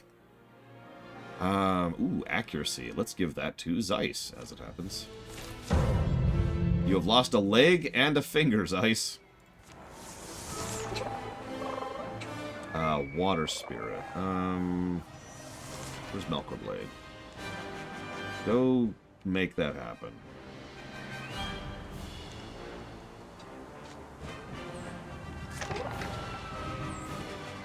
Melkorblade, there you are. Get up there. Get a Water Spear. Okay, so sorry. I haven't gotten back to the Kerrigan idea.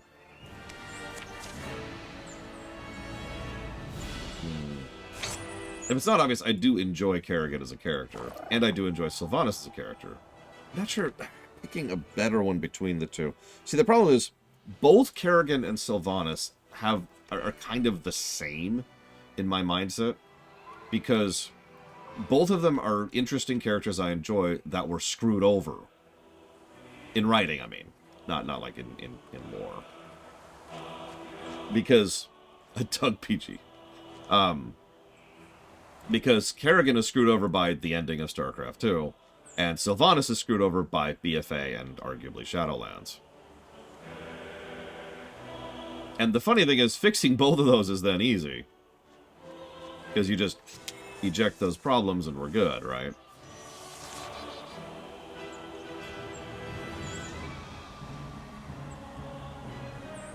This is my favorite part about the Cataclysm intro. Do you mind if I turn this up a little bit?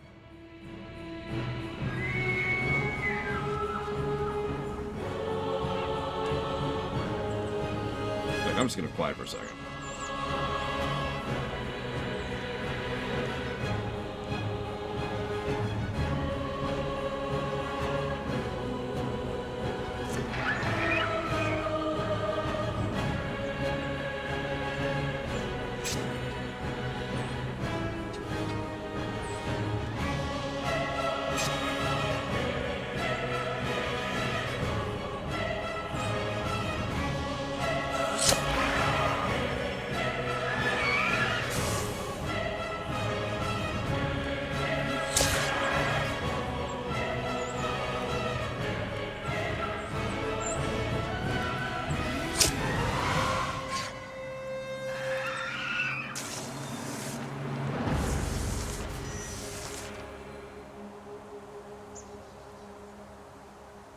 Okay, sorry. And we'll move on immediately to Warlords. That's funny. This is on random, by the way. Danos are... Despite having studied the behind-the-scenes of Warcraft a lot, to the point where I could actually call myself a professional Warcraft analyzer, I'm not sure exactly who's most to blame for the mess that was BFA and Shadowlands. Other than, of course, Jackass, the guy who was fired over all the crap that finally came to light about him. Now, let's be honest, he was sacrificed. Let's be clear. So that means there were other people who were also responsible for some crap. But he was still guilty. He still needed to get out, so cool. Yeah, Afrasiabi, however you pronounce his goddamn name. Yeah, the guy who sabotaged everything on his way out. Asshole. Screw him. Glad to be rid of him. Nothing enough to be said about that. But Danos are... He's...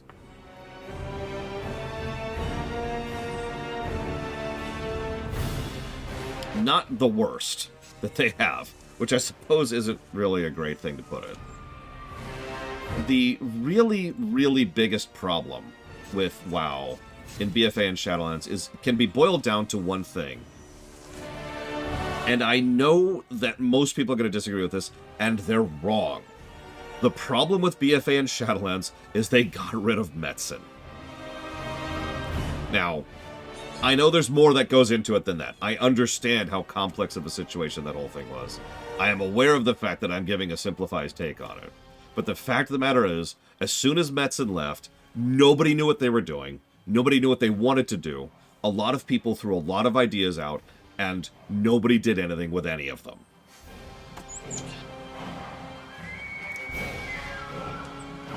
As has been pointed out many times, BFA and Shadowlands both have some actually legitimately solid storytelling to them. But it's almost always individual moments, tying back into the Star Trek thing we were just talking about. It's individual scenes, or specific regional quests, or maybe a dungeon, or maybe a raid.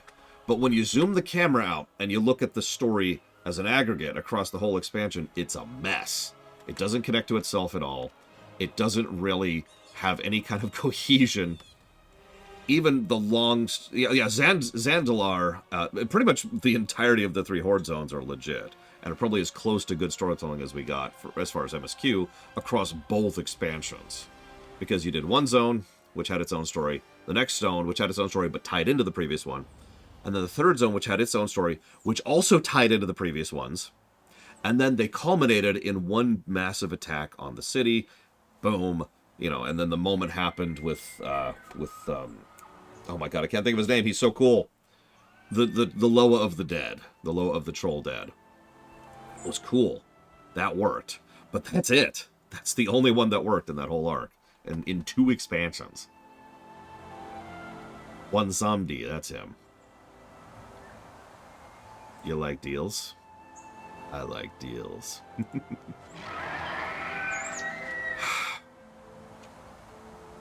Anyways. Moving on. In the absence of a mainliner, or at the very least a mainliner who knew what the hell they was doing, WoW just kind of floundered. Which brings me to the next question. Do I think BFA and Shadowlands are the kind of stories that Metzen would do? Honestly, no. Metzen likes big, strong, powerful stories, but he's always had an ability to actually make that kind of land, right? I shouldn't say always. That's not true. He usually has the ability to make those kind of stories stick. Make those kind of stories actually land, as opposed to just kind of being like, hey, so the afterlife is under danger because of this dude who's been behind everything in the entire franchise forever and ever. Yeah, no, there's a degree of groundedness to Metzen's storytelling. I mean, honestly, look at StarCraft. Almost all of the really good stories in StarCraft were the human ones. There was still the big eldritch threat of the Zerg swarm and the existential problems of the Protoss, but most of the storytelling and the good storytelling circled around the dudes over there, right? I mean, you've answered the question already, Mr. Red. That's Metzen. He wouldn't do the jailer. He'd look at the jailer and be like, well, that's dumb.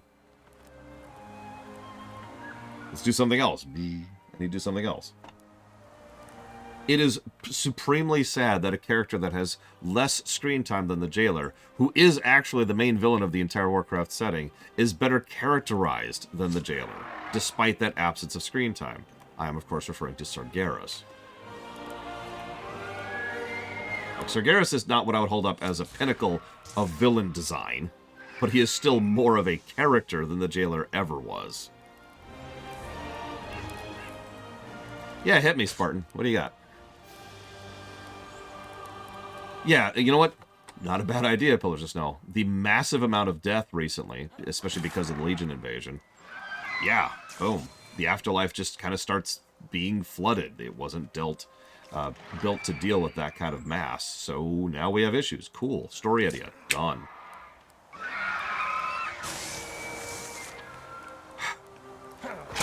Sorry, hang on. Someone else asked a question there. Do I think a lot of players that disliked WoW, even before BFA and Shadowlands, left for FF14, and that's one of the reasons why Dragonflight is doing better? Why would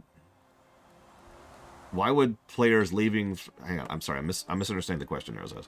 Why would players leaving WoW for FF14 in like, the Legion era make Dragonflight do well?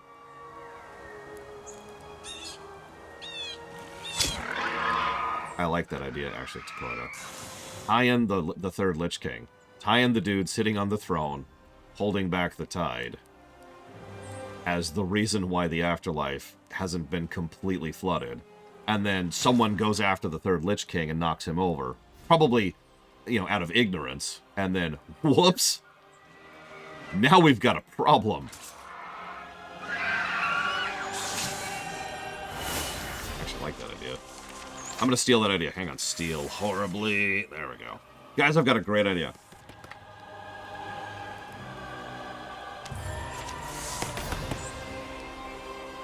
Oh, yeah. Paladin. Yes, please.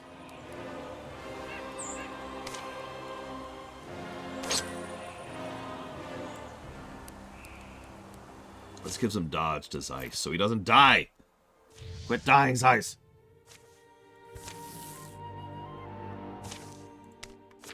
I mean, doesn't that make so much sense?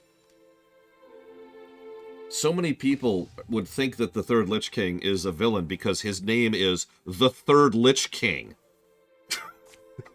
Right? And yeah, focus in on Bolvar. You have a lot of potential with Bolvar as a character. He had so much screen time in Shadowlands. Name one character trait for Bolvar in Shadowlands for me. Just one.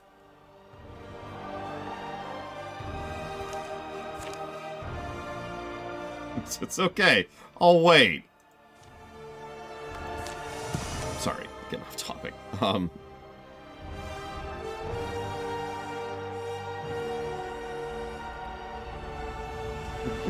He gives me the quests. That's true. He doesn't attune to the frickin' Helm of the Lich King, though. The Helm of Domination. That's us.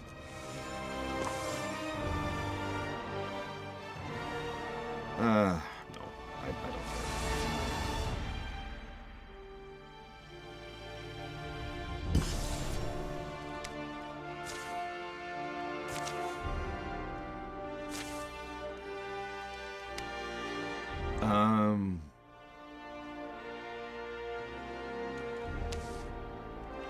Okay, Evo is down there all on her own. And Zeiss says we should leave her down there as bait. Jesus, Zeiss. Being obvious there. Yeah, that's another thing. Bolvar had a daughter, and then they didn't really do anything with that. She was even an interesting character. Or I guess the beginnings of an interesting character might be a better way to phrase that.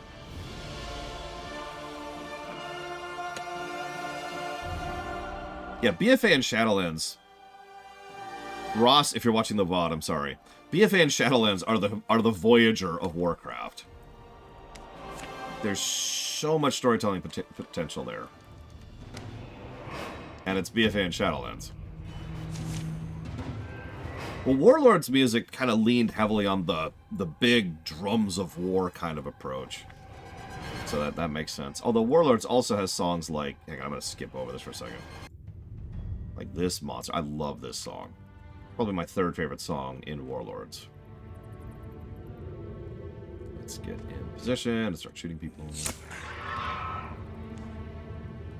I do enjoy the idea of making the Jailer a victory lap, although they would never agree with that from a raid design perspective. Like, they want to have a final boss. So naturally, the actual final boss would have to be someone else. We do have Sylvanas right over there.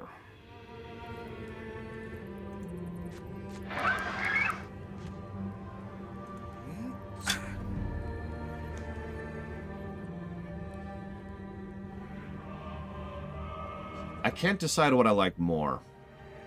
The final boss being the original Sylvanas' soul. Or being Banshee Sylvanas, the second Sylvanas. Because either way, you would totally team up with the other one to fight them during the final battle. And you would make the other one part of the mechanics. You could also make it both, killing both. And we could make it so something WoW has delved into occasionally is you decide which version of the fight you fight based on how you fight it. They did that in Pandaria with the three defenders of the well, and they did that in Ulduar several times. So maybe make it so that you can side with the original against the new, or side with the new against the original, but then you have to fight the other one, and how... So in other words, you decide which one is Phase 1 and which one is Phase 2. And you decide which version of the fight you want.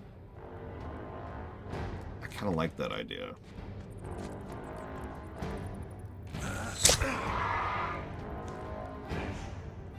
Let's switch up here. Let's get some... Let's do absolutely nothing. That's cool.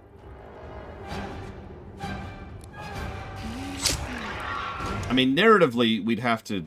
It's an MMO. We can't really have a branching path in an MMO. This isn't Tor.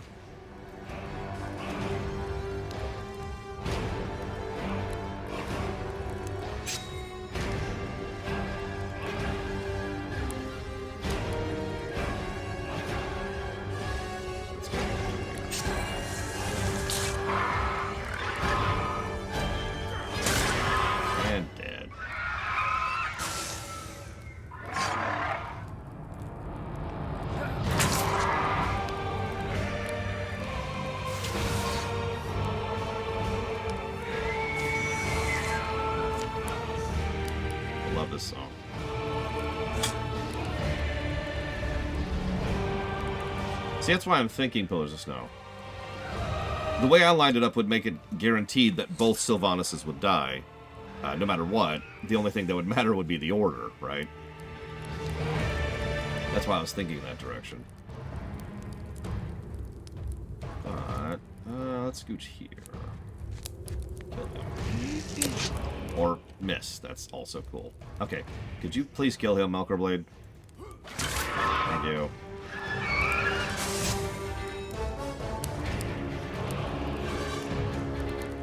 I did, Spartan.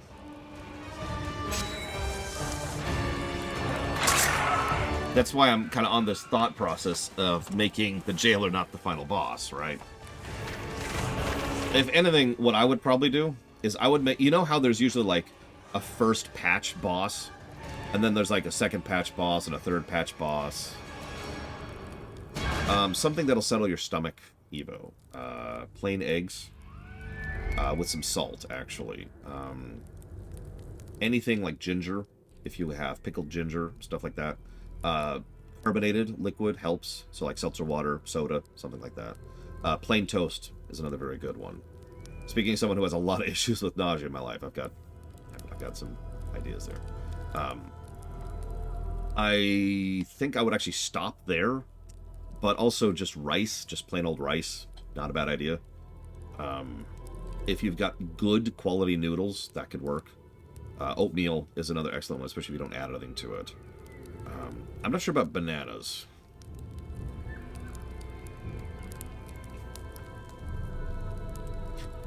You have none of those things.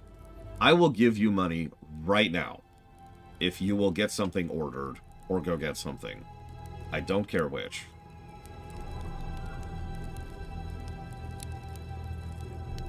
You're feeling nauseous, you need food. Make it happen.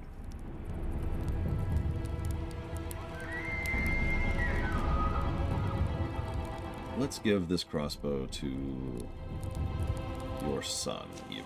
There we go.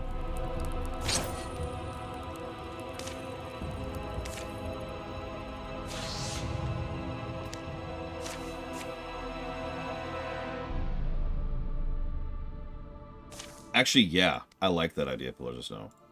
I like the idea of certain people not going to the afterlife because of the fact that they're cessated. And frankly, Varian probably qualifies as someone who was cessated. Just completely obliterated.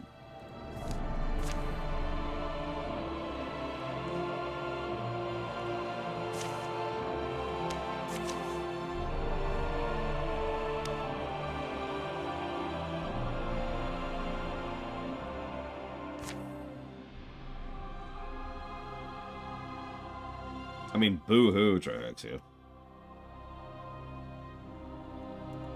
The amount of uncare.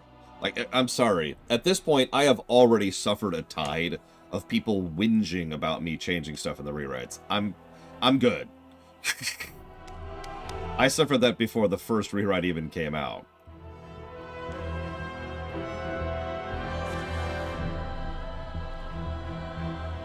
I'm not worried about it.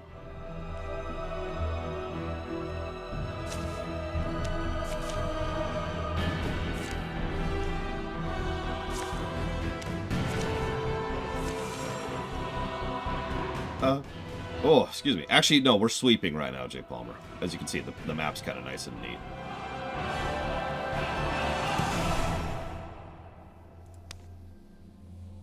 I swear to God, Evo. Now, hang on. I'm falling behind on question queue. I apologize. Give me a second here.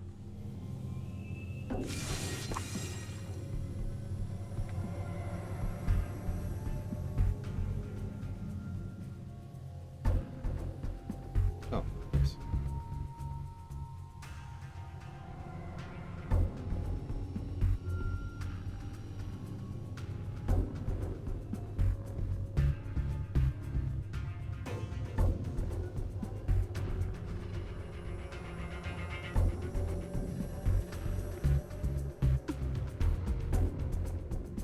Sorry, 1 second.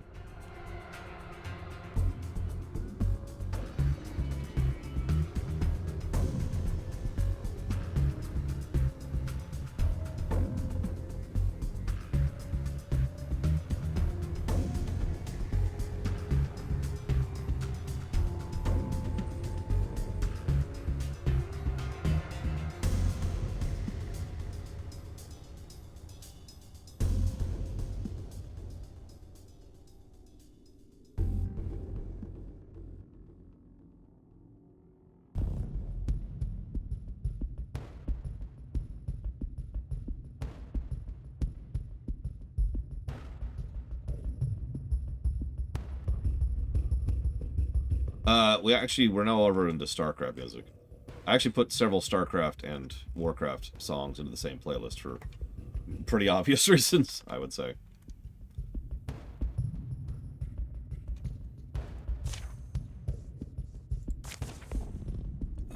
Hang on. So where's the question queue? What is the most unique art style of a game I've played? Most unique art style. Jesus, I don't know. I've played a lot of games with unique art styles over the years. Oof.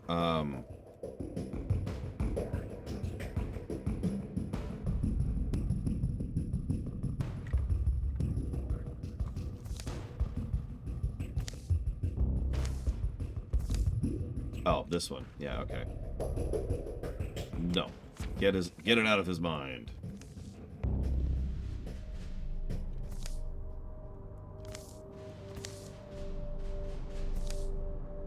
Yep, Melkor Blade was blue. Dot-em-dee, dot-em-die.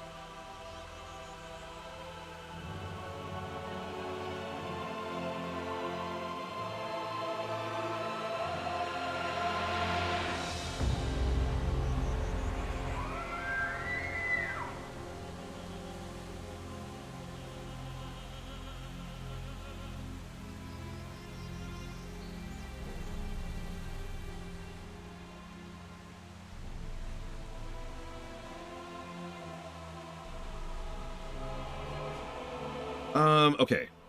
Gosh, unique. Because, yeah, we've got, like, the oil matte painting of Dishonored and the cel-shaded thing of Wind Waker and the paper look of this game and the 2D look of the Paper Marios and the old 40s cartoons look of Cuphead. We've played games which have, like, line vector art characters. You know, we've played games with very cartoony style stuff. We've played games with, like, layered, like they're made of pencil shavings. We've played a lot of different kinds of games. I'm not sure I could pick one most unique. That's kind of a hard ask.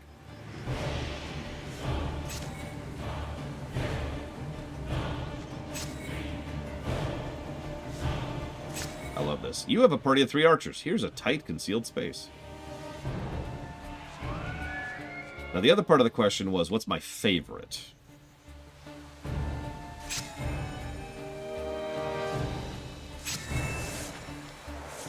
Oh, yeah, the stick figures in West of Loathing. Thank you, that's another one. Hell, we've played a South Park game, which looks really good. Pretty much straight up in South Park style.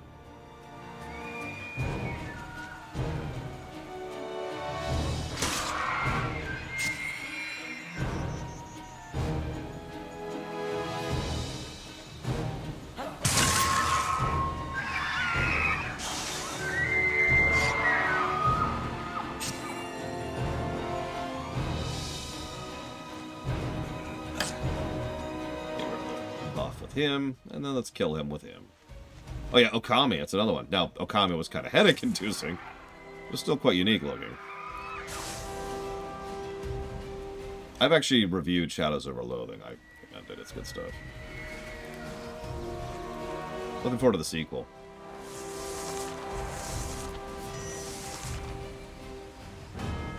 Psychonauts, yeah, that's another one. God, like, I could just spend some time going down the list. We've had a lot of unique-looking games.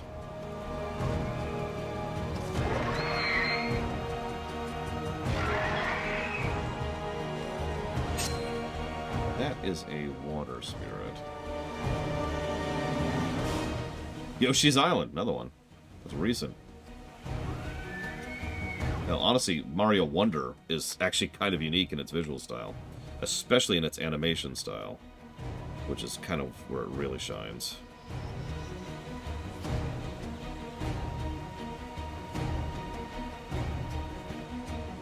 Pong looks like crap. Next question. A recent game. Oh, what's that called? Hang on.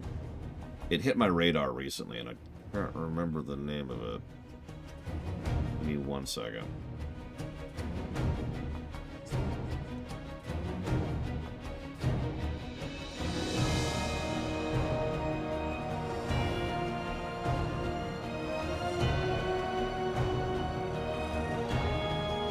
Spacecraft with a K. That's it.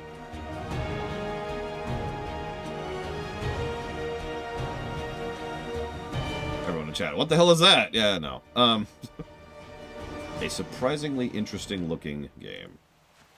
Which again, visual style.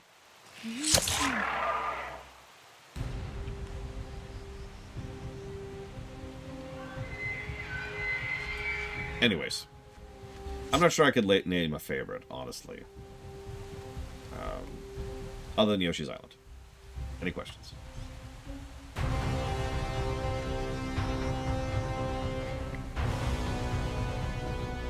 you shoot them from here? No, of course you can't. I'll get up there.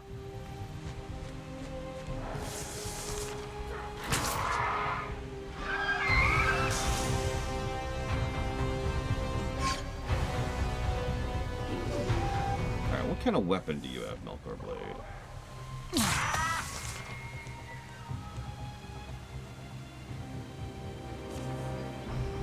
You have a tier 1 water spear. Can we upgrade that to a tier 2?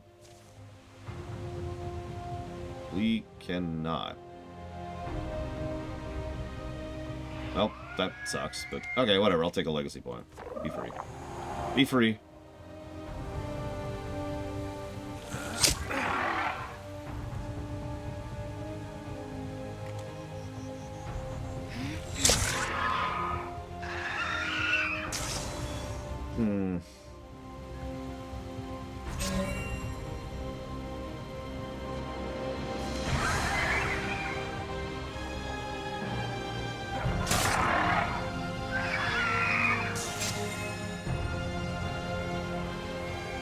Zeiss's movement is ridiculous.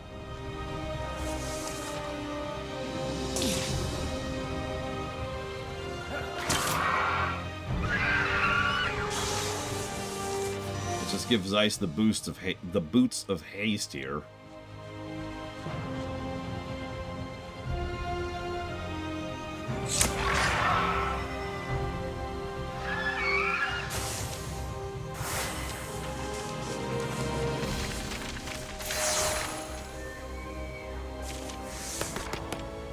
Ooh, yes, definitely that. I'll take the salvage.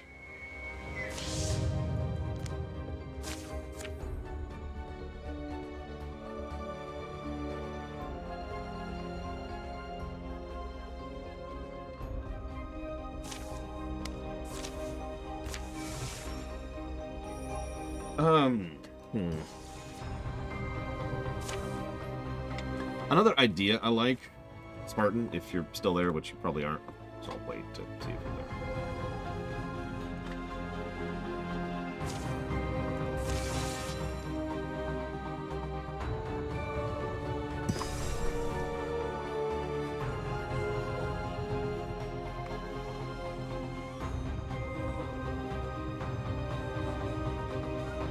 So you're talking about making the jailer, rah! And obviously, he's, I think we're kind of in agreement of making him like the Act 1 boss, the initial patch boss. I like the idea of him kind of taking the same slot that Spoiler did in Endwalker in FF14. In other words, he's not really the one behind everything, and he's not really that big of a deal, but he makes enough of a mess that the rest of the expansion is dealing with it, right? Is trying to clean up the mess that he made. That appeals to me. I think that could work.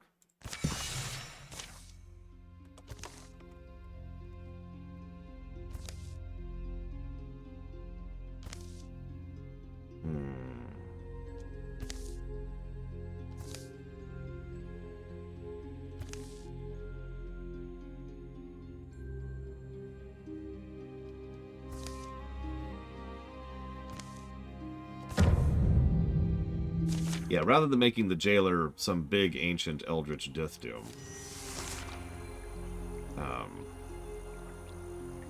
Make him just another guy who got locked away and got really, really pissed about it. And spent a really long time trying to break his way out. And now he did it, and his first thought is, "Gah!" And immediately upon breaking out, he is, of course, then killed. Or cessated, in this case. But on his way out, he makes a mess of things.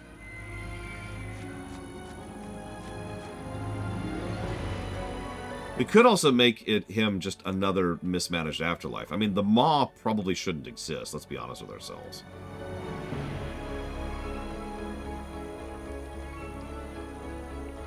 Like, if you think about the structure and the format of the afterlives, there really is no place for the Maw.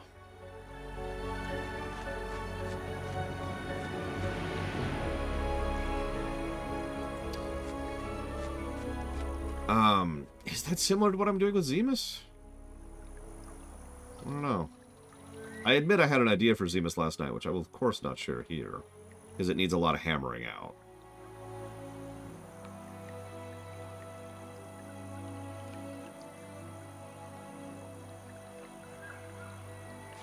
I mean, considering that cessation exists in that setting, there really probably should be just a, well, Revendreth failed, boop, and they're gone.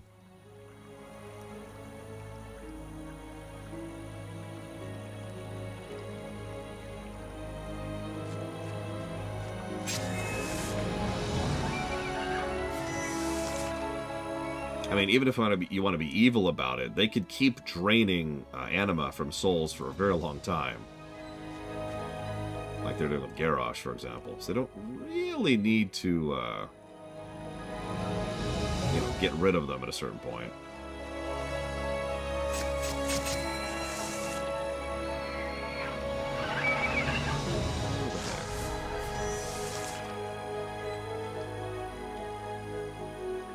Okay. I'm guessing that is... No, that's just a bird statue. Where's the banners? Honestly, yeah, Spartan.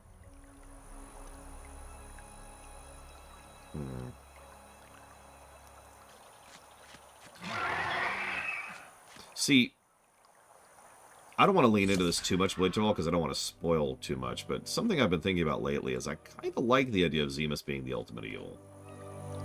In my head, he is the villain of the entirety of RFF. Not in the sense that he's behind absolutely everything, because I tend to not write characters like that. But in the sense that if you had to pick one central villain for the entire franchise, it'd be him.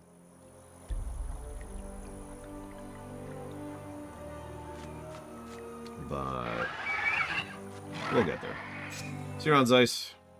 Alright. Who wants to take all of Zeiss's gear? Damn it! That's a Gore Lord. Why is that a thing?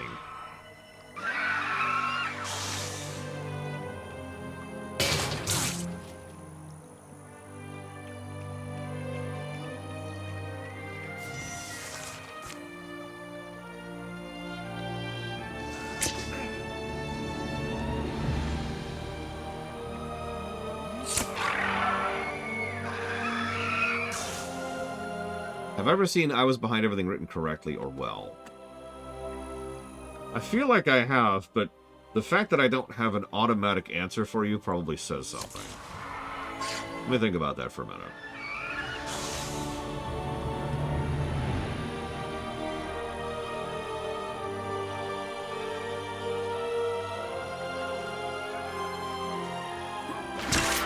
The most recent quest I'm doing is we're doing some, just character building quests in the dream. There it says.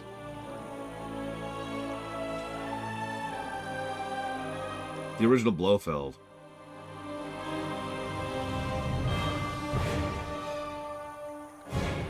I could see that, but that's not really what I'm thinking of when I think of I'm behind everything the whole time. Like, at that point, we just use Palpatine. Even though I would also argue he does not qualify for that. Lavos technically qualifies, yeah. That's a bit of a weird one, but that is a qualification. Lavos really is behind everything in that setting.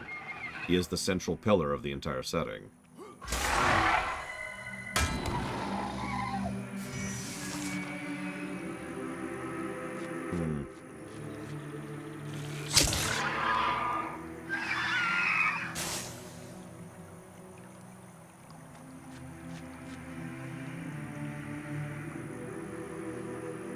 You know what? Speaking of which, I could point to a game that does not do I was behind everything all the time well, and that would be Chrono Cross.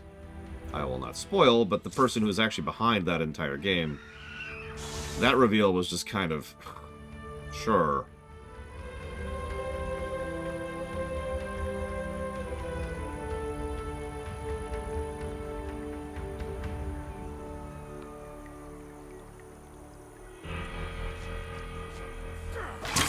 Cover our flanks before we advance on the target there.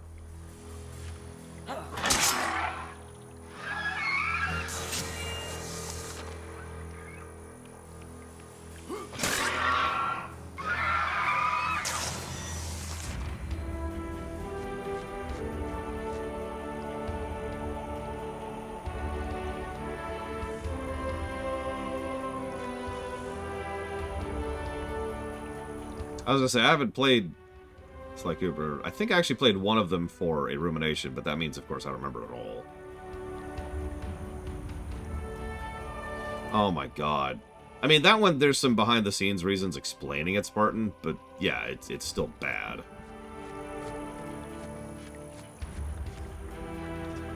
As I am fond of saying, no matter why it sucks, it still sucks.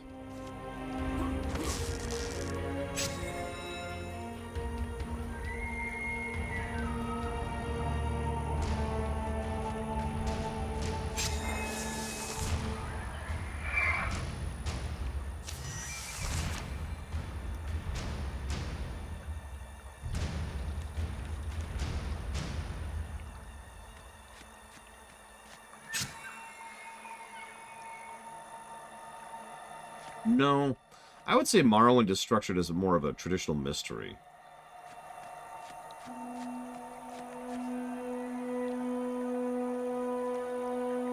Because you're given the pieces pretty early on about what's happening, and why those pieces are happening, why they're moving the way they are, is kind of the main thrust of the plot for quite a while.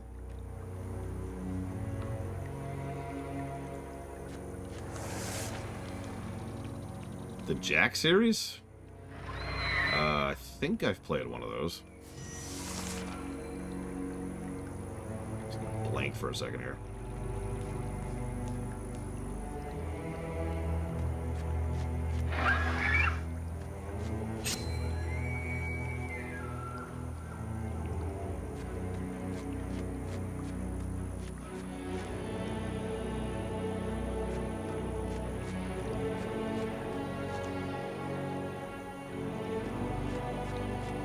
Okay. I can think of a I was behind it all the entire time story that actually does it very well. Sam and Fuzzy. If you happen to have any idea what I'm talking about, props. But that's a good example of I was behind it all the entire time.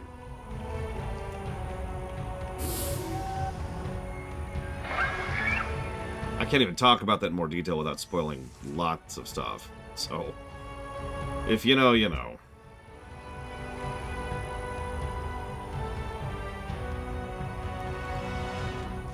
It is a webcomic, although I do own physical copies of it, obviously.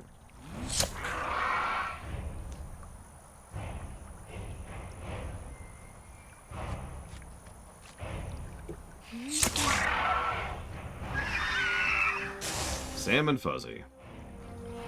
I highly recommend it. It's one of the best webcomics out there. Or at least it was. About 3 years ago now. God, it's been a while. The series kinda ended.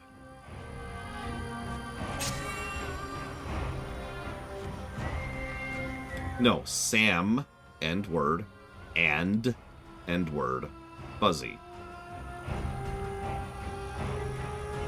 Like Magister had it correct the first time. There's no salmon. There's no fish. Yes, J. Palmer. So, put it to you this way. The entire webcomics run, from all the old stuff all the way up into about 3 years ago, is one story. It is one cohesive continuity. And then everything since then has just been spinning wheels and doing random little side stuff.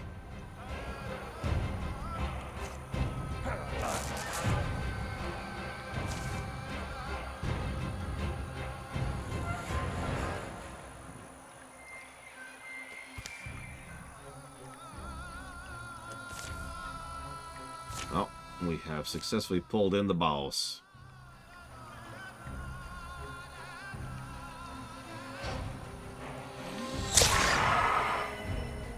Speaking of which, Order of the Stick, it's another really, really good webcomic that completely fell off the plot after a while. I can actually point to a specific thing in case the Order Stick. COVID. From COVID onwards, Order of the Stick's plot just kinda stopped.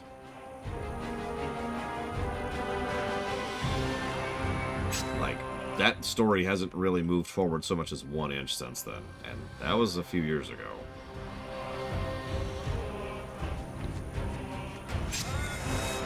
Really, really well-constructed story, though, up until that point. Well, part of the problem with webcomics is when most webcomics end... I really want to kill Zeiss. When most webcomics end, like, their income ends, you know what I mean? Like, their job goes away. And so a lot of webcomics are hesitant to actually come to a conclusory story, and I don't blame them for that. Now, some webcomics just do that anyways. They just say, yeah, no, we're gonna reach a point, then we're gonna cut off and be done. Some webcomic artists basically made their money, invested it, and said, okay, now that we're good for life, we can go ahead and just focus on doing the story. But that's actually pretty damn rare. I know this sounds strange, but most webcomics don't really make a lot of money. They usually are living very hand-to-mouth, kind of like I am, for example. Like, if I just stopped streaming tomorrow, I could probably last a few months. That's about it. So, you can see the desire to keep the story going. Some webcomics kind of keep shifting the stories bit by bit, you know, arcs, which is probably the more sustainable method, and probably the smarter move there. Of course he dodged.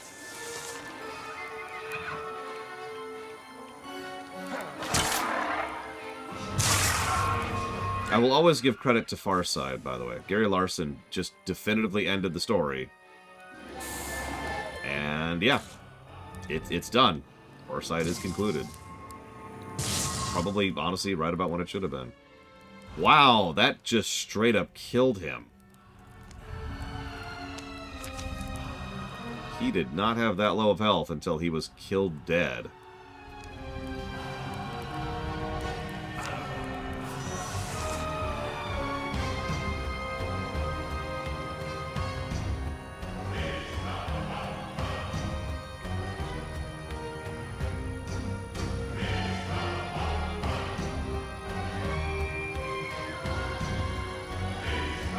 Yeah, The Far Side.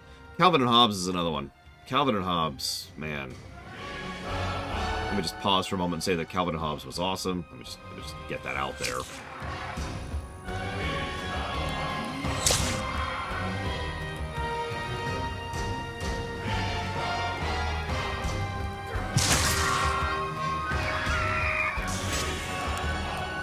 That's sort of my point. Only the really lucky ones get to stop. Everyone else has to either delay things forever, arc things around, or just pull a Garfield. And nobody wants to pull a Garfield. You remember when Garfield was funny? Because I do. It was an extremely long time ago.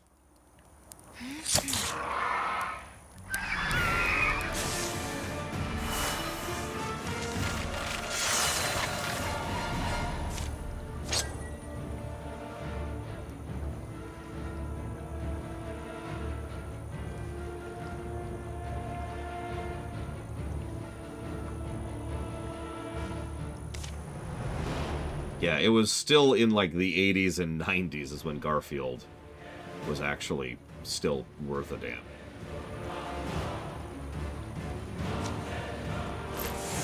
What kind of pizza did you get, Mr. Red?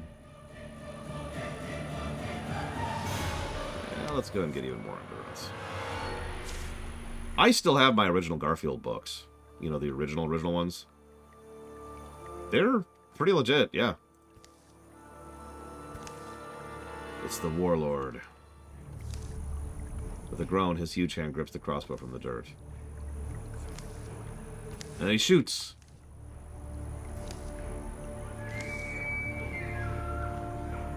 And then he dies. Cursing. The return was not barked by the bird's keeper. I cannot return to a place I have not been. I left my warlord in danger and came further than I expected to find you. Where's Vral? I wish for a fire to dry the cloud's kiss off my back.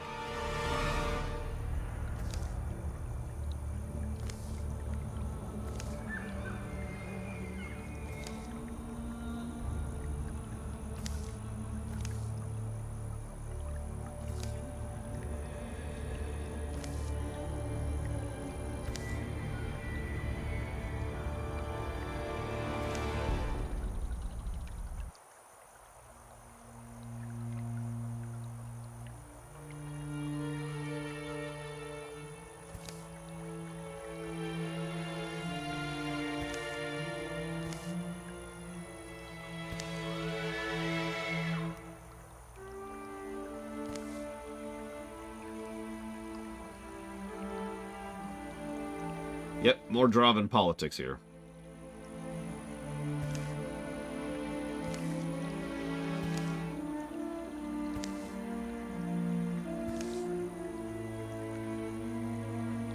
Titles are for creatures who crawl and crave authority. The truth of me is crown enough. Interesting quote. Actually sounds pretty good, Mr. Red. Holy crap. Garfield minus Garfield is funny or terrifying, depending, but I will agree.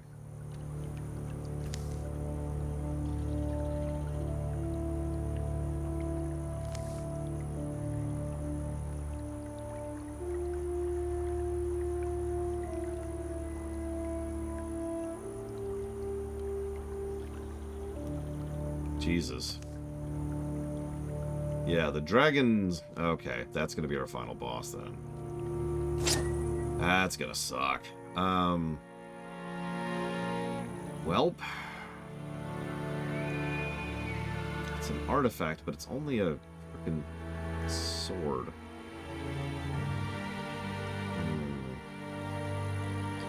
I haven't even heard of that, Mr. Red, so I'm gonna go with no. It's a lot more damage, though. Yeah, let's go ahead and put that on Colgrim. Here, have a freaking artifact greatsword.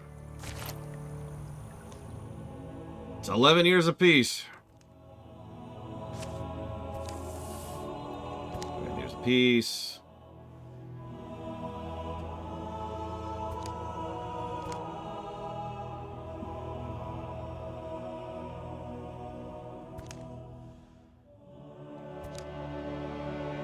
And yeah, we just spent 11 years letting a dragon grow.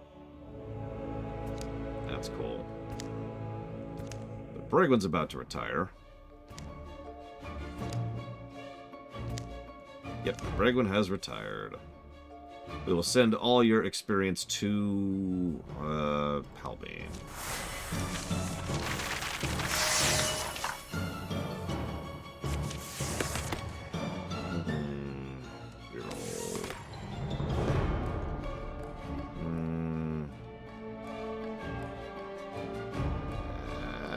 Okay, we'll go with that. I will accept the transformation on Melkor Blade because it doesn't get rid of his weapon. Can I get any better gear? Let's see here. Oh, there we go. Tier 3 Water Great Spear. Yes, please. And that is the benefit of sweeping. Speaking of which, Zeiss, let's get you a tier 3 crossbow. And everyone else, you're here. No, I'm joking. We do need to get you a bow. Do we not have the resources for a bow? Oh my god, I don't think we do. What are we missing? Heartwood? We are missing heartwood. Wow. Okay. So you've already got armor. You don't have armor. Let's get Melkor Blade some armor.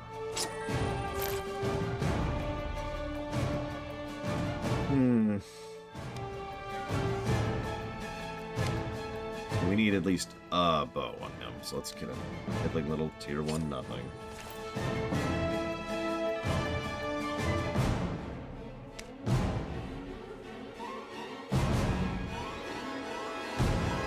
Let's get Zeiss some armor so he stops dying.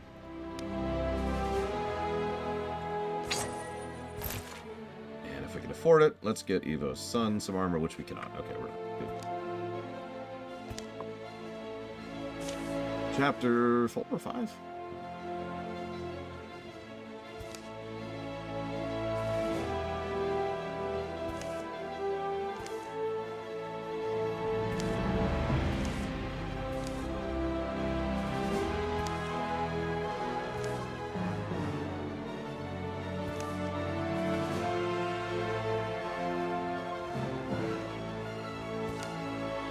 What?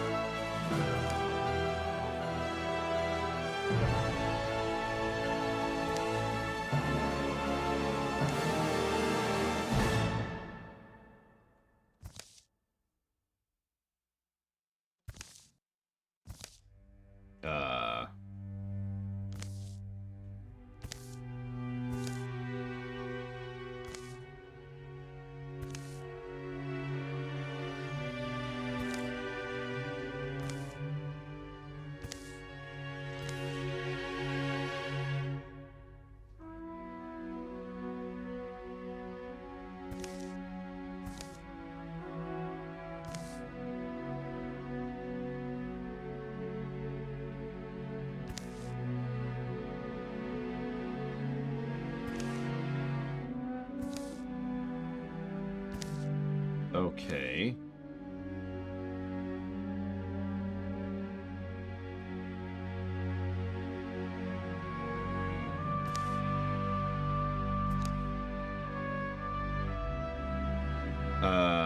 Okay. That's a good question, Poses now. I'm sorry, I know I'm not reading any of this out loud because this is extraordinarily hard to parse, but the long and the short of it is, so the dragons in this setting, once they die, they morph into an egg, which once it hatches turns into a new dragon that has all the memories of the original. It is mentioned it's a new dragon, though, which is kind of weird. Then the guy who's been behind everything, the guy on the left there, whose name I'm not going to even try to pronounce, has brought a giant sack of treasure to the dragon, insisting that it's time for the dragon to ascend and announce himself and basically become the ruler of the land, rather than simply hiding in the mountains. Naturally, that guy doing that has drawn our attention. And so now we're going to go after him. And it's only chapter 4. Oh my god. Well, this is probably a good cutoff point. You can only craft armor in this game. Well, that's not true. You can also find armor. That's not true either. You can upgrade armor if you happen to find a spirit, but otherwise you can only craft armor. There we go. I think we've got the correctness there. So let's go ahead and send our primary party, which is them. Yep. And then set you there. And pause. I will be back at some point to continue to play the game that will not end.